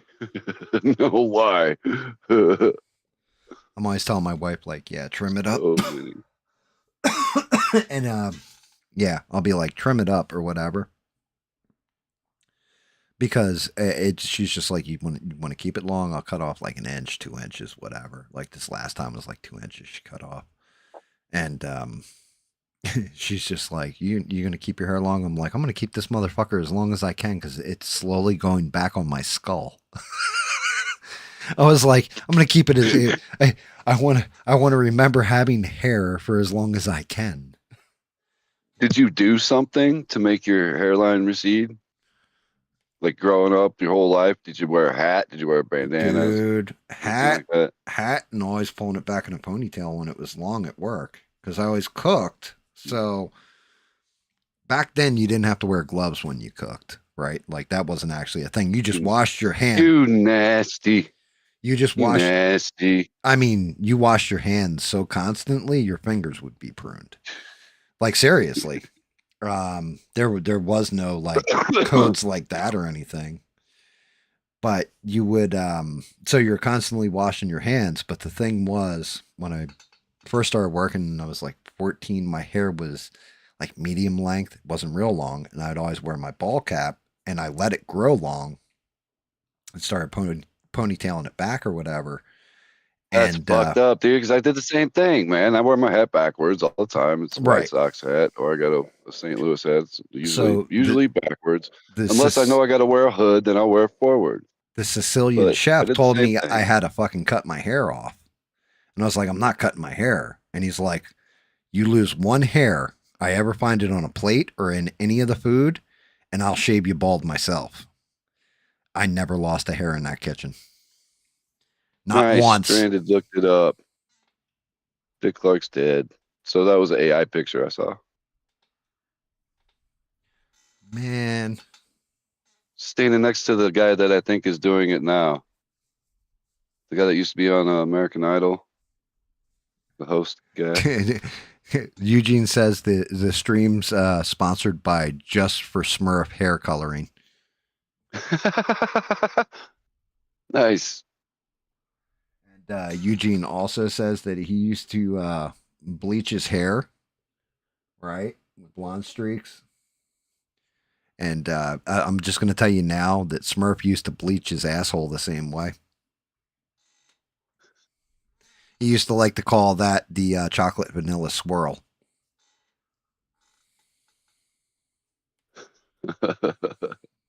Smurf's like, I had to think about that for a minute there, Gam. That's kind of gross, and I'm not sure I like you anymore. Delete, block, no more friendships. Just for Smurf hair color. Just for Smurf hair coloring. Yep. A hair club for Smurf. Hair gloves for Smurfs. Ryan Seacrest, that's it. That's the picture I saw. It was Ryan Seacrest, like standing next to Dick Clark. That's fucked up. He died in 2012. I thought he would. Well, I remember Casey Kasem died. I didn't. Wasn't 1,000% on Dick Clark after you said that. Thought he might. Yeah, I still just be saw the alive. picture, and my wife showed me the picture, and I was like, "Whoa!" It's like he's got to be fucking 100 years old by now. Smurf, you are fake news.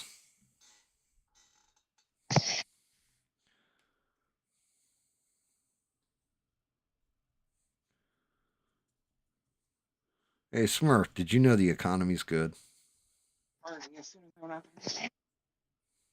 What? Did you know that the economy is good? Fuck. I was told the No. economy's great and Good. going great for everybody. So therefore it's good for you too.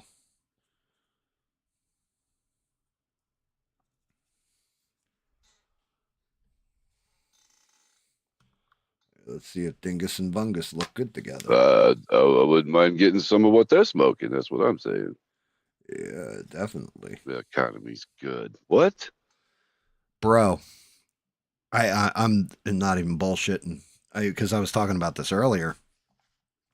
My insurance has gone up $1,200 between my health insurance and the insurance on my house. Also, my house is now valued at, you ready for this fucking crazy fucked up shit? Something spiked in the past month and a half. My house went from valuation of $350K to $850K. How the fuck? What? Dude, I don't know. Like, I just got done looking at my mortgage paperwork and they're showing the valuation of my house. And I'm like, how the fuck did it go up to almost $1 million?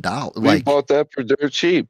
Sell it, make a huge profit. No, dude, that's just this is what I'm saying. Like, there's no fucking way it jumped from like I paid $135 now, and then it was at like $350, Then it was like at 4, and then all of a sudden I look at it, and it's literally over the course of a month, it went up like 122%. I'm like, what? What the fuck is this? How is that even possible? Are you telling me like mortgage rates or property value has gone up that high? How is that even possible? And I'm like looking at it and I'm like, no, it says it right there. Like, what is this shit? I hope they don't tax me at that rate. Holy fuck. That's no shit. You know how I know all these things about Smurf? Because we're very close. Smurf, you know, texts me on the side and says, "Hey, Gam, does this look normal to you?" And next thing I know, all I see is a big old Smurf sack in my face. Okay.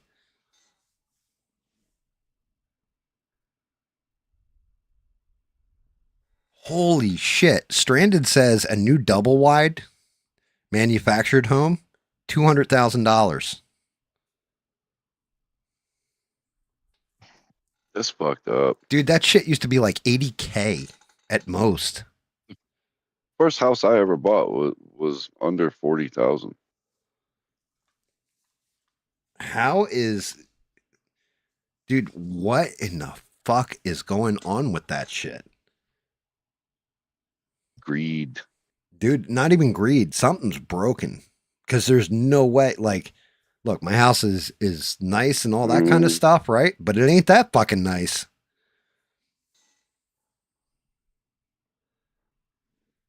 If you toured me in this place back when I bought it, nice, but it ain't that nice. right?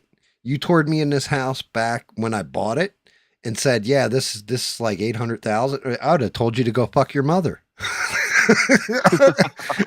I've been like, do I look like I fell off the bus yesterday? You fucking fool! Why Like, did you even bring us here?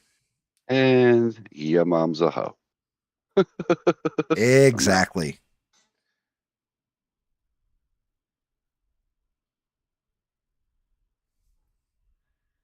Yeah, well, that's what I'm saying, Beans. That's exactly my point. Is something has happened, and I don't know if it's just this area or if it's where you guys are at too. That property value has gone stupid. Like, it reminds me of 2008. Like, it's exactly what it reminds me of. Without the subprime mortgages. Now you're going to have a bunch of people that are going to default on prime mortgages. Because they're going to be like, yeah, I'm getting ripped the fuck off and can't afford to live. And all that kind of shit. You're going to see all these empty houses that are like on the market for like $500,000, $1 million. Yeah, that nobody's going to buy. Right. Yeah, and the owner just walked the fuck away from it. Like, fuck it, you're I can't afford this. Yep, walk away from it, declare bankruptcy, fuck it, Well, start over. That's exactly what happened. That's bullshit. 2008. That's exactly what the fuck happened. You know how hard it is to get that fucking bankruptcy out from under your belt? Not hard. It's hard to get.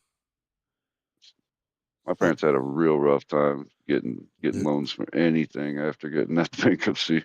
Did they have a good lawyer? I don't know. Yeah. I was young.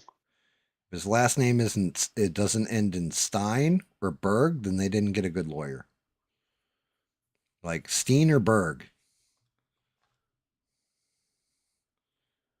That's what you want for your lawyer when it comes to bankruptcy and shit. Those are the guys that make shit happen. Yeah, that's fucking not, like, I was blown away. Like, I almost shit my pants. I was like, there's no fucking way. It's like me holding up this piece and going, "Hey Smurf, this model piece in my hand is worth $500, right?" And then you just turn around and look at it and go, "Hey Gam, try and get that $500, okay?"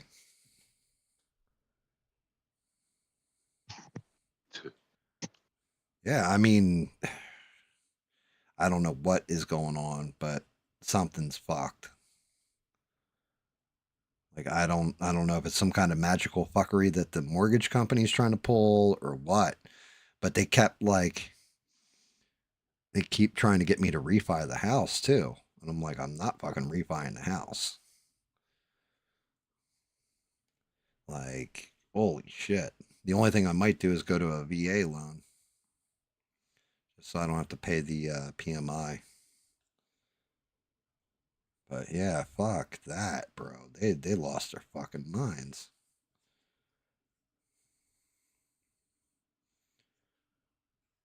I don't know what the hell that's about there, Smurfy.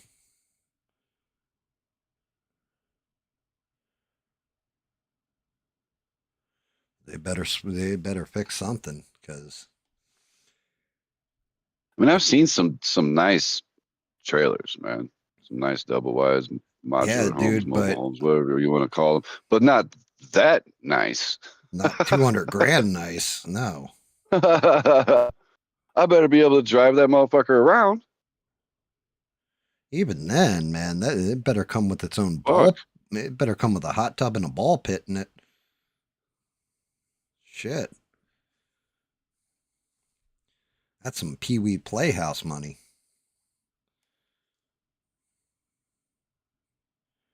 Maybe we're just old and like, like remember our grandparents used to always say, back in my day, a Nick bag literally cost a nickel.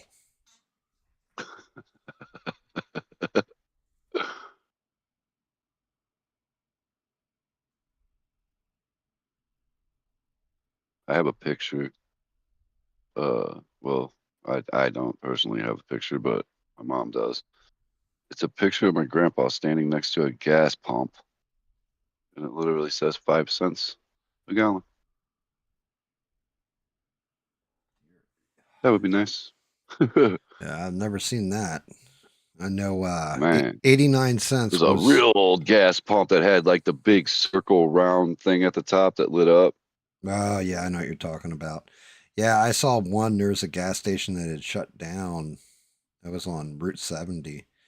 And like they still had the sign, like the big old light up sign out front. It was never lit, but it still had 89 cents a gallon for leaded gas on the sign. And I like, Man, yeah, there was a town like 2 towns away from where I lived, uh, somewhere around my high school years, and it was only 75 cents a gallon for regular unleaded, that sounds right. I remember like the cheap shit. I But remember, man, I had to drive so far just to go fill up, to go over there to get it cheap. yeah, I remember It like, was just oh going to shit, well, Missouri. we want to go to the mall. And Guido going like, oh, you got $5 I can have? Yeah, it's enough gas for him for the week. Like, what the fuck? The economy's great. Everything's going great. It's just amazing. For who, motherfucker? Eugene says, I'm okay living out of a minivan in the mountains. I just need a minivan. Dude, you can steal one cheap. Just don't get caught. Yeah, I mean, Eugene, just get yourself a tent. Do tent life.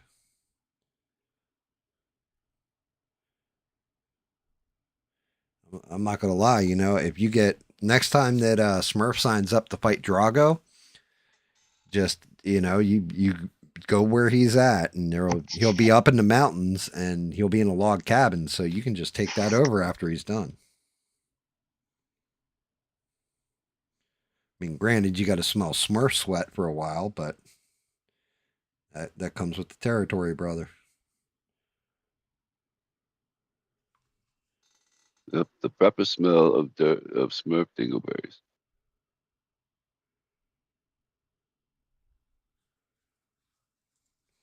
Lord, I'm still just blown away Man. though. Like, why is it? How are rich people so fucking disconnected from reality?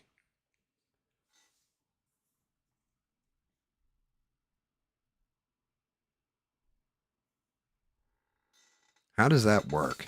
It's I don't know, dude. It's that upper class snobbery. I don't know what to I call it. mean, You know what I'm saying, though? I swear to God, there should be something where it's like, oh, how much money do you have in the bank? I have upwards of $1 million. Okay, bet. You have to go into the local Walmart and you're allowed to spend this much money and give them like $200 or something and feed you, your wife, and your kid for the week. Go. Like, fuck. Like, maybe then it'll wake Yeah, they them the wouldn't know fuck what up to to the do. reality of shit. But, I don't know how to get it through to people that have money. Like you don't live in the same world that the average person does. Yeah, there's no way you could. And Nope. think, They absolutely do not think the same way at all. yeah, there's no way. No fucking way. It's like, oh well, I can't afford. That's right. Now you're getting it. You can't afford. Well, I don't understand. How come you don't just like earn millions of dollars then? Motherfucker, not everybody's you.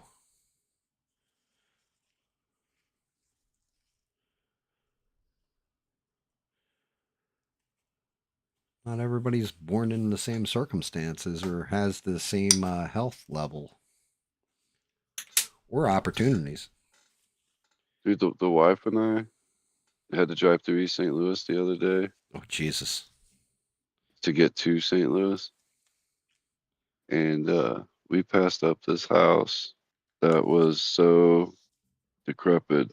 And like the roof of the porch was like falling down. Like it was rough.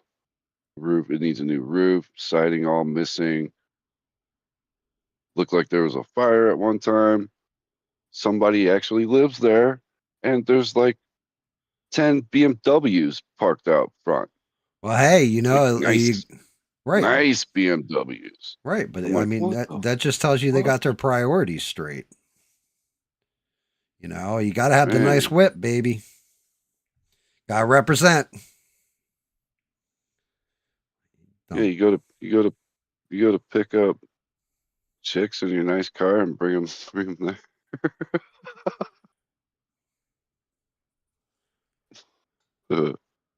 Enough beans. What Bean say? How much do I spend on weed a month? Dude. 3, 4 paychecks. And he only gets paid twice a month. That's how much.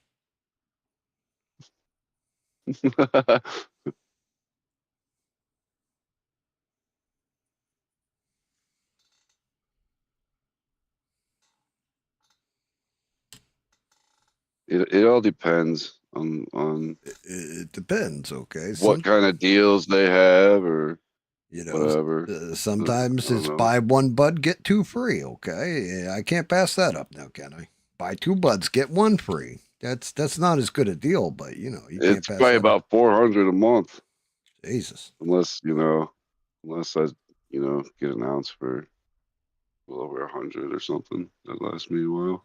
Holy shit. Then it's only like 2. That's fucking nuts. It depends on the smoke. You need See, like to, this last time, I just got some mid grade, and it was an ounce for 150, I think. After all the taxes and shit, like it was only 120. see, you could just quit for like 2 months and then fucking get the good shit once. Be baked out of your skull for a minute. Got to reset the old weed meter in your body. If it don't taste like rocket fuel, okay.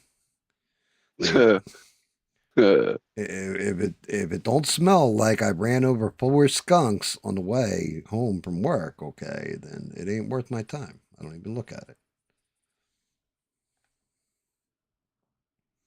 It was like, I don't know if you remember fire syrup.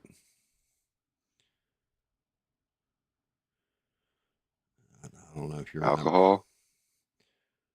Fire syrup. No, the one kid, Mm. he was in the Greeks. We used to play with him. Oh, no. Dude, he would always like, all he did was smoke dabs. And I mean, on a consistent basis. It was like, bro, it was like, sounded like somebody firing up the back end of a jet. Oh, yeah. It was like, holy fuck, bro. Yeah, Like, how I've much do tried you that. smoke? It's supposed to be more potent than flour, but it's not for me. Plus, any kind of vape, e-cigarette, dabs, it chokes me so bad. Like it hurts. Can't breathe because I'm choking. It hits me. It's the back of my throat, and I'm just coughing. Dabs, the way they work, I don't like them. they take God, what the fuck? The shit from your lighter. Butane. They take about an Yeah, I ounce. know. They take an ounce of good I weed. have a dab rig still. I haven't used it in years. Jesus. Like, man, you guys are making crack, THC crack. What the fuck are you doing?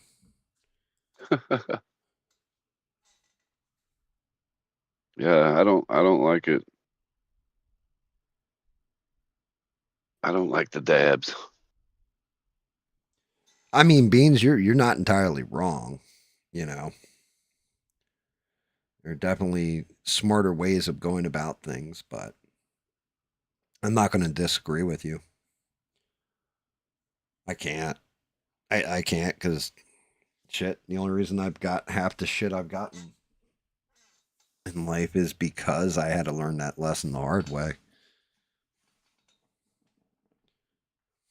And I mean, I got lucky. I had a wife who was just like, "Yeah, you're doing this fucking shit wrong."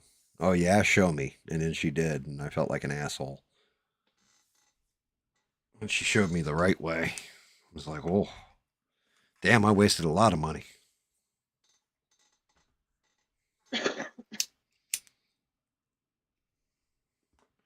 Like I said, remember 48. Like I had listed 3,500 DVDs. I was probably at right around 4,500 DVDs, and I think I took 12 DVDs or something with me when I moved. So that should tell you all you need to know about wasted fucking money and time. And I just look at it and I'm like, some of those DVDs, like, oh, that movie just came out. I picked it up for like $15, $12 or whatever at Walmart. Day of launch. Like, And we have tons of DVDs, but we don't even touch them. They're in totes right under the stairs. That's They're not even out. Beans will buy them off you. She wants all the hard copy DVDs.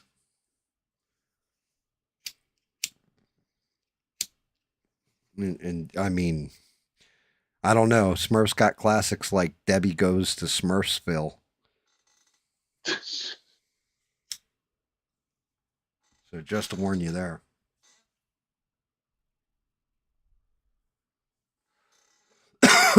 See, yeah, Bean said, remember my 70-hour work weeks. Exactly. Working 3 jobs, and it was like I didn't own my shit. My shit owned me at one point in my life. Definitely. I just happened to get fortunate and have a reset. But yeah, I definitely had to learn from my wife. She was the one. Actually, my wife did the most punishing lesson to me possible when we first got married. What the fuck? How come we don't have enough for that? How come we don't have enough for... Okay, fine. You handle the bills for this next pay cycle. Okay. Watch what I do. And then, sitting there and just like, yeah, we got like $10 left in the account or whatever. And we're going to run out of food like 4 days in. Like, oh shit. Yeah, you didn't compensate for this, this, and this, did you? Well, no, I didn't. Fine, you handle the bills. How the hell did you always end up with like, everything fed, paid, and everything else and money left over? How did you manage this? Because I'm not a dingus. Yeah, the Starbucks thing kills me. You know what kills me is, I thought I taught my kid better, but man, she's constantly ordering DoorDash. Oh yeah, that'll kill you. And I'm like, you're literally ordering McDonald's, and where she lives, McDonald's is only like, Around the corner or something. it's not that close, but It's not that far. yeah, it's probably like 6-7 blocks away, something like that. It's not that far. Literally, it's depending on how long it takes to get the food, 10 minutes there and back. So, and I'm like, man, you're like spending that much money on DoorDash. Like, So, true story. The one lady I work with, her husband tried working there, and it was bad. Like, this shit was fucking tragically bad. We used to call him Slob Hoof. He was just like he would go to count the safe, and it would take him 2 hours to count out the safe. And the whole time he'd be sitting there pulling the money out and stuff because he had to bend over. He'd be like, like, we're afraid he's gonna have a fucking heart attack, right? But she used to come in every day with a Starbucks and all this kind of stuff. Her husband was a multi-millionaire at one point. They had a custom house because when they first developed the land down here, before it was like super resort town, they built this one part of the town, like this whole gated community for like older people, like retirees. And it's like he was actually the main foreman that oversaw it. So he, like, millions of dollars. He bought their church a bus at one point. 10% of his money in the church, all that kind of shit. And he actually built her a custom home. And these people lost that. Basically, the development got built. They were supposed to go to a different construction project. It got canceled. And he didn't go to work from that time on. And she just worked like this little side hustle. Well, all those millions of dollars in the fucking bank, all that kind of stuff, lived high on the hog. Like, I mean, just spending money like, oh, I'll have a new job tomorrow. Spending. And they ended up losing that house. However, she's sitting there telling us about how they're losing their house because they can't afford, whatever payment it was and this, that, and the other thing. And she's sipping her Starbucks that she goes and buys every day. And it's like, that's like a $9 order of Starbucks you're coming in with every fucking day. Like, if you really wanted to save your house, or you would cram every fucking penny down. Like, you gotta live. Even if you can't afford the lights, you gotta live. I make my own coffee here, but if we do buy coffee, it's definitely not Starbucks. We get a place called Scooters. I don't know if you have that anywhere. No, we're not gay down here, so we don't have Scooters. No, I have no idea. I've never heard of Scooters. It's like, the drive-throughs there, like you make your order and they're like, all right, scoot around to the window. huh? Yeah, I mean, we got Sonics and shit like that down here. Yeah, Come out on roller skates and all that stuff. Yeah, they used to come out on roller skates. Actually, I haven't been there in a while, but I don't know if they do that still. Yeah, but I just like, I've never seen anyone bust their ass. yeah, I mean, we just fucking buy bags of coffee and make it like at home. Why the fuck? Like, why would you go to Starbucks? Too expensive. Way too expensive.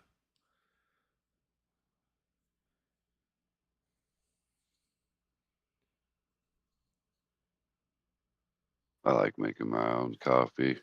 I made some this morning. I mean, Still smell it.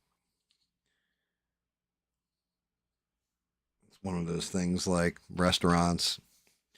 The wife, it's every now and again she'll want to go to a restaurant, but it's like the only reason she wants to go to the restaurant because she can just make whatever they got on the menu at home. So she's always says the same thing. She's like, yeah, we got to, I want to go to this restaurant basically for service, so I don't have to cook it. That's it. That's the only reason we go to restaurants, just so you don't have to cook. Fucking crazy. It's just Yeah. silliness. I like the home cooking. Our home cooking's better than most things we can get around here. Yeah. Unless it's like a steak or something, I'd rather go somewhere and have them cook me a steak. I don't really want. Somehow I fuck up steak, but I'm excellent with burgers.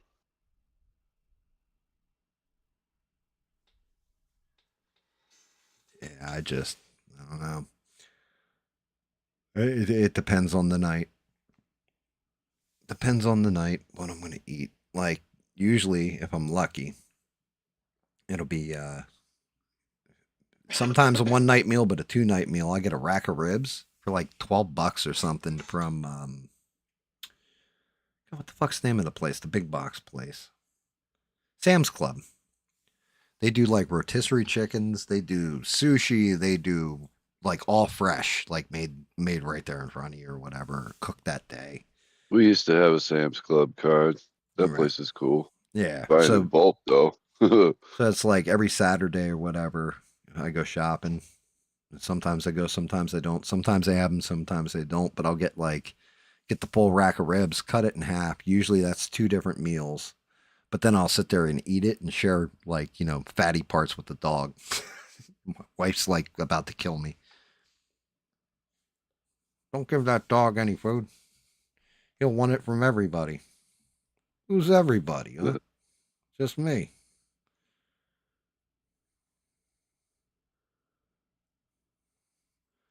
Yeah, I mean, just little things. Certain little things. Like, shit, I'm sure my cigarette tab is basically like a mortgage payment. Yeah. That's why we buy the cheap ones. It was $30 for 2 cartons Holy this last time. shit. Yeah. Lucky Strikes. Oh. Yeah, Yeah. I was looking into. I still got. Marlboros are my bread and butter. I love Marlboros. Like, Yeah, I don't. that's what I always smoked before was Marlboros. I like the flavor and everything, and it's just too expensive, man. I'm not spending over $150 for 2 cartons. No, Yeah, I'm not paying $70 for a fucking carton. well, one of the Not things I happening. was looking at because I got my pipe tobacco too. I smoke my pipe here and there. Just kick back, relax with it. They have Pepsi used to be amazing back in the day when it came in the old little shorter glass bottles, when it came like when the it was shorter, fatter glass bottles, not these tall, skinny glass bottles. you're talking about You when they know, made it with actual sugar. man, I remember going to my grandma and grandpa's donut bakery in the Ozarks, Missouri, and my grandpa making me his famous burger, bag of chips, and that Pepsi. Man, that Pepsi was so good back then. Yeah, you can still get it. They made, well, then again, Yeah, it's not the same. it is. The difference is they bottle Coca-Cola and Pepsi like an hour, like 45 minutes away from where I live. So like I get flavors that most people don't. Mm. Like they'll test market shit here and everything. But that's because I don't They know, make the ski here. bottle plant or whatever is right there.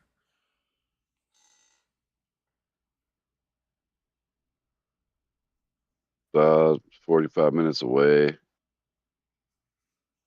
in a town called Breeze.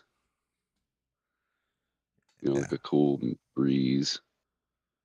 It's called Yeah, they make Breeze. ski there. I don't like ski. They have there's a town here in South Carolina. It's called Cuckold's Landing. And funny enough, guess what it's full of? And Really? I'm not even joking. You can look that shit up on a map. Just put in Cuckold's Landing, South Carolina. That shit'll come right up for you. You'll be like, no way. Yeah, and apparently, like, a bunch of cuckolds there. As I said, that was the first question I asked when I saw the sign for it while we were driving to Charleston. I'm just like, yo, is that really Cuckold's Landing? Is that what this place is called? My wife's just like, yep. And then guess what it's full of? I'm like, you're shitting me. She's like, nope.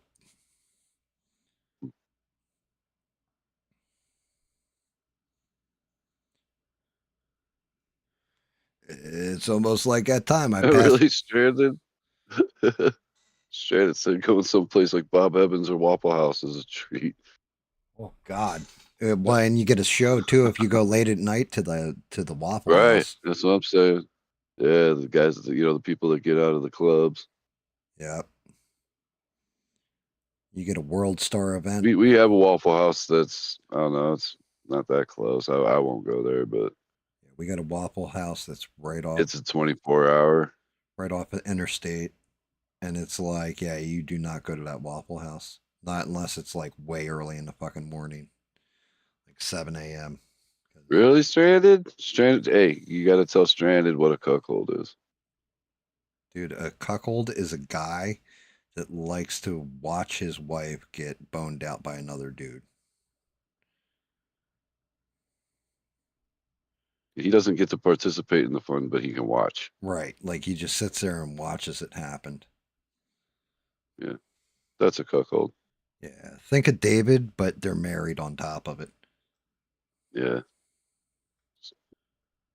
A little bitch.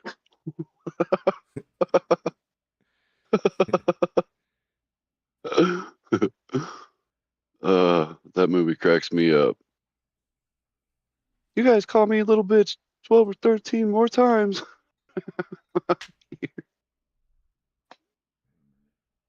Did Beans just say Nostrovia? Is that what you typed in there?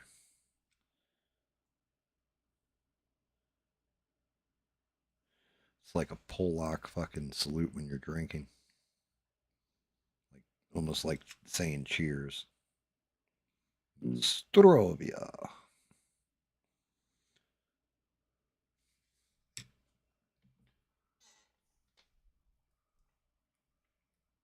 Yeah. Yeah, that's exactly what she just said.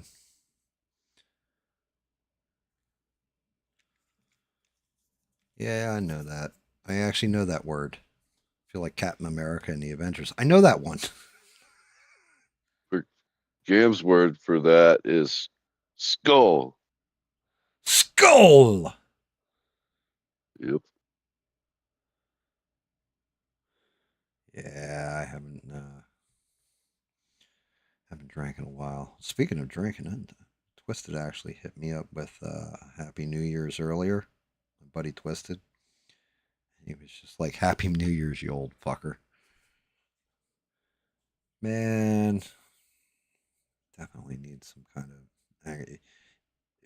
I don't know if you played it or not, Smurf. You ever play fucking Ready or Not? No. Rogue. Just seen a Oh, couple of I yours. don't know if you caught this part of the me talking shit on here. Rogue popped the question. Oh yeah, for real? She said, "Yeah, yeah, he's engaged. Oh, He's shit. officially engaged. Changed his fucking Facebook and everything." Yeah, he was in here earlier, and he was like, "Yeah, you should try to get Smurf to play that game with us." I was like, I don't know. Smurf doesn't really play shooters. Oh, dude, yeah, it's that game's a ton of fun. It's difficult, but it's a ton of fun. And like this crimes, I think it's free. I don't know. Ready or Not? No, I don't think so. We'll say it was on the Game Pass. I haven't seen it on. Well, maybe it is now, but I already own it. So, but yeah, I don't know. you the whole plot behind it is it's like a tactical shooter, but it's PvE. So it's you versus, like the scenario. You know, I watched you. I watched you and Rogue play it. Yeah, dude. Like going into the pedophile dens and shit and killing the pedophiles. Yep. That game's fucking tons of fun.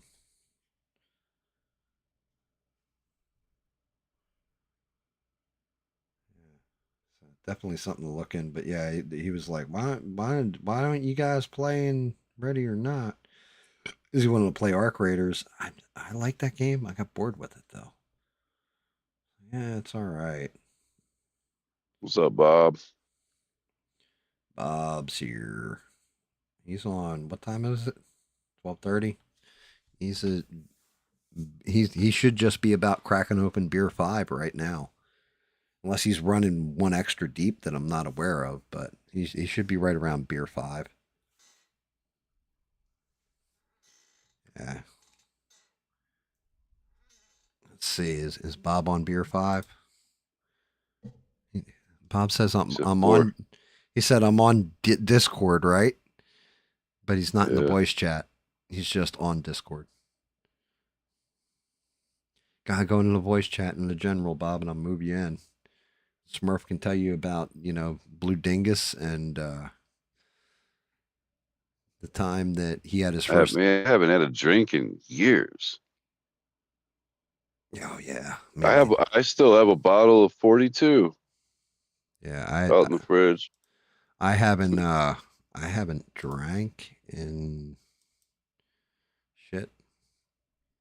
Be almost 12 years now. Hello, gentlemen. What's going on, Bob? I use that term loosely. Yeah, I was going to say, Bob, who the hell are you talking to, gentlemen? What is this?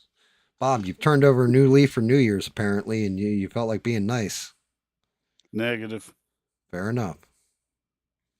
I got to spend the day watching them snake out my... We got any ladies on the channel? Dude, you always got ladies on this channel. Okay, well, they had to snake out my plumbing line, let's say that. Oh, your shit line. I got you. You spent all day at the doctor, did you? with David?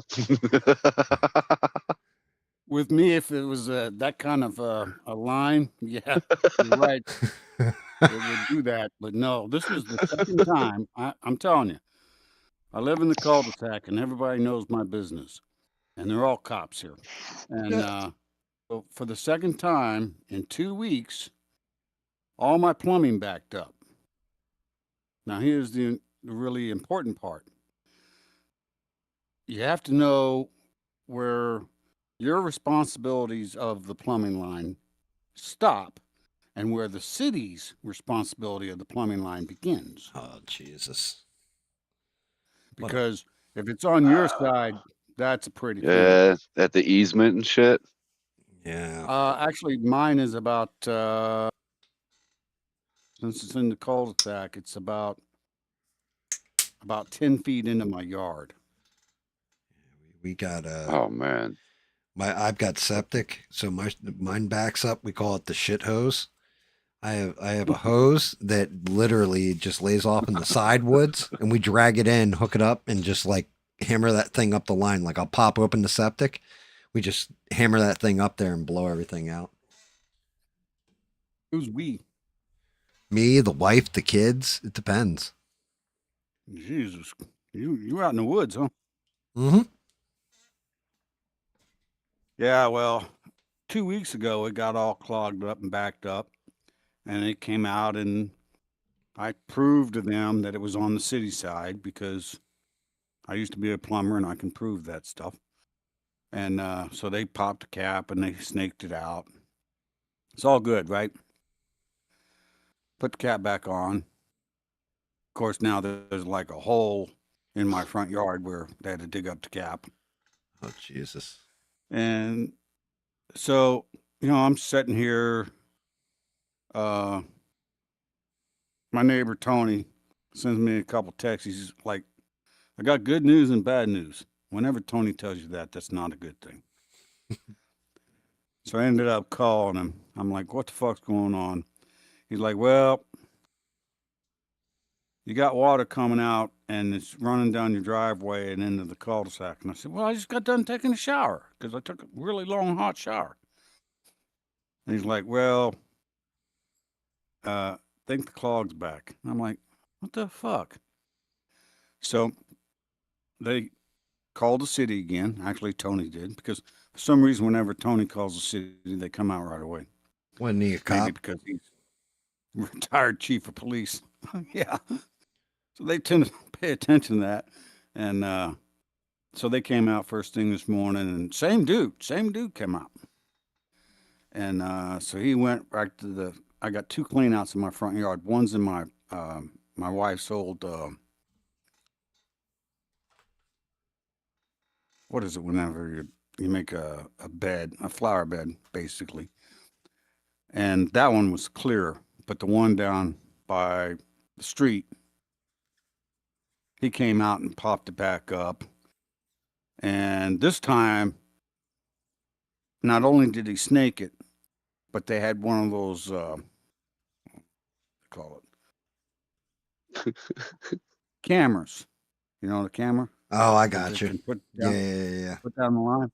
So he put the camera down the line, and he said about between the curb and halfway to the manhole in the middle of the cul-de-sac, he says, it looks like there was like a heavy truck, probably a UPS truck. Isn't that where Smurf works? No, he works at Amazon in the adult toy section. It was probably one of them Amazon trucks full of adult toys. Circled Sounds to in me the like you need to cut down on that fiber there, Bob.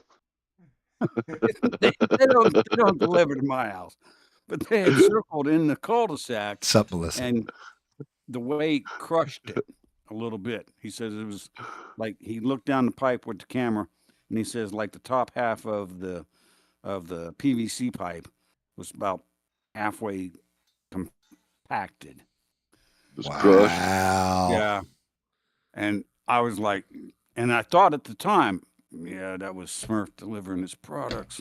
But he told me, he's like, look, the city will only do this if you call them 3 times. And this is the second time I've called them. He says after the 3rd time, what they'll do is they'll come out and they'll basically run a shaver, if you will, that goes inside the PVC pipe and shaves off a certain amount on the inside. And then they'll slide like another thinner diameter PVC pipe down there. He says, but they'll only do it after the 3rd call. So I'm looking forward to that in my future. Oof. So how was y'all's New Year's Eve? Mine was fine. I mean, we streamed and then Yeah, we streamed. I just chilled with the wife. We watched the ball drop and then we hit our bingo card. So when we watch the ball drop, that's part of the fun. Me and the wife have a bingo card, right? So it'll be like, okay, what are they going to show on TV this year? And I was like, oh, well, we're definitely getting, she was like lesbians. We'll get a lesbian kiss when the ball drops.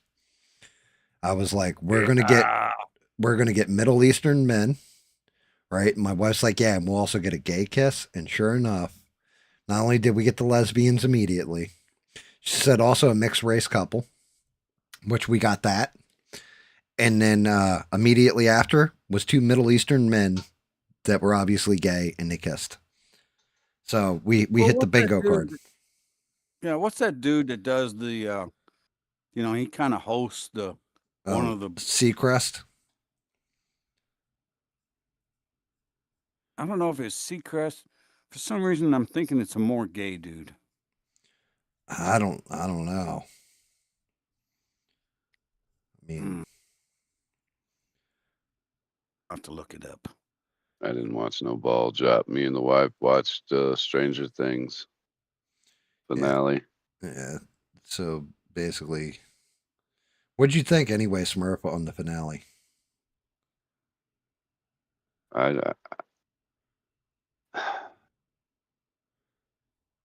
I'm curious because Beginning's awesome. I didn't like it. I didn't like the end. I heard it. I heard it was total shit. There That's it why I'm is. asking.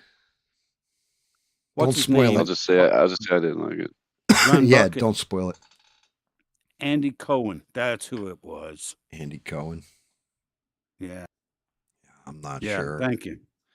Yeah, Yeah. I was flipping between the channels and I flipped it over there and Andy Cohen was smooching on some dude and I was about ready to puke because, I might have been drinking a little bit. we watched the Philadelphia channel's broadcast of it. We watch it every time. The worst was 2020 for 2021 when the ball dropped because it was Bill de Blasio was the mayor. And it was him and his wife and everybody else was like, there's nobody else around them because of COVID. Yet he was out there with the ball drop with his wife celebrating with a bunch of rich people. Like you could tell they were rich people. It was like, what the fuck, dude? How do you know they're rich people? How can you tell? Because they were allowed to go out during the pandemic in New York City. Oh. Yeah, it was bad. That one was like we were watching it. We were both like, what the fuck? So only the donors. Right. Only the rich donor class was allowed to be like there. It was fucked up. Yeah, I'm glad I don't live in New York City. Yeah, no shit. This time though, I mean, it was definitely there was a crowd out there, and I think they swore Mom Donnie in too, right? So I think you have your first communist mayor of New York City. It's going to be real interesting to see how this one plays out, Bob. I have this weird feeling that you're going to see a lot of people it's going to become an escape from New York. Oh, I think it already has become. I think everybody's moving down to Florida. If they can afford to do it. Florida's getting to be quite expensive. Yeah, well, yeah, Florida is gotten to a point where it's like damn near full. South Kakalaki, fortunate for us, people don't want to move here. I love South Kakalaki. Yeah, but you gotta be all right with Southerners to live in South Kakalaki. Northerners that move here, Southern people make them feel like assholes because they're Northern, right? Because you know how it is down here, Bob. Everybody's polite, right? Well, yeah. So some of my favorite places was, over the Phosphate, the Phosphate Bridge, and down in the hell was that beach down there? Myrtle. No, not the big one. It was a small one. Hilton Head. Just outside Charleston. I'm not sure. I'm way down. I'm Folly Beach. Oh, okay. Yeah. So, true story. What was it? Maybe like shit. I want to say it happened like last year. My wife had gone out to the local, run out to get smokes or whatever, and she's in the gas station, and she's like, "Yeah, you missed this shit." I was like, "Why? What happened?" She's like, "I almost watched a guy get his fucking ass beat by the entire place." Because, small southern town. How does it work? You have your regular local that is working at whatever gas station. And the lady, she is a little bit older. She's working there. And this dude from New York was just being a total fucking dickhead to her. Oh, he's going to get his ass beat right there. And he was like, "Bitch, that shit's right there," or something like that. And she said it was this young black dude. She's like, he must have been like 20, 21. It's just like, "Excuse me, sir. We don't talk to folk like that down here." And like, the guy's like, "Fuck you. You want to get into it or whatever?" And she said it was two big old rednecks. Pistol on the hip because constitutional carry is legal here. Walked up on him and they're like, "Yo, you got a problem with him. You got a problem with us. He just told you we don't fucking treat each other like that down here. Get the fuck out of here. And like the guy started, and she said you saw the one guy start to take that stance, and like his hand started to go back for that pistol on his hip. And old buddy just like grabbed his shit and left fast. She's like, yeah, I thought I was going to see a murder. Stupid. Yeah, she's like, I was going to watch a murder. But yeah, it's funny because you know you know how it goes. Everywhere else, it's like, oh, racism. It's just like no racism. No, them white rednecks stood right up because that boy was a local. Doesn't matter what color his skin is, he is local, and like we watch out for each other down here. Yes, you do. I was actually in Jayville, down Jacksonville, Florida. Gotcha. And they had just passed open carry law. Gotcha. Now, I was living in my wife's mobile home because we had moved it from Charleston down to Jacksonville, and there was like a 7-Eleven on the corner, and I would stop in there on the way back from the base, Mayport, and I'd stop in there on the way back home, and pick up a 6-pack of beer or whatever. And there's this guy, and I swear to God, he was, I don't know, about 6'8", and he weighed about 4,000 pounds. And he's kind of leaning on the counter because back in the day, you could do that. Right. And he's got this little .22 pistol in his waistband. And I hadn't even been drinking. And I'm like, excuse me, because that's the way I am. I said, excuse me, why are you carrying that pistol? And he stands up, and he's about, like bear size. And he's like, because I don't want nobody fucking with me. I'm like, you're a freaking mountain. Who's going to fuck with you anyhow? And then Bob kicked him in his nuts, guys. Negative. Bob is not that stupid. Bob was just like whop and kicked him in his nuts, took his gun and smacked him with it. Hey, it was a 22, huh? Yeah, a little 22 on his hip, in a holster. And I'm like, who's going to fuck with you anyhow? And I got my beer and I left. I went home, told my wife, and she just damn near pissed herself laughing. Oh, I don't doubt that one. At least mine's a 9. Shit. Mine's a 9, Okay. It's fancy. I lost all my guns in a tragic boating accident. What? Yeah. Somebody's going to have to explain that one to me. Why do you guys always say that? Let's just say we don't want people to know which guns we got. Yeah, but I never understood that because I want to be registered. All want to register them. Dude, all my shit is legal. So, yeah, like all my shit's legal too. Well, that's what I mean. Legal. When you say like I lost them all in a tragic boating accident, it sounds like you got them in an illicit way. You know what I mean? I had. Well, like in Illinois, when they passed that law, you were supposed to go, if you had any of those guns that got banned, you were supposed to go to the state police headquarters and register them. Okay, did you do that? A lot of people would say, "Oh, I don't have them anymore. I lost them in a boating accident." Let's just say I might have inherited a few. Yeah, there you go. Now I can understand losing them in a boating accident. Well, that's just it. I've got one, man. I don't even know if I should tell this fucking story on the interwebs like I'm about to, but somebody close to me is going to pass away soon, and they are leaving me their pistol.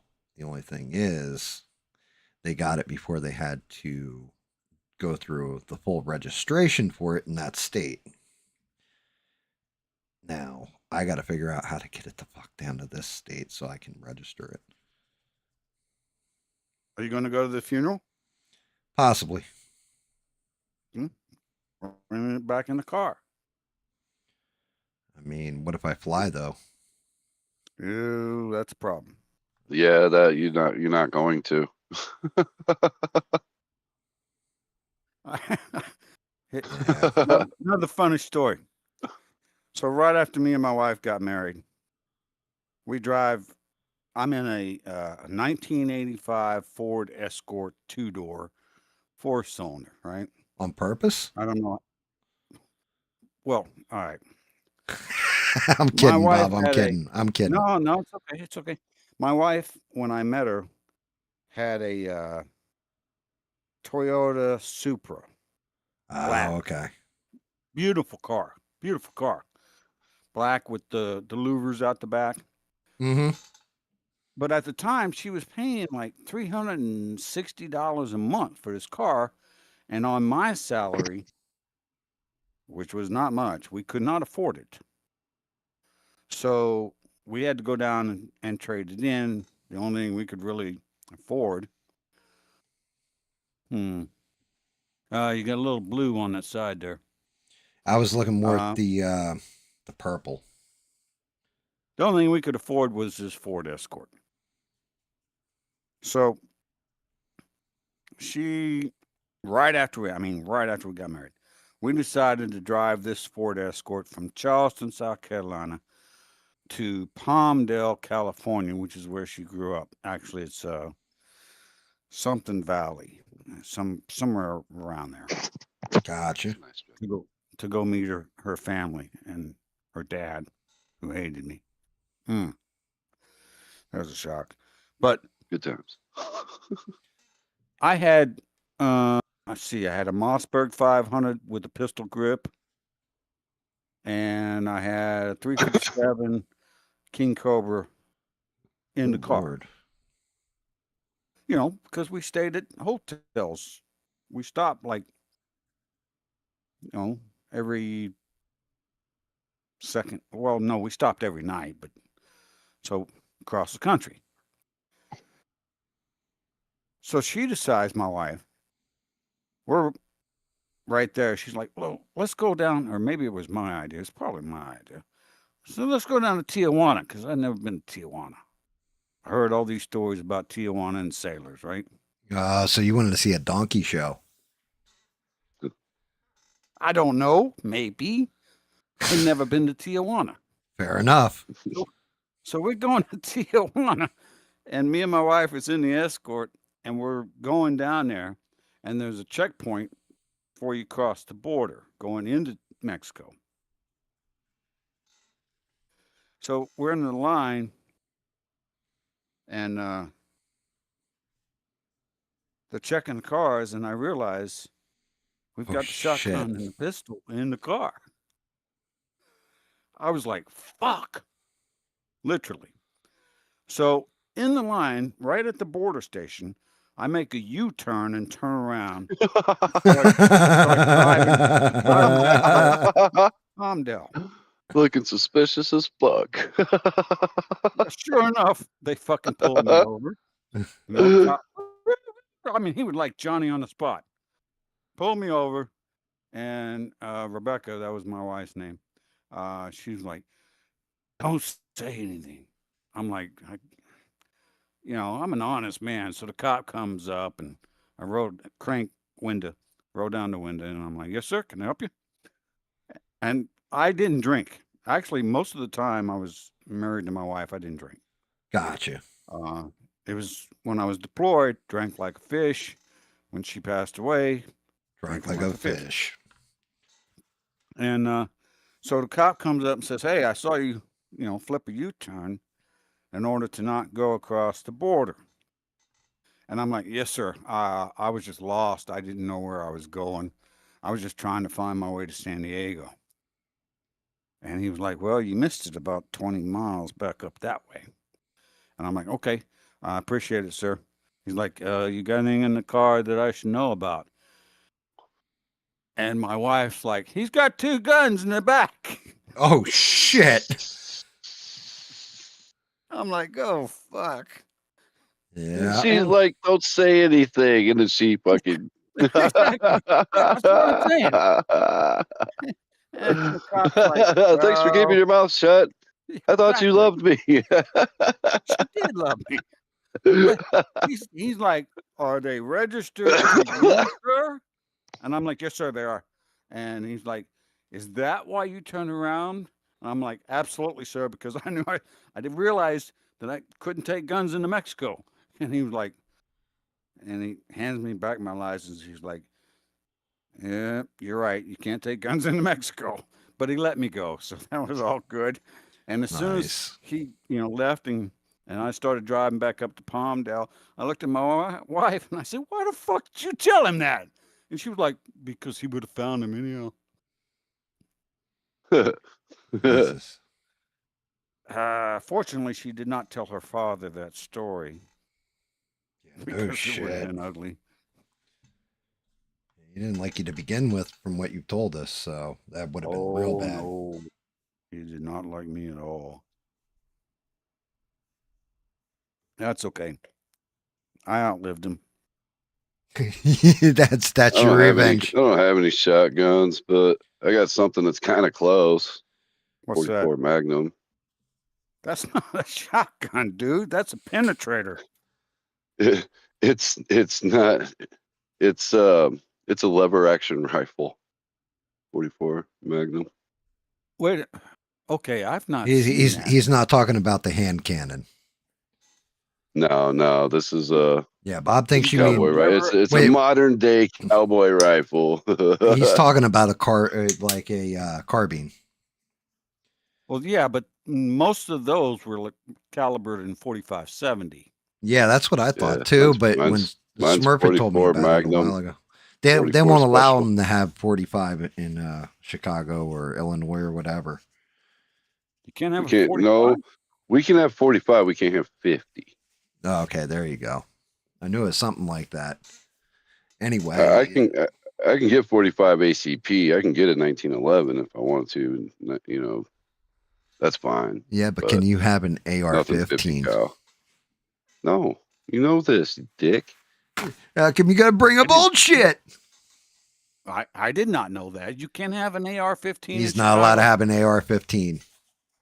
I'm not even close to Chicago, dude. I'm way down south. I'm 5 hours in the south same state, right? of Chicago. He's allowed to But go because buy it's in the weed same state. and hookers, but he can't and house illegal immigrants, but he can't have an AR-15. Yeah. How come we have what? We can't even have a 20? shotgun with a pistol grip, dude. We can't even have any kind of 9mm carbine, anything like that that's got a pistol grip. 30 people get shot in Chicago every weekend. That's because they don't listen to the law, Bob. Pistols, we can't get pistols where the magazines hold over 15. So if it's a 17 or a 21 or higher, can't have those. Yeah, go figure. Criminals doing criminal shit.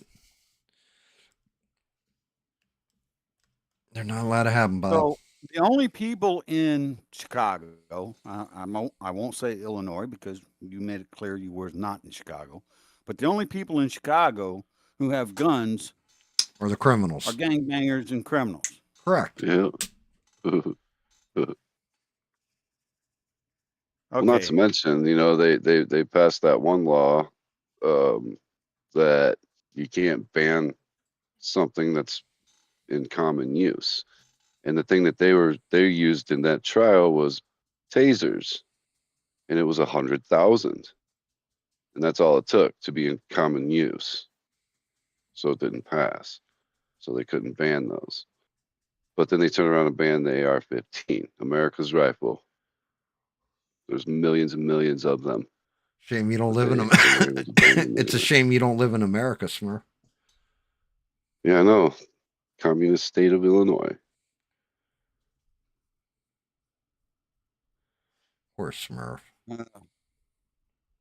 At least I do have some firearms. I also have a Ruger Mini 14, chambered in 5.56. Ruger makes a good Mini 14 actually. That's a pretty good little rifle there. I haven't had any problems with it at all. The only problem is the biggest magazine I can get for it is a 10. I can't get anything. Or I mean, I could go and get one, but I can't get it legally. Freaking magazine! I can't even just get the standard 20 round. Good night, Stranded. Thank you for everything. Everybody, make sure you smash the like if you haven't. Make sure you're still subscribed, and just remember, Smurf's a dingus.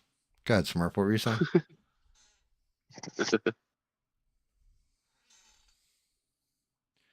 But I was saying that I can't get the magazine that holds more than 10 for. Sure, you can. For that rifle. You just can't get it legally. Yeah, that's what I said. No, you said you can't get one. I said you can't get one legally. I can get all the 5s and the 10s I want. They won't mail it to Illinois. They won't send it to them. Yeah. You can't. And if I go out of state, I have to show my ID, and it's in Illinois. And they say, no, you're not American, so you can't have law, it. So. Yeah. Do you have any brothers or sisters that live in another state? I do. I have a brother that lives in Missouri, but he's not into guns, and he just won't. Well, I mean, it is illegal for me to be like, hey, dude, buy this AR-15, and I'll just give you the money for it, and you give it to me. Yeah, just bring it up for Christmas. Seriously. He could do a Christmas present, but like I said, he doesn't like guns. He won't even go with me to go shoot mine. Okay, well, would this brother of yours be gay? I don't know.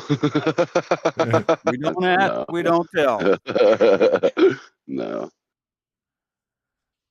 Yeah. No, that's why I just keep waiting. I just keep waiting to see if they're gonna pass this law or not. Okay. It's Illinois. They're not gonna pass that law. Well, it's bullshit because Pritzker it was a bill that was supposed to be. It was completely about something else. I can't remember right off the top of my head. And then at the last minute, they changed it to just an all-out gun ban. See, and they call it the PICA Act, the Protect Illinois Communities Act. Protect Illinois Communities Act. Yeah, so literally overnight, boom, he signed it. It immediately went into effect, and all of the FFLs around here had to immediately comply.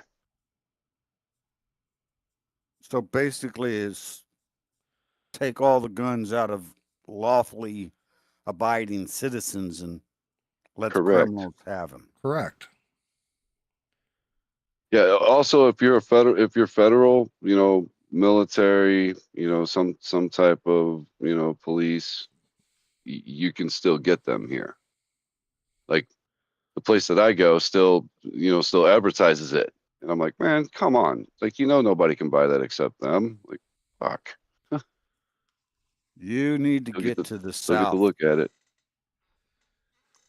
You need to get out of Illinois and move to the south. Smurf can't live in the south. Weed's not legal down here. Yeah, he'll fucking go to jail in like 5 minutes. Yeah, he'll just walk around. They'll smell him and log him up. We could go to Missouri. It's literally 20 minutes away. Missouri's right here. Actually, they just legalized it in Virginia. Yeah, Eugene was saying something about that. Hell, I got my daughter growing it in her backyard. I'm going to have to come up and visit Bob.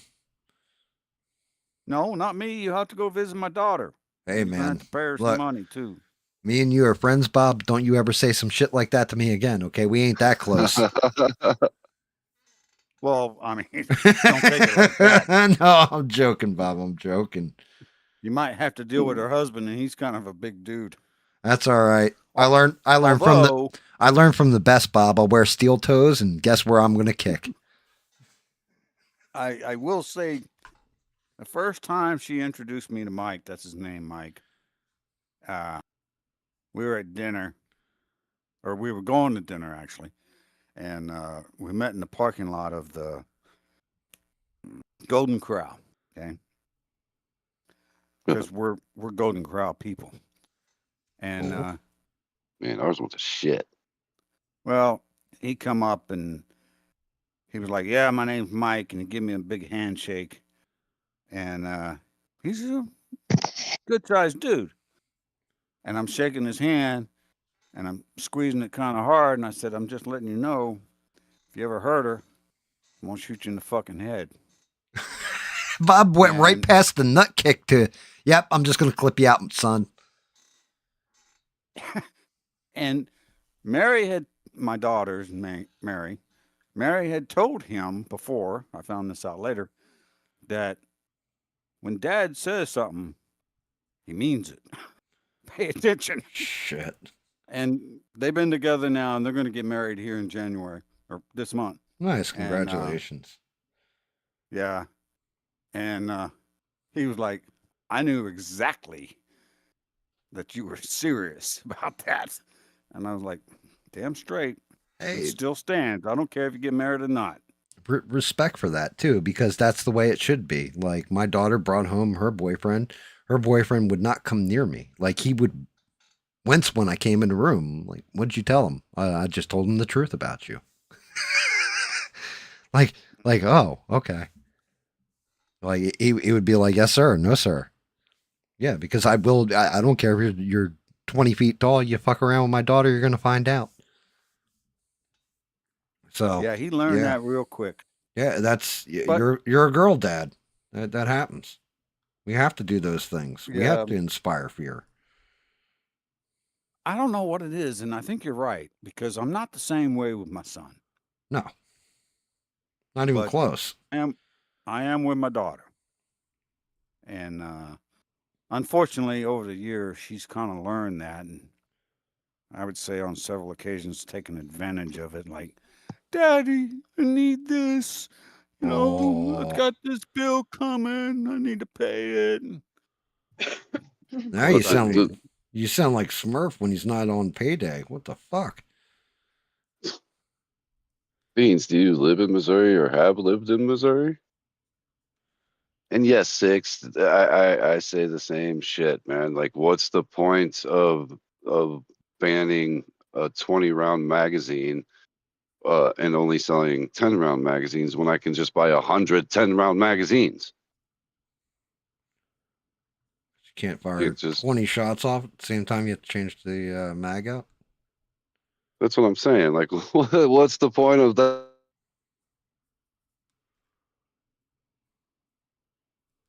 You still there, Smurf? You Yeah, faded. I was going to say, he cut out for you too, right? Mm-hmm. Yep. The Illinois police just showed up at Smurf's and arrested him. That's what you get for questioning your government, son, in a state that's obviously not friendly to free speech. I look at it this way, and maybe it's just me. I look at it as if I need more than one shot, then I need to practice more. See, the shot is for the wife. Like, the wife's the shooter. I'm all about blades. You don't even hear me Blades. coming. Shink. That's it.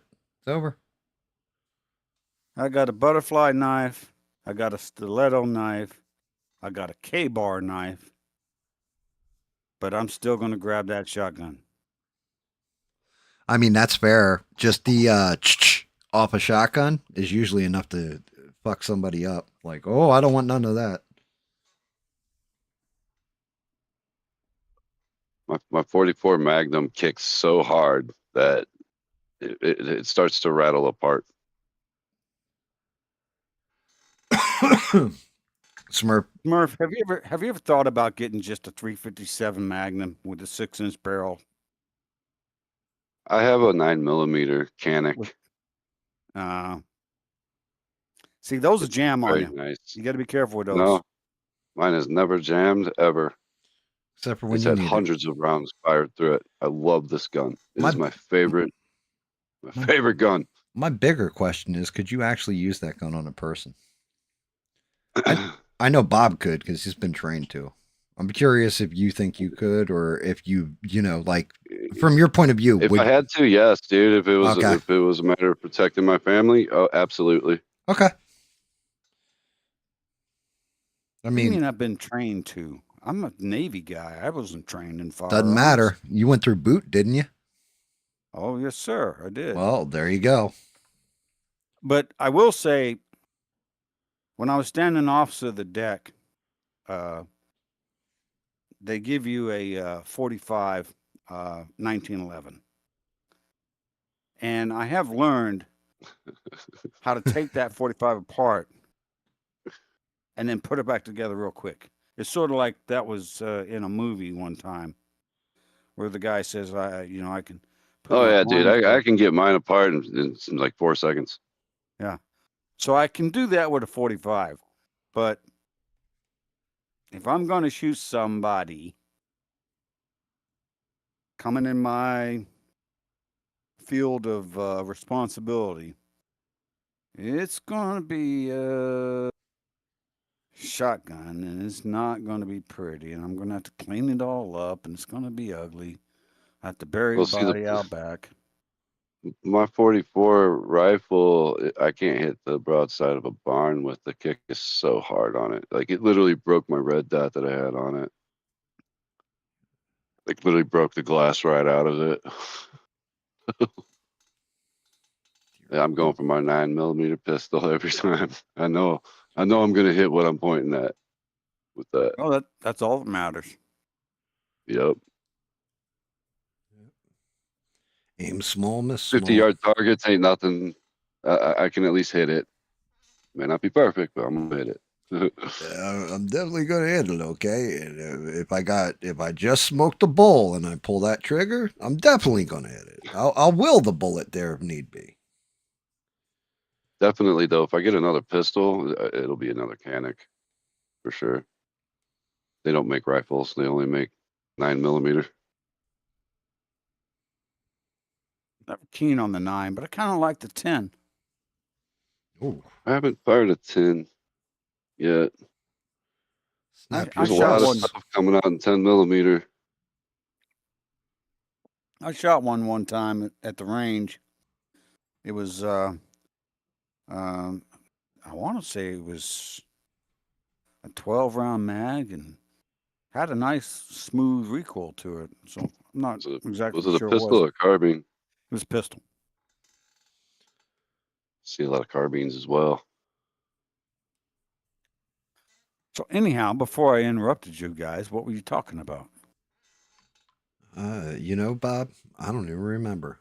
But since you're here, Bob, what would you say your biggest story of 2025 was? Out of all the events that happened, what do you think was the main story? My biggest story or the news's biggest story?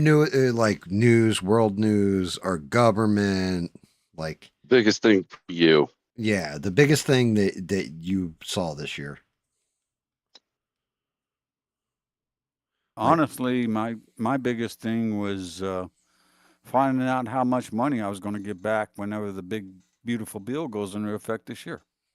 Oh, because it's going to be significant. Really? Yeah. Nice. And that's actually a good story to have. I like money, and I like to have more of my money, and I like to keep. Fair enough. That was kind of, I was like, okay, that's good. That's good. Nice. I didn't even ask Smurf. What was your big story of the year?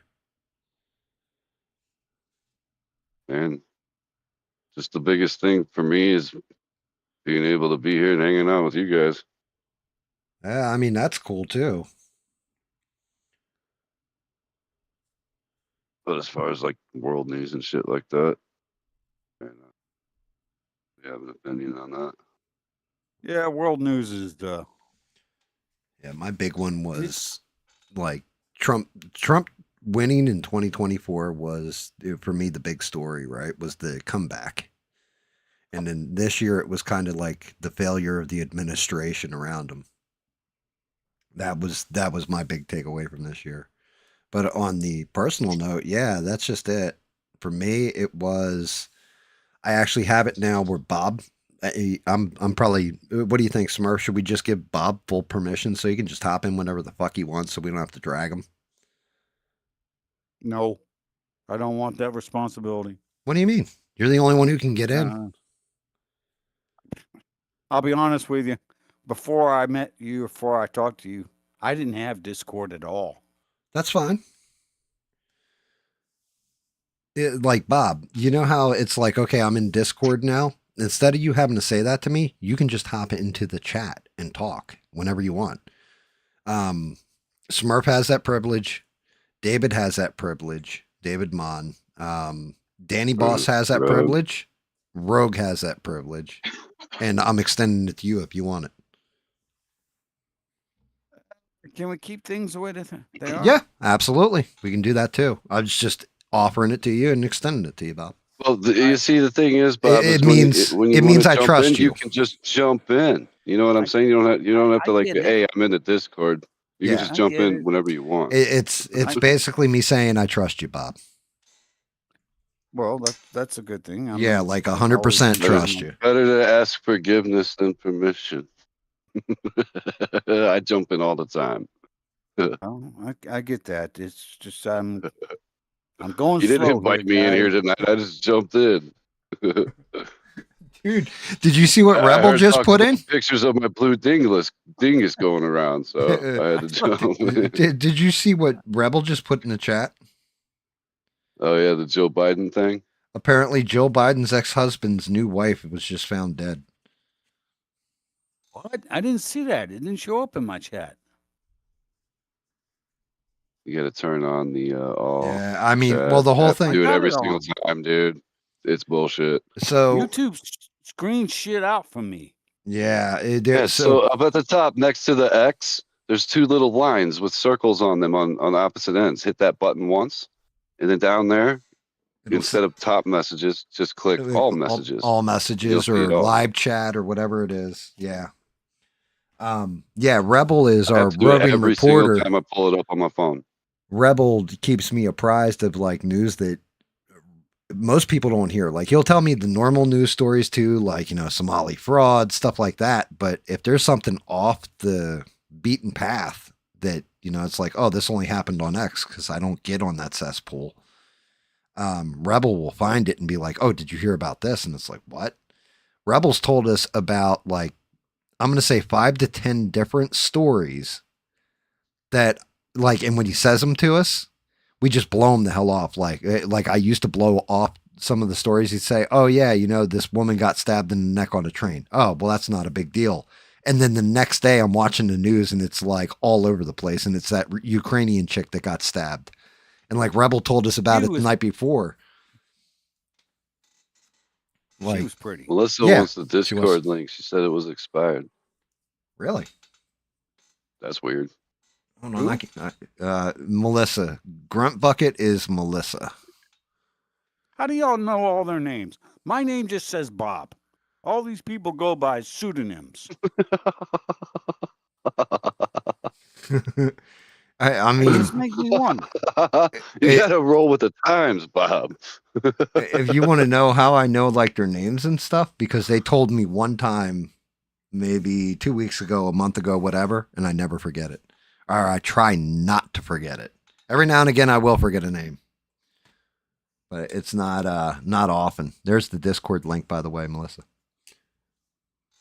But yeah, I mean, I'm like that when somebody first comes in. I greet them. I try to, you know, hey, how are you? All that kind of stuff. And then if they come back a bunch or whatever, or interact a lot while they're in there, I remember them. Like I try not to forget them because they took time out of their day to tune in, even for 5 minutes or whatever. Most times, smash the like button, hit subscribe, whatever. Maybe sometimes they don't subscribe. I definitely have people that watch me that aren't subscribed and stuff. And that little interaction or whatever, I'm kind of, it's like, if they're going to tell me their name, thank you for your time. You know what I mean? Thank you for investing time to watch me. So I kind of have to, like I don't have to, because you definitely have people who will remain nameless that have followers that message, like they'll say something and they'll treat them like it's the first time they've ever been in their chat, even though they've been watching them for 4.5 years. Well, and it's polite. Yeah. It's also, I mean, it's polite. You're right, Bob. But to me, it's also a respect thing that, if somebody's going to take 5 minutes to come in here and, just hang out and shoot the shit and everything, well, the least I can do is fucking remember your name.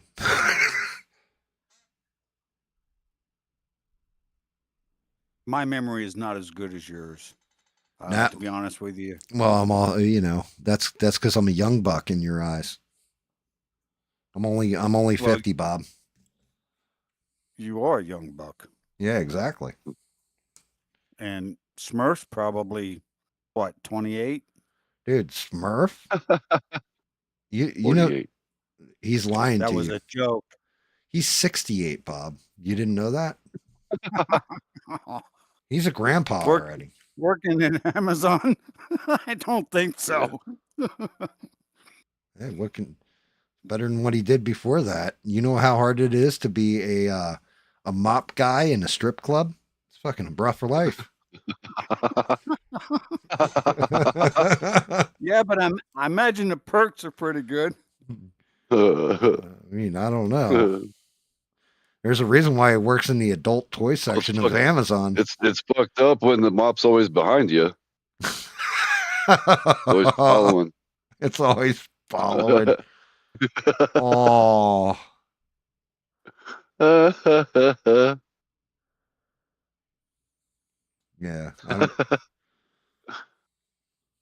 Yeah, but I mean that's just it. Like it's little things like that. Having been in other chat rooms and stuff like this and seeing the way streamers or content creators treat people in their chats and stuff, and me actually going like, yeah, that, it's kind of shitty the way that this person was treated or that person was treated. I don't want to replicate that on my channel. Like I want that to be something that it should be something that's like considered rude, or you know what I mean?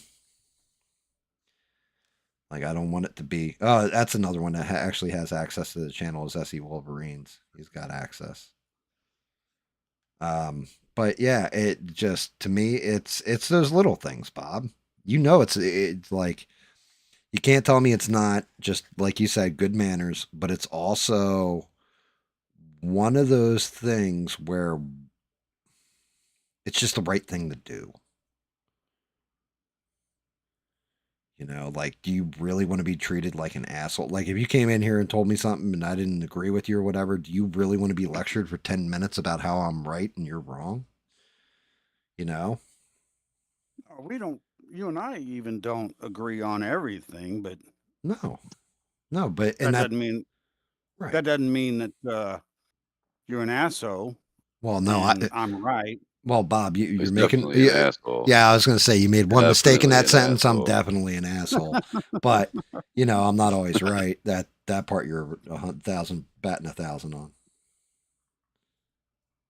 But yeah, I mean, it's one of those things. It's like when you ask me, why do you apologize? That's why, because I respect my audience. I respect the people that take time out of their day, because without them, what am I doing? I might as well just shut down the stream and sit here and paint.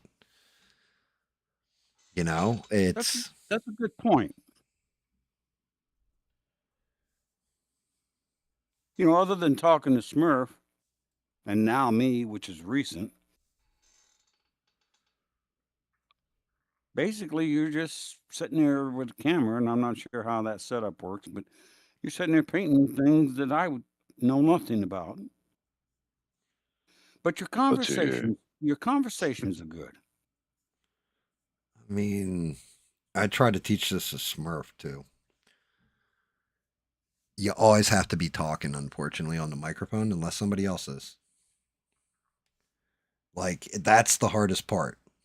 Smurf's not here, you're not here, and still just talking like, Everybody on the other end of the camera is in this chat or in this voice channel with me and having a conversation, but having to read it while I'm painting too.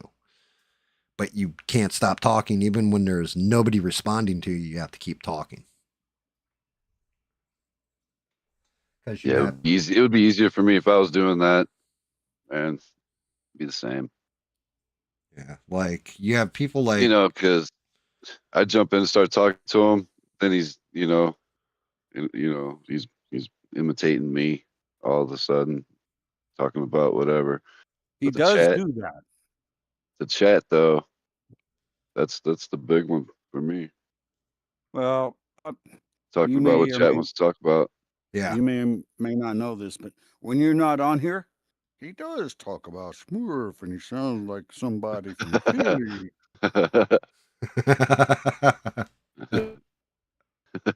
That was a terrible impression. I know. I don't do it as well as he does.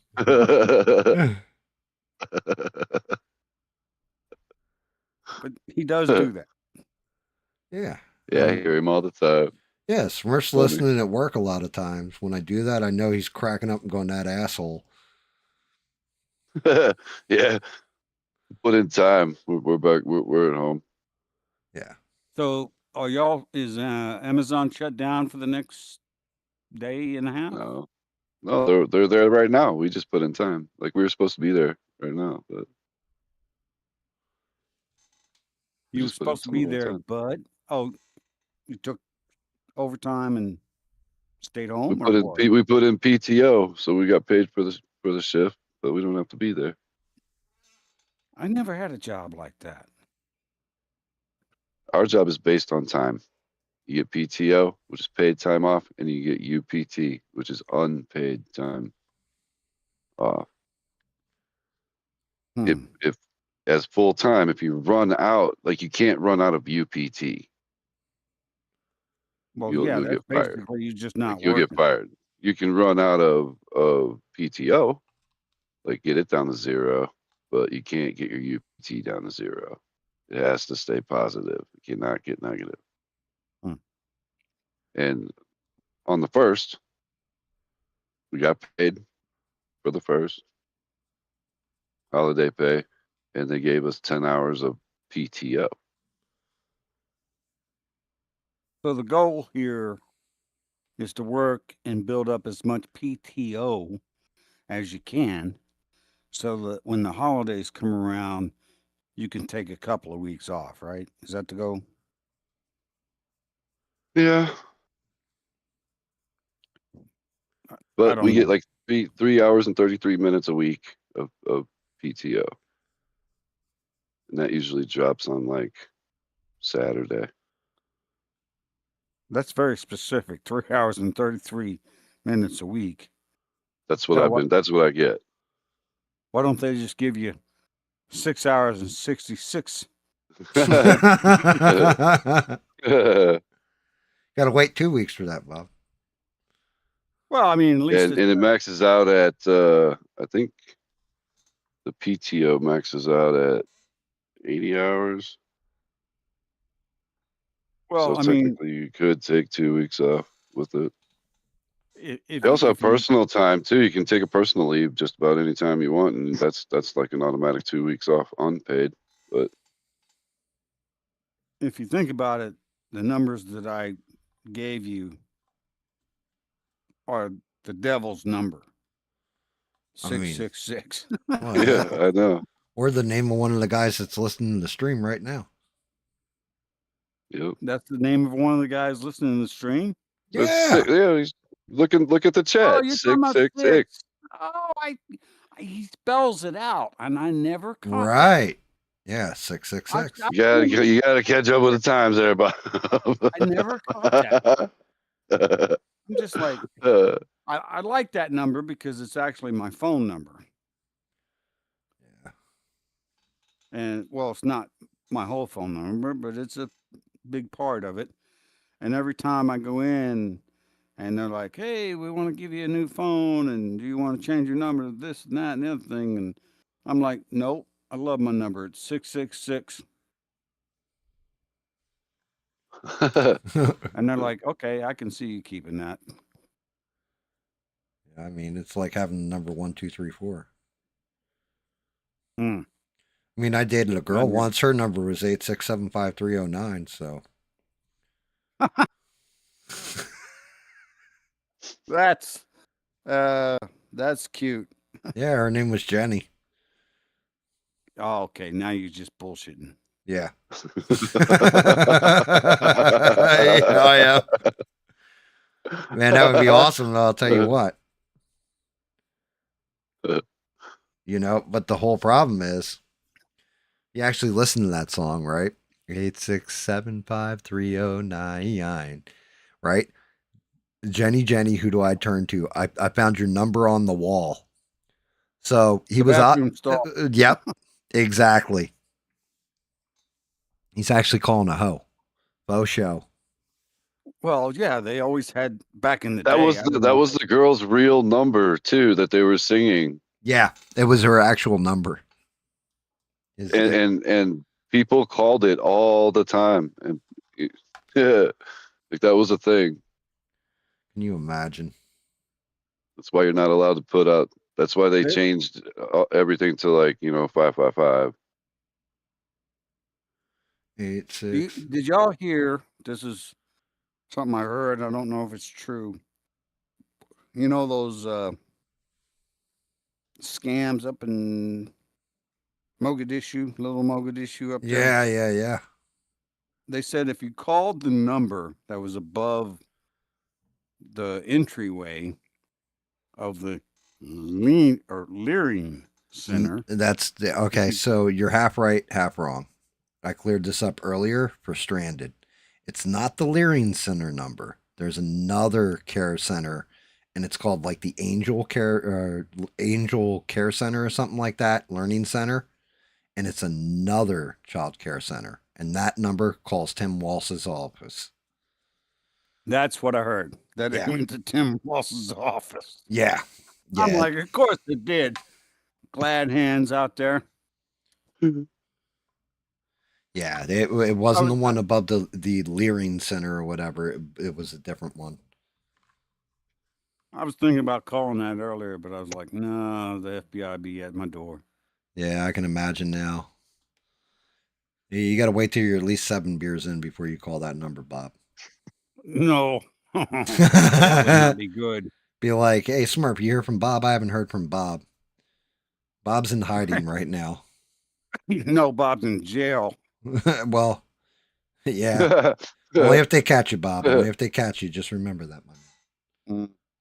They did. They caught him on a bus and kicked him off. And he rolled down a hill right into jail. That was not.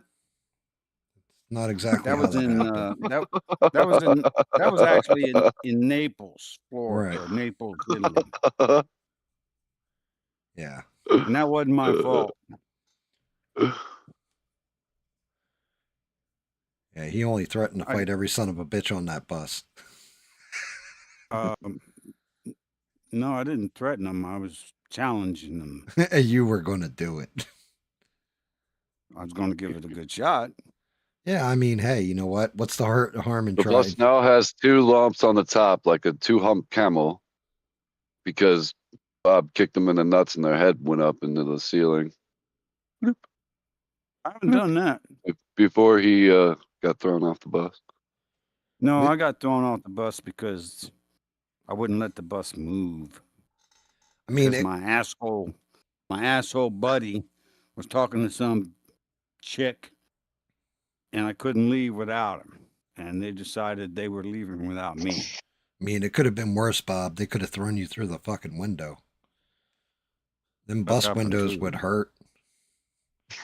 That's happened too. They're kind of small. Yeah, you never heard the story of Bob getting thrown through the window? Man. Yeah, you lose skin. Not on the bus. He got thrown through the window of a bar while still sitting on his bar stool. Still sitting in the chair, yeah. And they threw the chair out with me. Poor chair. Didn't deserve that. Like, what the hell did I? And I wasn't even involved with the fight. I was just sitting there making a checkerboard on the bar stool or on the bar counter. I'm just minding my own, but this always shit happens when I'm minding my own business. Just minding his own business. He was in the strip club. It was not a strip club. It Well, was then you down know the if street. right, but you know what? If you had been in the strip club, they wouldn't have thrown you through the window. Probably. You know, think about And that. It was my own guy who did it. Yeah, you said that. So from North Carolina. It's like that time I short stopped and bent over in front of Smurf to pick up that dollar I saw on the ground. Jesus Christ. I was like, my own guy did it. What the fuck is up with this?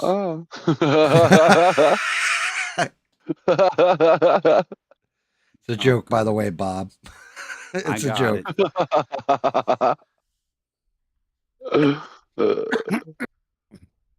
No, Trump presides over auction of a speed painting. $2.7 million, huh? What do you do with that? Buy McDonald's? That's about how much it costs you to go to McDonald's nowadays. Holy shit. Well, they just raised I think minimum wage here in Virginia now is like $17 or something like that. Dear Lord. That means all the prices are going to go up. Of course they are. Yeah, always happens. 15. It's 15 here for minimum wage where I'm at. Yeah, see, like that's the absolute bullshit is that anytime they increase the wages, they increase everything else. Yeah, so nothing happens. Right. You're basically just back to even at that point. You might as well make everything like get paid $1 an hour and then just drop all the prices down to the equivalent. I remember when I was working part-time in advance, I think they were paying like $3.25 an hour. But this was in like, let me see, my truck's a 2001. And I bought it when I was working in advance. So it was in around 2001, 2002. I was making like $3.25 an hour. Man, my first job was only $5.25 an hour. First job was $7 an hour. Pearl diving. $4 in pocket, $3 on book.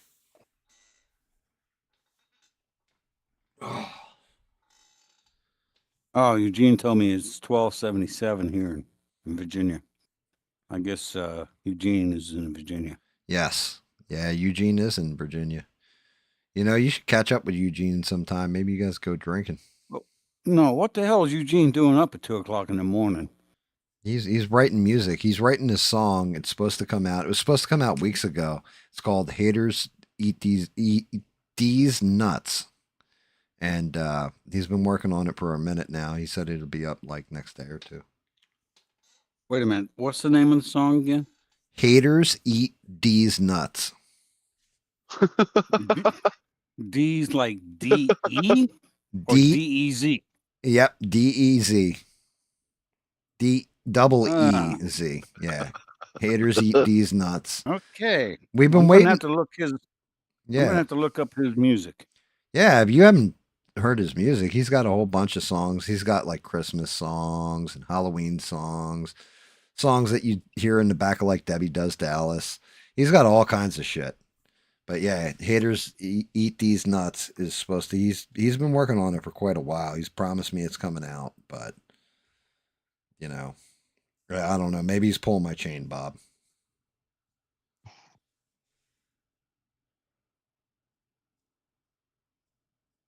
I don't know y'all's relationship, so I don't want to get into it. Well, I've known Eugene for a little bit now. I mean, last time he said this to me that it was going to come out, he put out a Christmas song instead, and I was like, "What the fuck, bro?"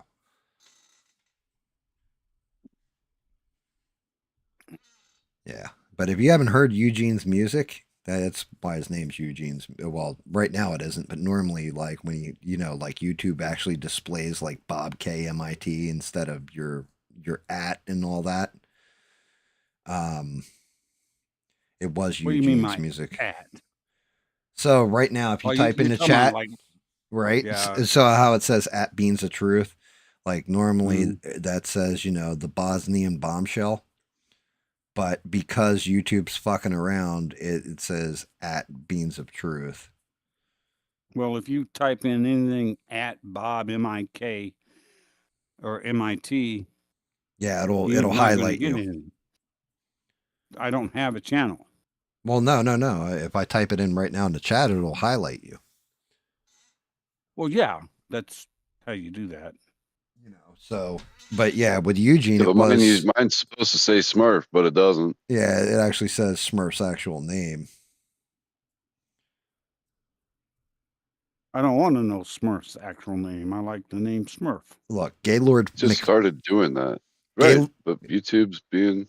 Yeah, I mean, Gaylord McFucktits is an original name, Bob. Now you know Smurf's actual name. Well, Gaylord, I think you need to change your name. Me too. Why do you think I changed it to Smurf?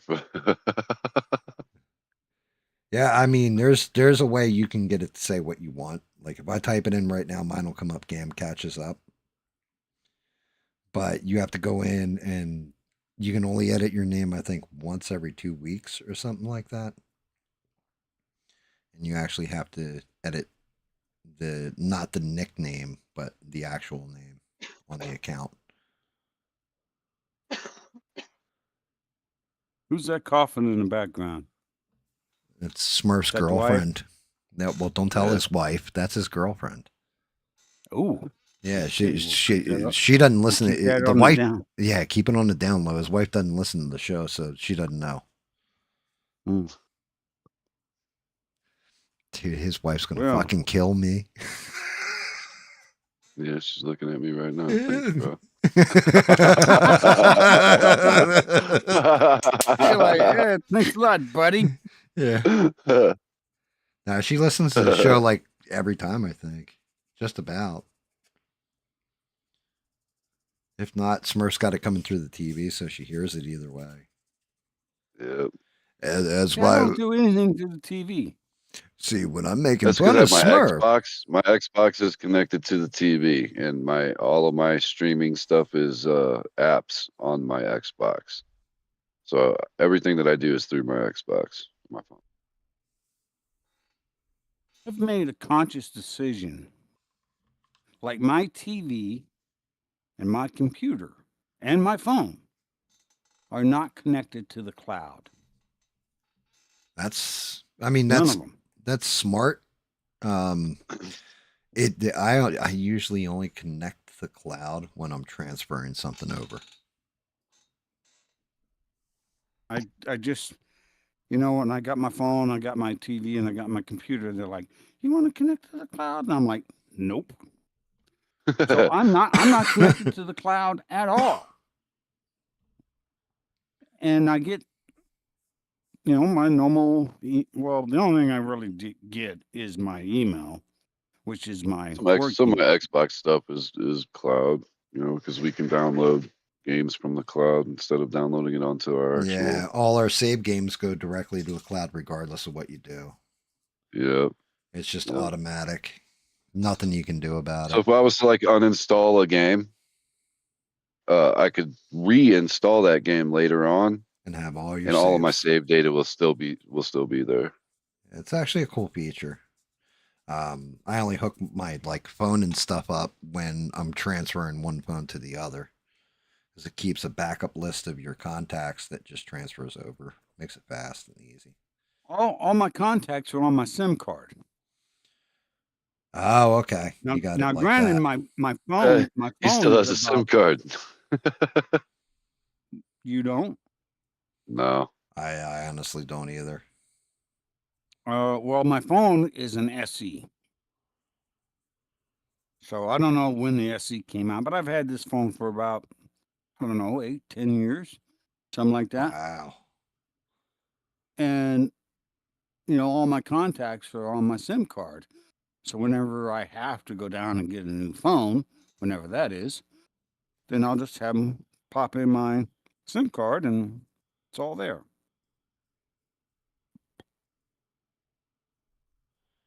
So I actually have no footprint on the internet other than the YouTube channel. I mean, Smurf doesn't either outside of his OnlyFans and Facebook. Smurf, give me the link to your OnlyFans. I'll sign up now. It's just Blue Dingus. It's Blue Dingus at OnlyFans. Blue Dingus at OnlyFans. Yeah, Mushroom Cap was already taken, so. Jesus. Well, hey, So look, don't yell at me about it. Yell at David. He took it. All right, so I got a question for both of y'all. Fire. So it's 2026. Mm-hmm. A year that I never thought I would ever see. Me either. But what would each of you like to see at the end of this year? What would I like to see, or what are we probably going to see? No, what would... Okay, let me rephrase. I want my band to be over with. That's what I want. Let me put it this way. What's your goal? It's been 2 years now, and it's still in the courts. My goal? Keep doing what I've been doing, and hopefully success follows. But keep working at it. That's it. Get better at this shit that I'm doing with this painting, because right now I've gone from beginner to my first steps into like intermediate. I'm actually mixing paints. I'm actually making my own colors. I'm actually matching up colors that I see, stuff like this. And I would love to be at a point where I'm like high up on that intermediate scale to almost expert. You know what I mean? And then from expert to professional eventually. But where when you look at something, you can't tell if I painted it or somebody that you paid $500 for this fucking thing painted it. That's where I want to be. Before you answer that question, Smurf, I'm going to ask you, GAM, a question. Hmm? I've asked you this before. Why aren't you monetized? Oh, because I don't have enough subscribers. I have enough watched hours from everybody here times 2. So in order to be monetized, fully monetized, right? You have soft monetization, which is the super chats and the memberships, which I will never turn on those memberships. And, you know, super chats, I'm not really going to push hard on them, anything like that. Like the only reason why I even do the toss a coin to your Witcher thing, which is the Venmo link, is because Sheree, we miss her, but Sheree always pushed for it and Beans pushed for it too. So I finally put that in there. So if people want to send me a tip or whatever, they can. Super chats, as far as YouTube is concerned, they take, I think, 1/3 of it right off the top before it even hits your taxes. So you're kind of getting fucked on that. So the Venmo thing's an easier way of doing it. But you need 500 subscribers and 3,000 hours of content watched over the course of a year to get the next level of monetization, where they run ads and all that kind of stuff on your videos. So if somebody watches the replay, there's ads and they just have to hit skip ad or whatever. That's called the AdSense revenue. That one, you have to have 1,000 subscribers and 4,000 hours watched over the course of a year. So okay. I've only got 122 subscribers.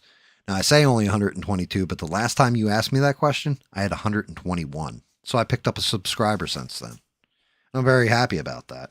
I'm going to be slow growing everything else because, and I know we've discussed this before, because I'm right up on the middle, like in the middle of everything. I don't 1000% go with, yeah, everything's rah rah for Trump, Republicans, and all that shit. And I don't turn around and go, everything's rah rah and great for Democrats. I don't, pander to Christianity, Buddhists, Muslims, Jews, whatever your religious beliefs are. I feel everybody should have them, and I'm trying to call everything honest and up the middle. But by not being partisan or taking sides, I piss people off one way or the other. Now somebody that is an independent thinker, like everybody who's watching, is pretty much independent in thought. So they come to their own conclusions themselves. They see shit for what it is. And because of that, they tune in and they watch me and they support me and they cheer me on and they hang out and bullshit, come in, tell old stories or just have fun because fuck, we remember what it was like to actually be human beings and not just be individuals and human beings and not like, oh, well, I'm a Republican. I'm a Christian Republican. Oh, well, I'm an atheist Democrat. You know what I mean? Like we don't actually label each other. So if I can attract 1,000 of those type people that are individually minded and just want to have fun, hang out, maybe you're lonely, maybe you enjoy the painting, maybe you just want to talk some shit, whatever. Come in. Yeah, maybe they just like to hear about beautiful voice. Right. Maybe they want to hear a guy who sounds like Sylvester Stallone after getting punched in the head on Rocky. I get you. There's certain things I could do right now that I guarantee you the algorithm would pick me up one way or another, and I would put a rocket ship straight up my ass as far as subscribers, watch hours, everything. I'm not going to do it because to me, that's selling out who I am. So if I got to earn it the hard way, I'll earn it the hard way, and I'll do it one person at a time. But the people we add are quality. Like Melissa wasn't always subscribed to me. Hell, everybody here pretty much wasn't subbed to me at one point in time or another. And, it's grown. It's just grown over time, naturally. Like you weren't always subscribed to me. You know what I mean? No, it's a fairly recent thing. Right. But that's just it. You had to find me or get invited here or, what have you. I think Sheree actually invited you. Sheree did actually invite me. Because you were in ABL's chat and Sheree, actually, I can't believe she invited you because you were in ABL's chat. And that's one of those behind the scenes things that Sheree and I discussed was I told Sheree don't ever advertise me in ABL's chat ever. Because I'm not sure she did. I think she just confirmed it. It might have been Beans. It might have been Beans. Yeah, because the whole thing was Sheree was his mod too, and you know what I mean? I didn't want him to be nasty to her or feel a certain way or take away that privilege from her. Yeah, ABL has an issue there. You remember Anthony McQuaid? Yep. Yeah. Yes, I do. And the whole Matt Mittens saga. Matt Mittens. If I ever run into that little fucker, I'm going to punch him on the goddamn head. Why would you punch him in the head? Just kick him in his nuts. Do what you're good at, Bob. No. Bob's like, no, I'm going beyond it. I'm angry now. The whole kicking in the nuts is just like a warning shot. No, it's more like a instinctive reaction. Oh, I got you. So if you sneak up on me, you're going to get a kick in the nuts. But if I'm pissed at you, I'm going to go find you and punch you in the head. Oh, that's fair. You know what I mean? Yeah, I got you. Yeah, that makes sense. So, give me a second because I got to go drain the main vein. And fair enough. I want to hear about Smurf. Alrighty. We'll go tinkle.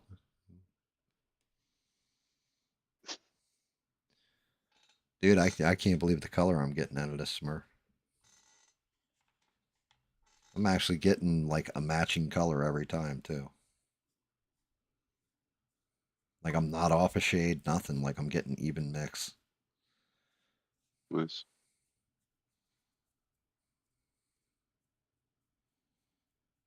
I'm a little pissed about what I just did there.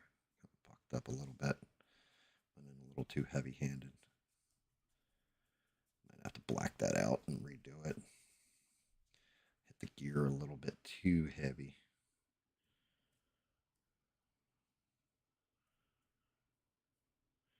86753. I like that song, Gab. That's a great song, you know. I got your number on the walls, making phone calls.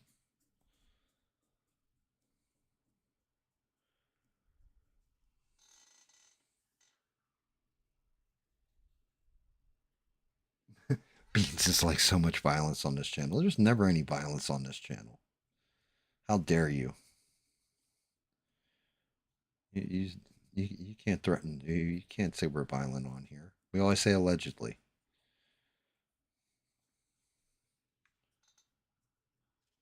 I mean, look at Smurf. Smurf, if you're going to tell me Smurf's violent, like, you got another thing coming.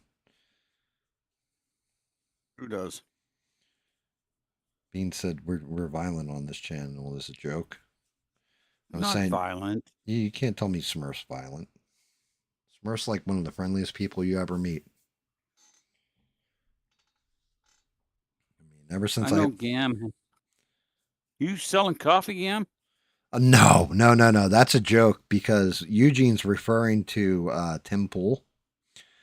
Tim Pool, all he does is read other people's articles, comment on them on his live streams for the most part, and then tell you how to buy his coffee because, you know, it supports his channel. And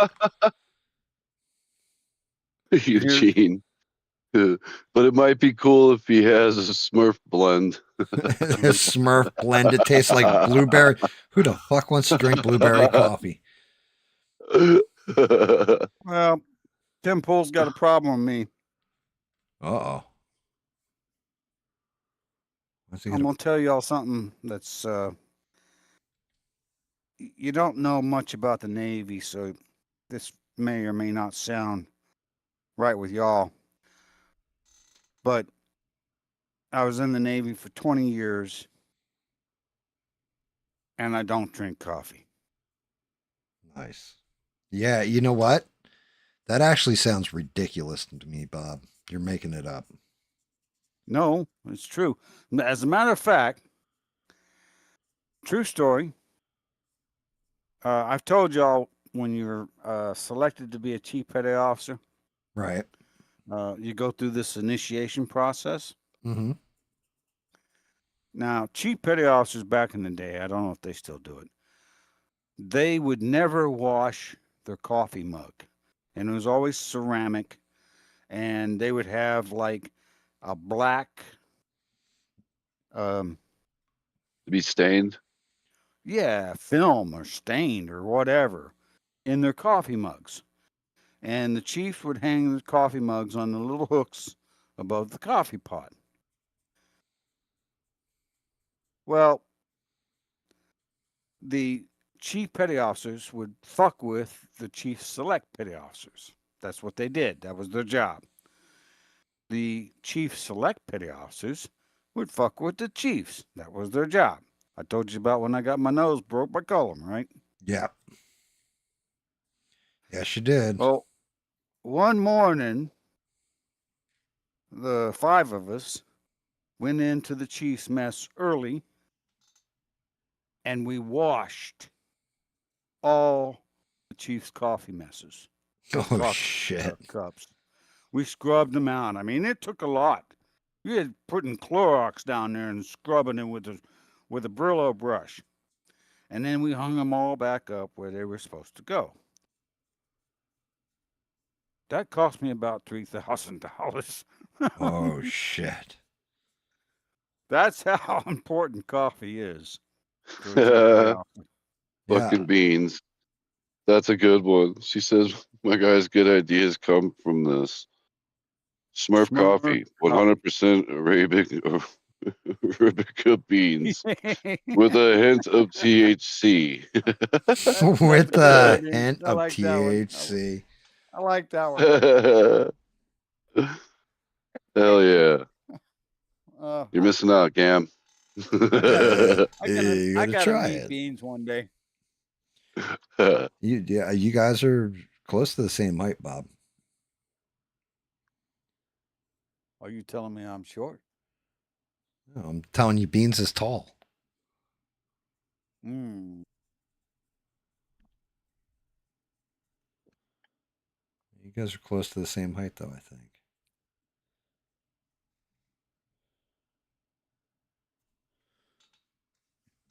Okay, Smurf. So I know it's a prying question, and I just kind of want to know the answer. Did you meet Gam just by playing online games and stuff like that?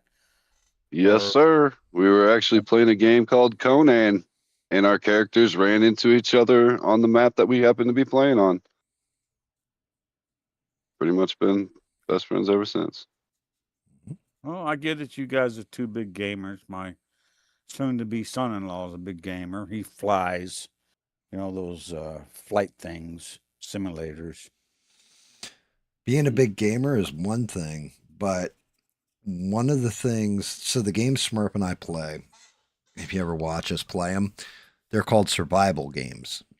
But when you play them with other people, it's basically like it's basically watching the Pirates of the Caribbean movie. You can't trust anybody. Like everybody's kind of out for themselves. And it becomes political Yeah. in the game. Yeah, there's politics in the game. Yes. Yeah, there's politics in the game. Like who's on whose team? Correct. So just imagine alliances and things like that. Just imagine, here you go. We can move it to real world shit. Like Israel, Gaza, right? They hate each other. They're blowing each other up, all this kind of shit. And then the U.S. comes in and has a conversation with both sides, finds a peace treaty, right? It'll get political like that. You have, say, Smurfs group and this other enemy faction, we'll call them the dickheads. And like, Smurf and the dickheads are fighting, and then I'm in a third group, and I come in, like, meet Smurf, and Smurf trusts me, and we're cool, and then I meet the leader of the dickheads. He and I are cool, and then I sit down with Smurf and him, and we negotiate peace. It gets political. Okay, well, I get enough politics outside of gaming. Not that I'm a gamer. But whatever. I got to answer a question from Rebel. It cost me $3,000 because as you go through the initiation process, on the day that you became a chief, you have what they call a charge book. And in that charge book, they charge you money for all of your sins. And I'm using those in quotation marks with my fingers. And you have to pay that money towards the mess. Now they take that money and they, buy lobsters and steaks and stuff like that. So you're getting that money as well. So by washing the coffee cups out, they charged me $3,000 to my charge book, which went eventually to the mess. So that's how that worked. I just wanted to answer his question. You're fine.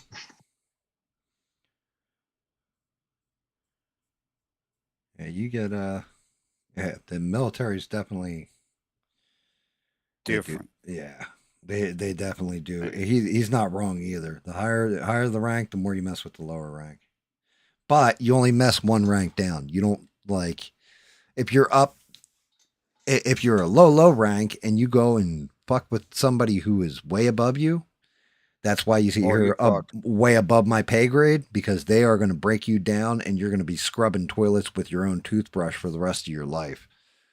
I've actually done that. I can believe it. But then again, if you have skill, which I do, or I did, they tend to protect you. Yeah. And what I mean by this is true story. So I'm on the Canopus in Charleston, and I was at the Red Bank Club. It's the only club. Red Bank Road dead ends at the weapon station, where you may or may not carry specials. And so I was at the Red Bank Club drinking. There was a shark. And I was going back to the ship because I lived on a boat. And I didn't have a car, so I had to hitchhike down. And it's like, I don't know, it's like 1:30 in the morning. And they noticed that all the T-shirts coming out of laundry, the white T-shirts, were coming out gray. So they had done a pressure test on the piping and found out that there was a down in the bilge, down in the fire room, there was a crack in a pipe that went down into the fresh water tank, which supplied the laundry. So all the bilge water was getting into the laundry water and turning all the white T-shirts gray. For those that don't know, especially if they were doing like navy dress or whatever, pure white. You go any color off of pure white, it's your ass. Mm-hmm. So we get down there and we find that right there at the bottom of the bilge, there's coupling that was leaking on the bottom side of it and allowing bilge water to get into the tank. So this is a true story. I come back on board, Duke, Master Chief Duke, has these two great big Samoan dudes. They weren't Samoans, but you get my point. Yeah. And they lower me upside down into the bilge with the torch because I'm the best solderer on board. I'm the best welder on board. And they lower me upside down where my head bounces against the bilge, and they're trying to hold me there while I braze upside down this pipe, this copper pipe, grade 3 solder. And they're bouncing me off the bottom of the bilge. And I'm like, guys, hold me straight, hold me straight. So I'm brazing this thing upside down with the torch about a ½ inch from my eyeballs. And I brazed it up. They picked me up, set me down on the deck plate, turned the torch off, went down, hit my rack. I was 2 hours late to quarters. Overslept. There's a shock. And I found out later, Duke's like, just leave him alone. He was up late last night. Yeah. Took care of him. That's why he protected me. He did. He protected me because he knew I'd always come through for him. And I did. Yeah, I mean, Bob lived in a time where you had to be useful to be protected. Now we live in a time where all you got to do is cut off your own penis and you can be protected. Oh, God, what is going on with that shit? I have no idea, Bob. I'm the wrong one to ask that question to. Yeah, me too. I mean, yeah, we always joke about Smurf's dingus. He ain't cutting that thing off. We'd have nothing to joke about anymore. I just don't get. Okay. Strictly going back to the kids. Okay. Okay.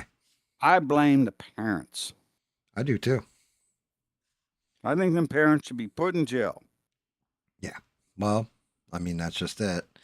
How do you how do you look at your kid, right? Some of them do it like it's a badge of honor. First off, they treat it like it's a status symbol. Because somewhere along the line, somebody told them it was fashionable to, do this. Have the kids cut the junk off? Yep.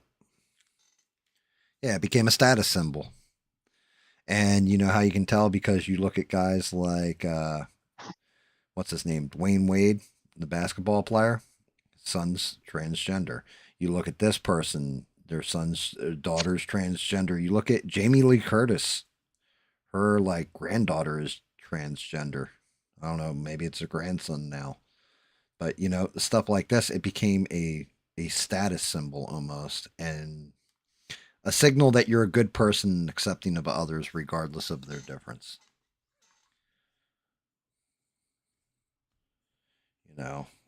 I've said it on here about a bajillion times. Look, there are people that actually have body dysmorphia issues. They think they're a man or a woman trapped in the wrong body. My heart goes out to those people. A 6-year-old does not know if they're a boy or girl, and I don't give a shit who says, "Oh, when I was a little kid, I knew." You didn't know shit.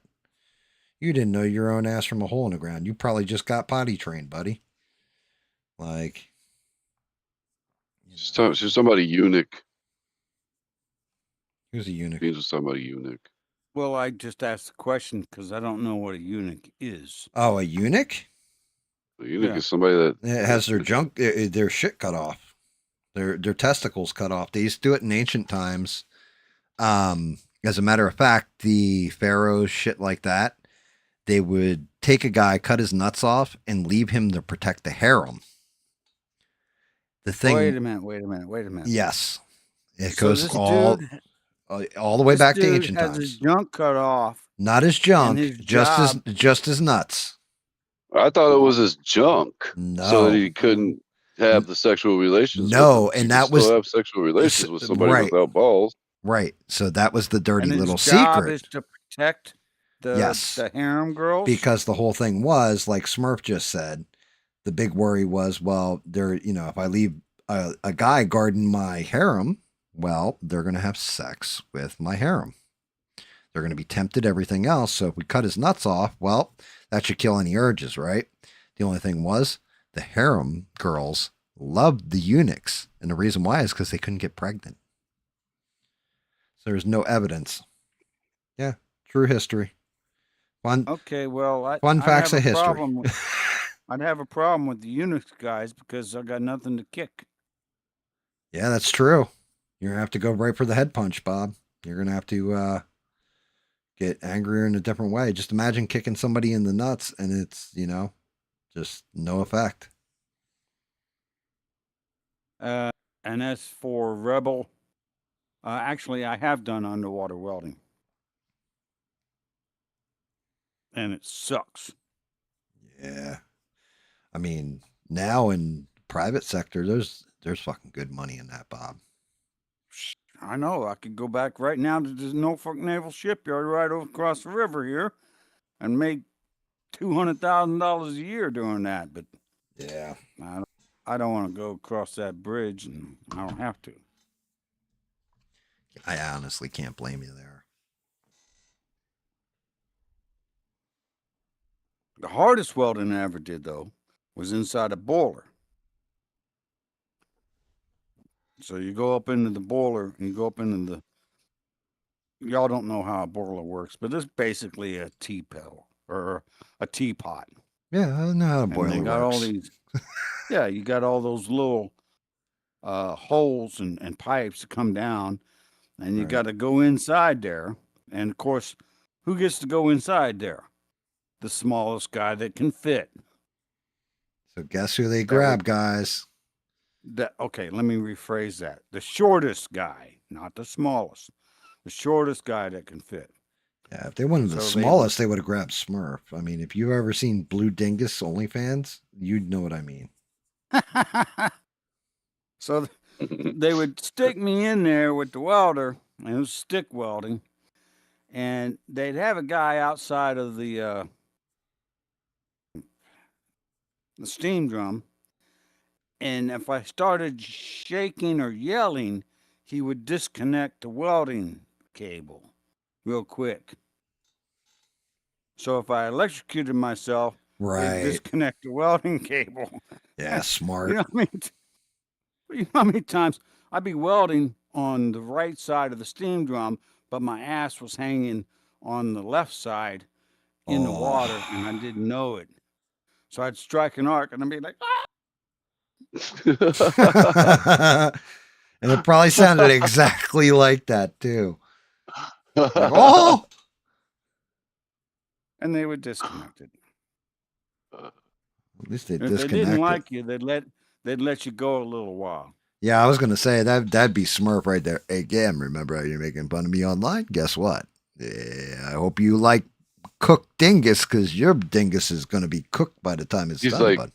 he's like, Smurf, turn it off, and I'm like, I'm not turning it off. Go watch your ass back for a minute. Have y'all ever? And this is a personal question, but have y'all ever seen somebody who is dead? Yeah, of course. Yeah. A bunch, actually, unfortunately. So I'm working down in Avondale, and there's this guy, shipyard worker, and he's welding inside this pipe, big pipe, like a 36-inch pipe. So he's sitting in there. You know what a MIG gun is? Mm-hmm. So basically, if you don't know what a MIG gun is you squeeze it. It's like a gun. You squeeze the trigger, and the wire feeds out, and it burns continuously. Well, this guy had grounded himself inside this pipe. And when he squeezed the trigger, the electricity killed him. Oh. But his finger was frozen on the gun. Oh. So the wire just kept spitting out. And wherever it hit the pipe that he was welding in, It was electrifying, yeah. And yeah, I don't know how long it happened, but I didn't see him. I saw him after they shut off the power because we all went by.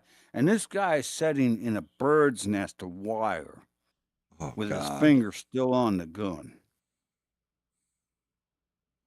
Oh. Yes, Beans. Avondale is on the west bank of Nolens. I lived in West Wego, and yes, that's the true town.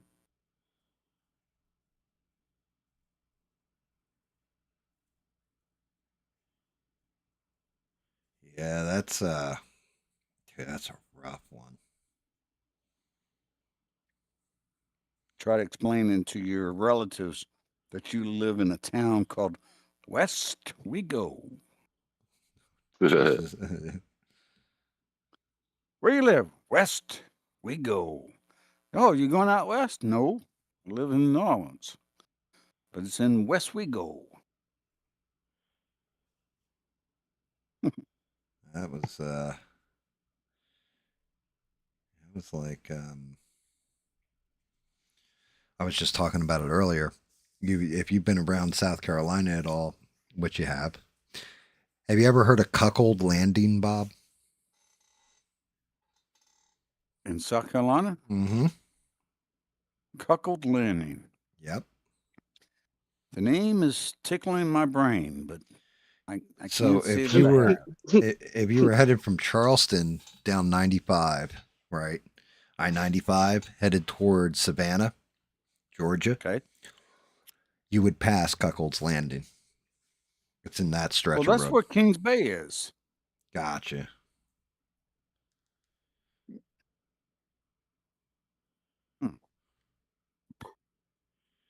Yeah. So wait a minute. You're going from Charleston down to where? Savannah, Georgia, on I-95. Okay, so it's up north. You were up north to where I was. Gotcha. We were all the way down in Kings Bay, Georgia. That's actually where I got married. Was in Woodbine. Had me, my wife, and Justice of the Peace and his wife. That was it. They gave me a half day off to go get married. A whole half day? Wow. Dude, Half a day. Dude, that's actually that's actually shocking to give him half a day. Lucky it Well, no, I wasn't had to like put it. yeah, I had to put in a request. yeah, I was gonna say he's lucky it wasn't like an hour and a half. I had to put in a request to the command. You know, back in the day, you had to, whenever you want to take a day off or whenever you wanted to go on leave or do anything like that, you had to put it in what was called a request, a chit request. So I had to fill out a chit request, take a half a day off to go get married. It's all right. And poor Smurf. Smurf had to like plan his shit like a month out. And that's because Papa Smurf marrying a full village full of Smurfs. It took a long time to get to, you know, our Smurf to get him married. Okay. I think I got GAM's backstory, but Smurf, you're kind of a black hole. Well, he was a closet homosexual till he met his wife. Oh, okay. Well, you know, so he at least he was in the closet. He used to work unsavory jobs, unlike his butt plug testing at Amazon. He used to work the glory hole. He used to mop the floors in the strip club, but only the special booths. You know what I mean, Bob? You know, where you slip him the extra 50 and happy ending. You know, you talking about the champagne room? Yeah. Yeah. Oh, yeah.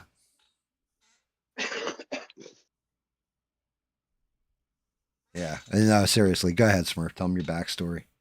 I'm going to grab coffee real quick. My backstory. I'm listening. I'm just, I don't know. Been married 3 times. You've been married 3 times? Yeah. Keep going. Got 5 kids. 2 of them are mine. 3 of them I'm married into. Okay. Play video games. Had a million different kinds of jobs. You now work at Amazon. Yeah, this one's the best paying one so far.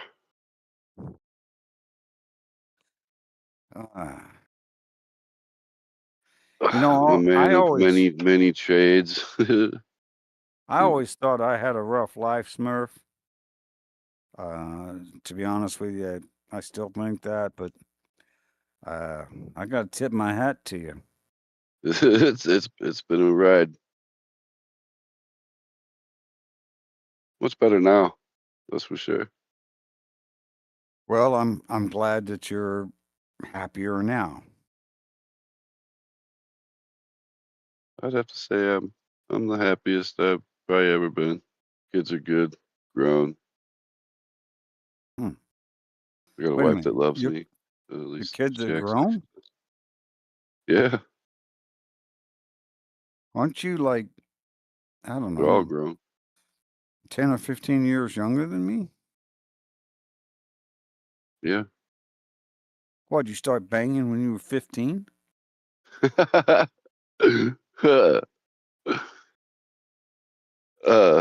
Maybe.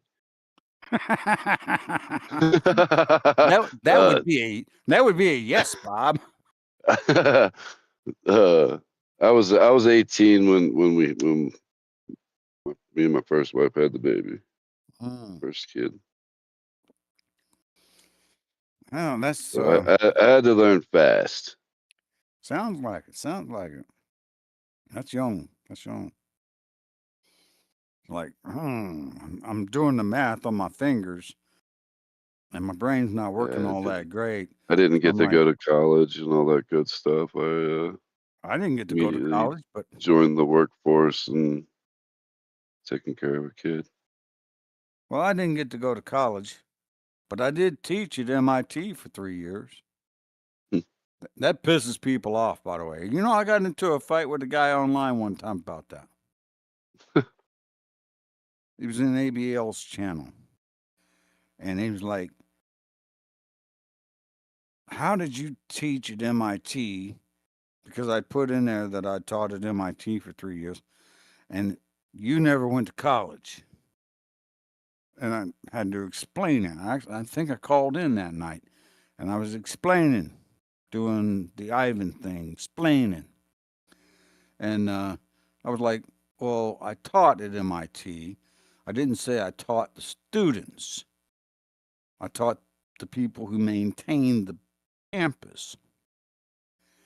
And he was like, well, that doesn't count. And I'm like, it did for my paycheck. Shit, my biggest hope for this year, for me personally, in my personal life, is to be able to make more money than I did last year. Be able to do something with the wife. Do something with the wife, like go on a trip? Yeah, just something. Even if it's like 2 days, you know, at a hotel or something in another state or town or something. Like something stupid, simple, you know. Anything. I don't even Well, care. We haven't I'll gone be, anywhere in so long or done anything. I want to go camping, honestly. I would love to go camping. I don't know I got about all the kinds of camping, camping gear and shit, but you got but tents and everything. Just never use them. I do have about a 500,000 miles with Delta. I can fly you and your wife anywhere you want to go. I got 2 million points. She don't like to I got about fly. 2 million points with Hilton. I can put you up at any hotel you want to stay at. My daughter uses them all the time. Yeah. Yeah.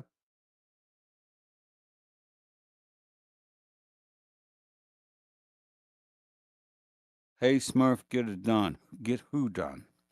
Who you talking about? 666, fucker. Talking about get her done. Like it's just working towards the goal. You know what I mean? I got you. I I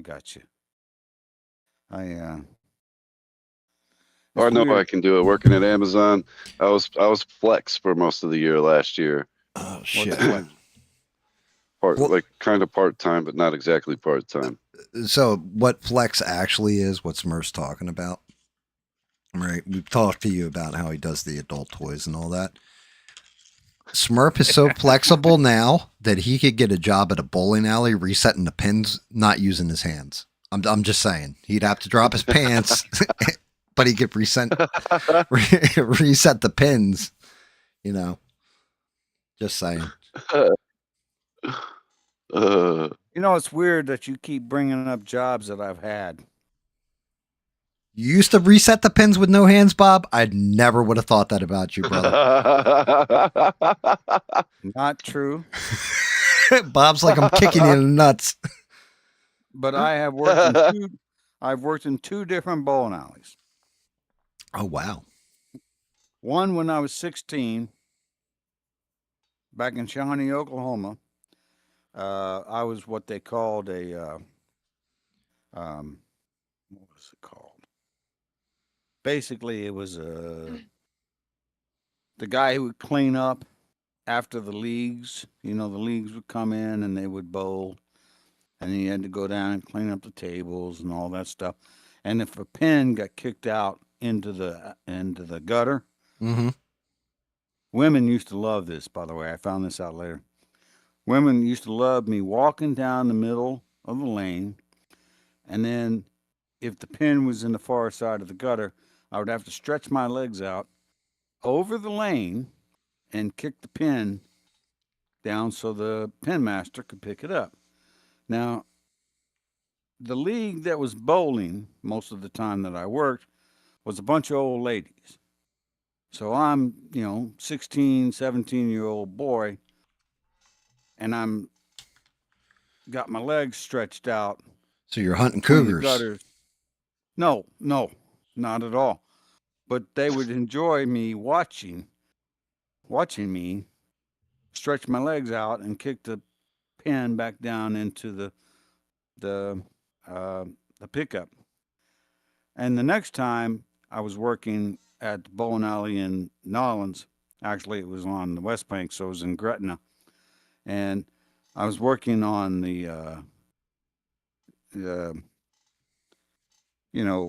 where they made all the announcements and stuff, where you would go and check in and The do all that DJ stuff. booth or Yeah, the booth.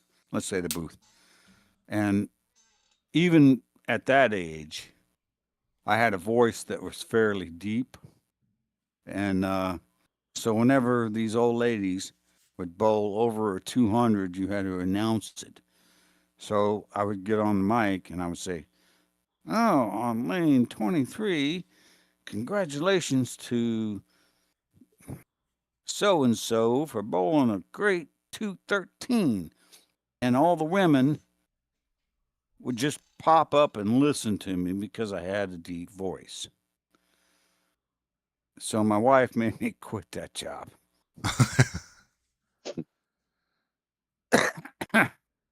Because she said all those old ladies wanted to abduct me. Well, Smurf, you know, Smurf's got that deep voice. He didn't sound like that when I first met him. He's developed that deep voice over the past like 4 years. When I first met Smurf, he used to go, "Hey, yo, Gam, what's going on, man? How are you, man?" Right. Well, that exactly. That's what I thought. And then, you know,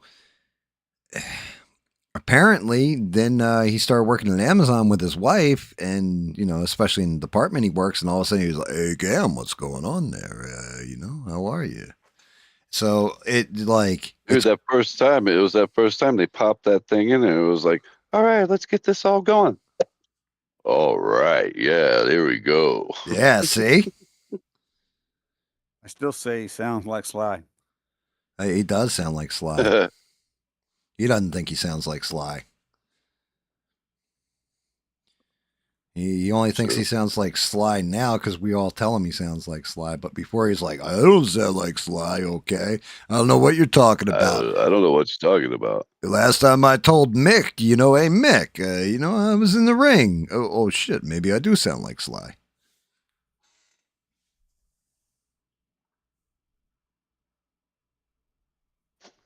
No, Beans. I see, like, little old ladies when it comes to the bowling stuff. Yeah, that was full on. They were definitely staring at Bob's parts. You think women don't objectify men? Did you ever get any tips though? Like, did you ever do the catwalk walking back, Bob, from kicking that pin? Strut your stuff, get some money in the pockets. Yeah, you ever you know, flash a little skin there, Bob, to get a tip out of these old ladies? Little butt crack. No. Bob did not have a butt crack, unfortunately. Bob, I want you to think about what you just said, brother. You are not Kim Jong. I have a butt crack, but it's not going to show because Right, there you go. All right, that's what I was fishing for, brother. But yeah, I think they might have enjoyed me. They were like, "Oh yeah, it's butt crack Bob." You gotta remember, these are a bunch of old ladies bowling on a Tuesday afternoon or a Tuesday morning or whatever, or Saturday morning, and they see this young. I was young at the time, 16, 17. He's a young buck. So what you're saying, Bob, is that when you went out there, you was just making all these old ladies freaking horny. You getting the Bob turned on the old like, I oh my goodness. At the time. I got told later. Yeah, so there you go. That's honestly how I know that's a true story right there. You're oblivious to shit like that when you're a kid. Yeah. I got told later by my boss. They're like, they're kicking those pins out on purpose so they can watch you walk down the middle of the lane and spread your legs and bend over and push the pin down into the receiver. Yeah, I mean, I'm like, why? He used to do that with Smurf all the time too when he worked at the bowling alley. But he was a pin setter again. Like I said, they'd do that shit to him on purpose. Smurf used to cry, yell, "Be gentle." Okay, that's a little more information than I needed to know. Dude, are you serious? That was a little bit more information than Smurf needed to know. I had no idea. Let you know, Smurf, we had the automatic pin setters. They had a name for them. Automatic? What the fuck is that? Well, they come up and they drop into the hose automatically, and the pin sitter sets it down. It happened automatically. We had like one mechanic in the back that would, like, if a pin setter went down, he would know how to fix it. But the rest of the time, it was just me up, cleaning between the leagues. And most of the time, it was just me. no automatic, nothing. Yeah, I'm gonna fucking kill you. You know that, right? Yeah, I know. The best is the way Smurf just worked in a game. You know I'm gonna kill you, right? You can fuck yourself, right? Like it was you can fuck yourself, Gam. That was the best part right out of that whole sentence you just said, Smurf. Hey, y'all got some issues you need to work out. I think you should do that. We just did, Bob. We just did.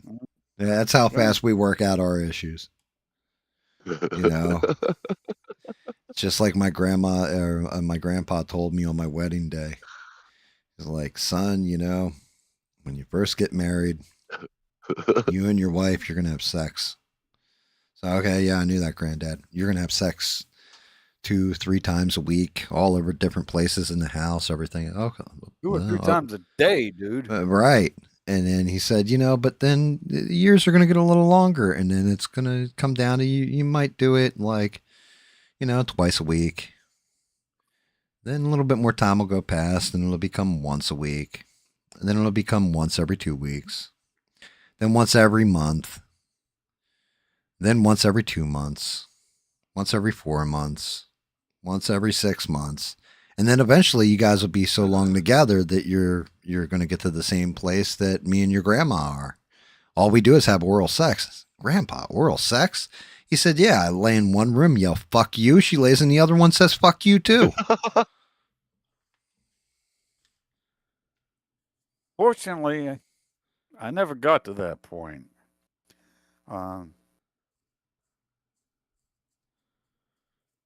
I'd say down to once a day. Damn, dude. No, I'll take that. Take that back. It was about twice a week. That's what it got down. Twice a week. Shit. I'm at the 1 to 2 month right now. How long you been together? We've been together about 16 years. We were together. Been married for about 13, 14, something like that. Getting up there. We were married 38 years, and it got down to about twice a week. That's about it. Wow. Bob's a frisky one, ladies. Well, honestly, it wasn't me. Oh, wow. It really wasn't. It really wasn't. It was, my wife was in the back room. There you go, ladies. Bob likes to be dominated. I'm not saying you're wrong, but my wife would be in the back room, and she would come, and it'd be around 11:30, and she would sit in a chair that's just to my right.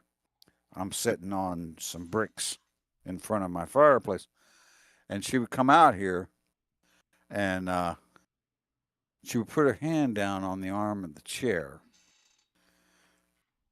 and she would just lay it there, and I knew that was my sign to hold her hand. So I'd hold her hand, and then she would say, after a couple minutes of watching whatever I was watching, she would say, would you like to see me tonight? And I'd be like, I'll be in 30 minutes. That's how it worked. Wow. That's cool. I mean, that's better than, what happens like with Smurf, like his wife. It doesn't usually work for me because I'll look at her and be like, hey, you want to play with my monkey? And that just blows it right there. Yeah. So it doesn't happen. Yeah, and then when Smurf gets home after a hard day's work, and she pulls out the Pleasure Master 3000 and just like scares the shit out of him. Like, God, not that again. Beans, I'm sorry if this conversation makes you uncomfortable, but I hope you have a good evening. Beans is like, I feel out of place here. Have a good night. You feel out of place here. You're fine, Beans. They're just jokes. They're just jokes. Well, maybe Bob's wasn't a joke. With a little bit of truth. Yeah. Bob's the truth here. Me and Smurf are just jokes.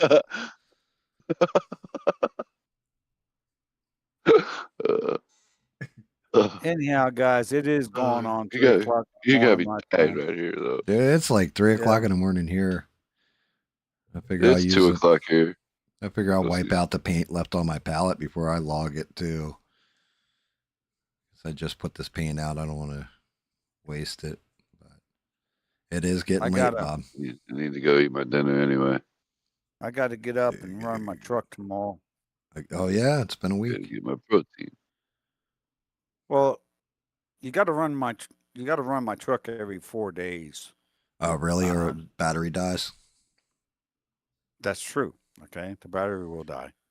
But my truck's a 2001 Ford Ranger, and you gotta, get the lubricants going. So you run it up and down the street every once in a while, about every 3 or 4 days, just to keep her in top shape. You gotta wring her out.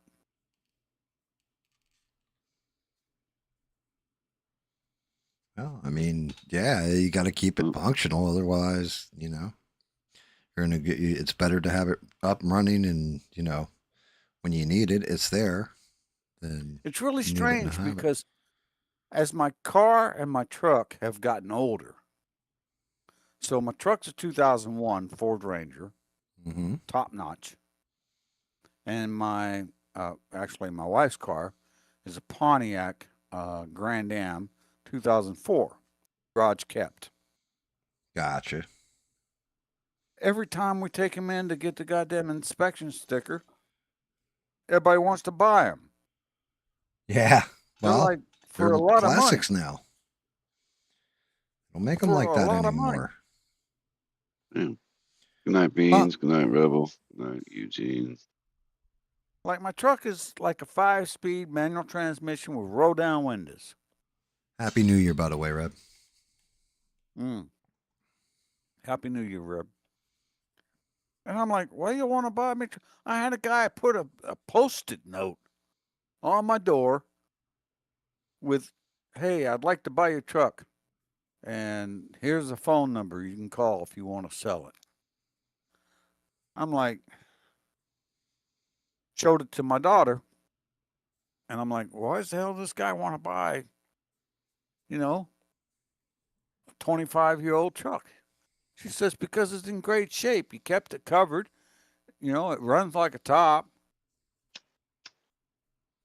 And she's like, what would you sell it for? I said, I ain't never selling my truck. I'll trade it in, buy a new truck, but I'm not selling it. Yeah, I mean, it's your truck. Who the hell do they think they're buying stuff from? You're not Bob the car salesman. This isn't Bob's used cars and, garage kept vehicles. Come deal with Bob, get a discount. It's funny, though, because the guy I was named after actually was a used car salesman. Wow. Wait a minute. Smurf, wasn't your dad's name Bob and a used car salesman? You're not Italian, are you, Bob? No, I'm not. Oh, okay, I'm not yeah. sure. You're not my real dad. Yeah, okay. I'm not sure I like where you're taking this. I wasn't taking it anywhere, it's just coincidence. Just coincidence. Eugene's right. Smurf does gotta go eat his stromboli. Eat a stromboli. It is strumpet time. Okay, what's a stromboli? Trying to think how to describe it. Well, it depends. Or what kind of stromboli are you eating, Smurf? I've been to Italy. It's kind of like spaghetti, but with some different types of noodles, I guess. Fucking really? Spaghetti with different types of noodles? Yeah, I don't know. No, I didn't. I thought a stromboli I was don't know. like What's basically stromboli? Stromboli is usually like meat cheese without sauce and a pizza crust folded over or rolled. Thought that was a stromboli. Yeah, yeah, that's a stromboli. And you dip it. It's not like a calzone. Right. Or a pizza turnover. Right. Yeah. I was thinking of mustacholi. Mustacholi, you know, like it's an Italian word. It's a big word. You should be proud of me for saying it once, okay? Oh yeah, see, it's like a pizza rolled up. Yeah. If you cut it like if you were making cinnamon rolls, It's you that, roll it but up, a pizza. and then you slice it into each roll. That's what the stromboli is. It's like all swirled like that. So it's got your meats and your cheese in there. You usually get like a little like side bowl of some dipping pizza sauce, marinara, whatever.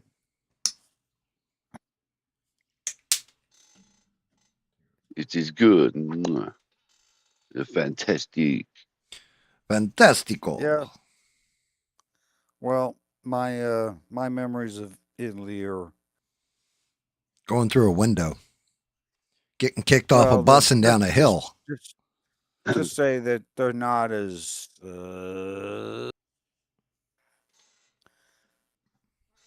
delightful as yours. Well, that you got to realize Italy was Smurf's house when he was a child. That was his parents. They were basically like Italy. His dad is a spitting image. If you ever saw the video game Super Mario, you know Mario brother, he looks just like Mario. Like, a matter of fact, Smurf told me before, this is offline, of course, not in front of anybody, but he said, yeah, I was visiting my dad, and my dad, he came out of the house, and there was a storm, and there was a log, and he hopped over that log, and when he did, he went, woohoo!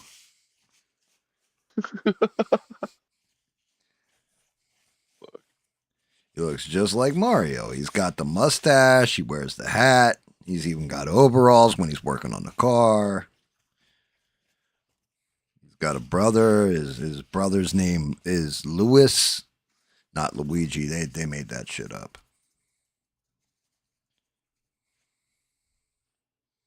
Luigi just sounded funnier. Yeah.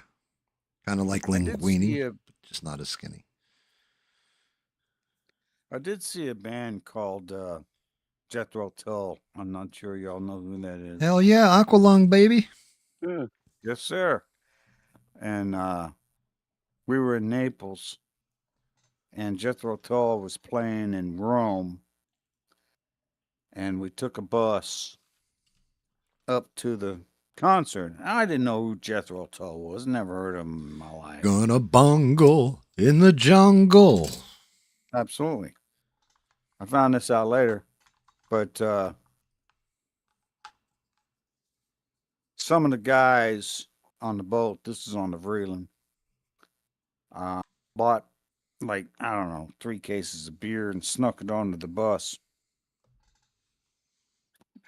And the XO, the executive officer, was a huge Jethro Tull fan. So we're right down in Rome, banging on the stage, drunk, while he's singing. You know, we're just banging down. It's a bunker in the jungle. Blah, blah, blah. And then, we get back on the bus. And we had the bright idea of trying to tip the bus over. Oh. Don't know where that came from. But so we're rocking the bus from side to side, and it's going down this road from Rome back down to Naples. And the thought crossed my head, because I was still half sober. Well, what if we tip it over? What's going to happen? So I stopped rocking. Fortunately, we made it back to the boat.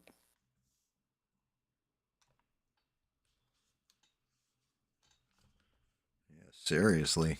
You tipped that over. Well, I'm out of here, guys. I gotta go eat. I'm long overdue for my You gotta go dinner. eat. I gotta eat, Oh, yeah. otherwise the weed What time is won't it? 1 sit o'clock right. in the morning? 2. Yeah, Smurf Two? doesn't go to Lunchtime 6 for me, a.m. dude. Yeah, he didn't rack It's out till like lunchtime 6 for me. a.m. All right, well, you take Dinner's care. usually I'm at going to 7 sign off. a.m. for me, so. I'm going to sign off as well. It's okay. I'm about to shut it down, guys, because Everybody have a good one. Pallet. Everybody have a happy new year. Nice to chat with y'all. Have a You good take one. care, sir. Later, dude. Later. Gaming boy. Have a good one, Smurf. You know, we'll definitely be talking stuff, you know. Yeah, I'm at that impasse with painting too right now where I'm tired and I'm gonna start doing dumb shit. All right, well, you take care as well. You too, Bob. Always a pleasure to have you on too, buddy. You know, you're always welcome, buddy. I appreciate it. Yeah, man. I mean, I love having you on. You tell me all kinds of old stories. And new stories. I'm an old man. So am I. Guess what? Ain't nothing wrong with it. You ain't done living yet, sir. I'm actually hoping to meet the girlfriend. That'd be awesome. You know? Well, I mean, I'll tell you about it if it happens. yeah. Yeah, absolutely. Yeah, come on in and tell us about it. I mean, Rogue just got engaged. Rogue of the Leaf. Him and his girlfriend are tying the knot. I wish him well.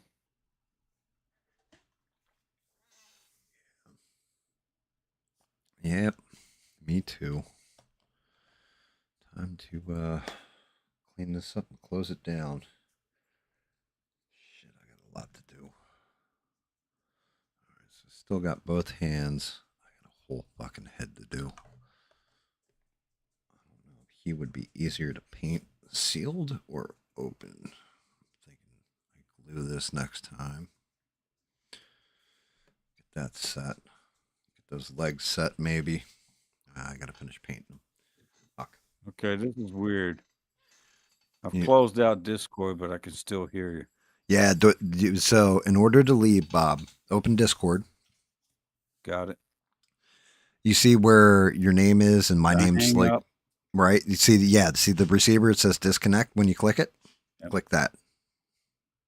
There he goes.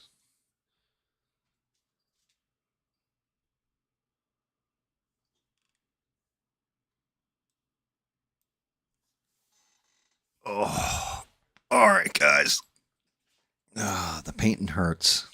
I got the dog looking at my back right now. He's telling me he loves me. He just knows it's ice cream day for him, little fucker. But yeah, thankfully we had Smurf jump in.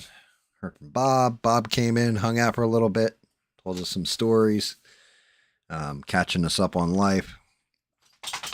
But everybody, thank you guys for being here, liking, sharing, subbing, all that fun stuff. But most importantly, thank you for being here, being part of the conversation, having fun, chilling out with us, maxing and relaxing. I got a pretty decent start on Galactus. I figured he was going to take at least 3 sessions. I'm looking at it now, and I'm looking at some of these inlay lines. It might take 4. I mean, just some of the intricate work, depending on how steady my hand is, how numb my ass is sitting in the chair, is going to determine a lot.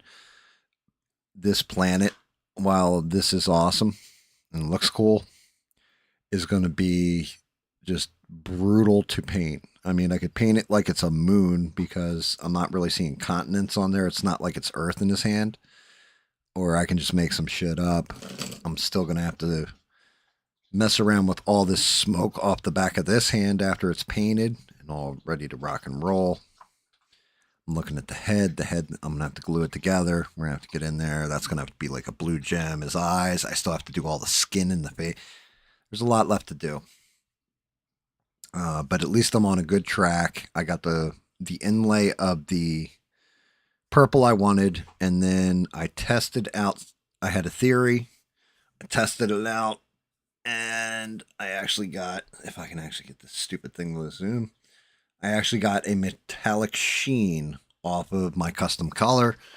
So that's definitely going to help, which my custom color is nothing more than a shade of purple mixed with a dark shade of red, but doesn't matter. It's still different than any other color in this palette.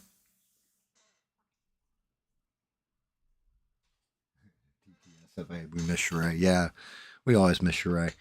I'll be back Sunday night, 8 p.m. Eastern Standard. We'll keep rocking and rolling on this guy. I don't know what we'll talk about. Maybe I'll watch some stuff. Maybe I'll talk some stuff. Maybe, but we won't know, baby, until Sunday hits, and then we'll see what's up. Anyway, guys, thank you again. I appreciate each and every one of you. Everybody hang tough, and I will see you Sunday night, 8 p.m. Thank you for all the love. Thank you for all the likes. Thank you for all the time. Thank you for all the conversation and the fun. I can't do this shit without you guys, so I appreciate each and every one of you. So thank you, thank you, thank you. Good night, everybody, and until next time, don't take shit from anyone. Thanks again, guys. Good night.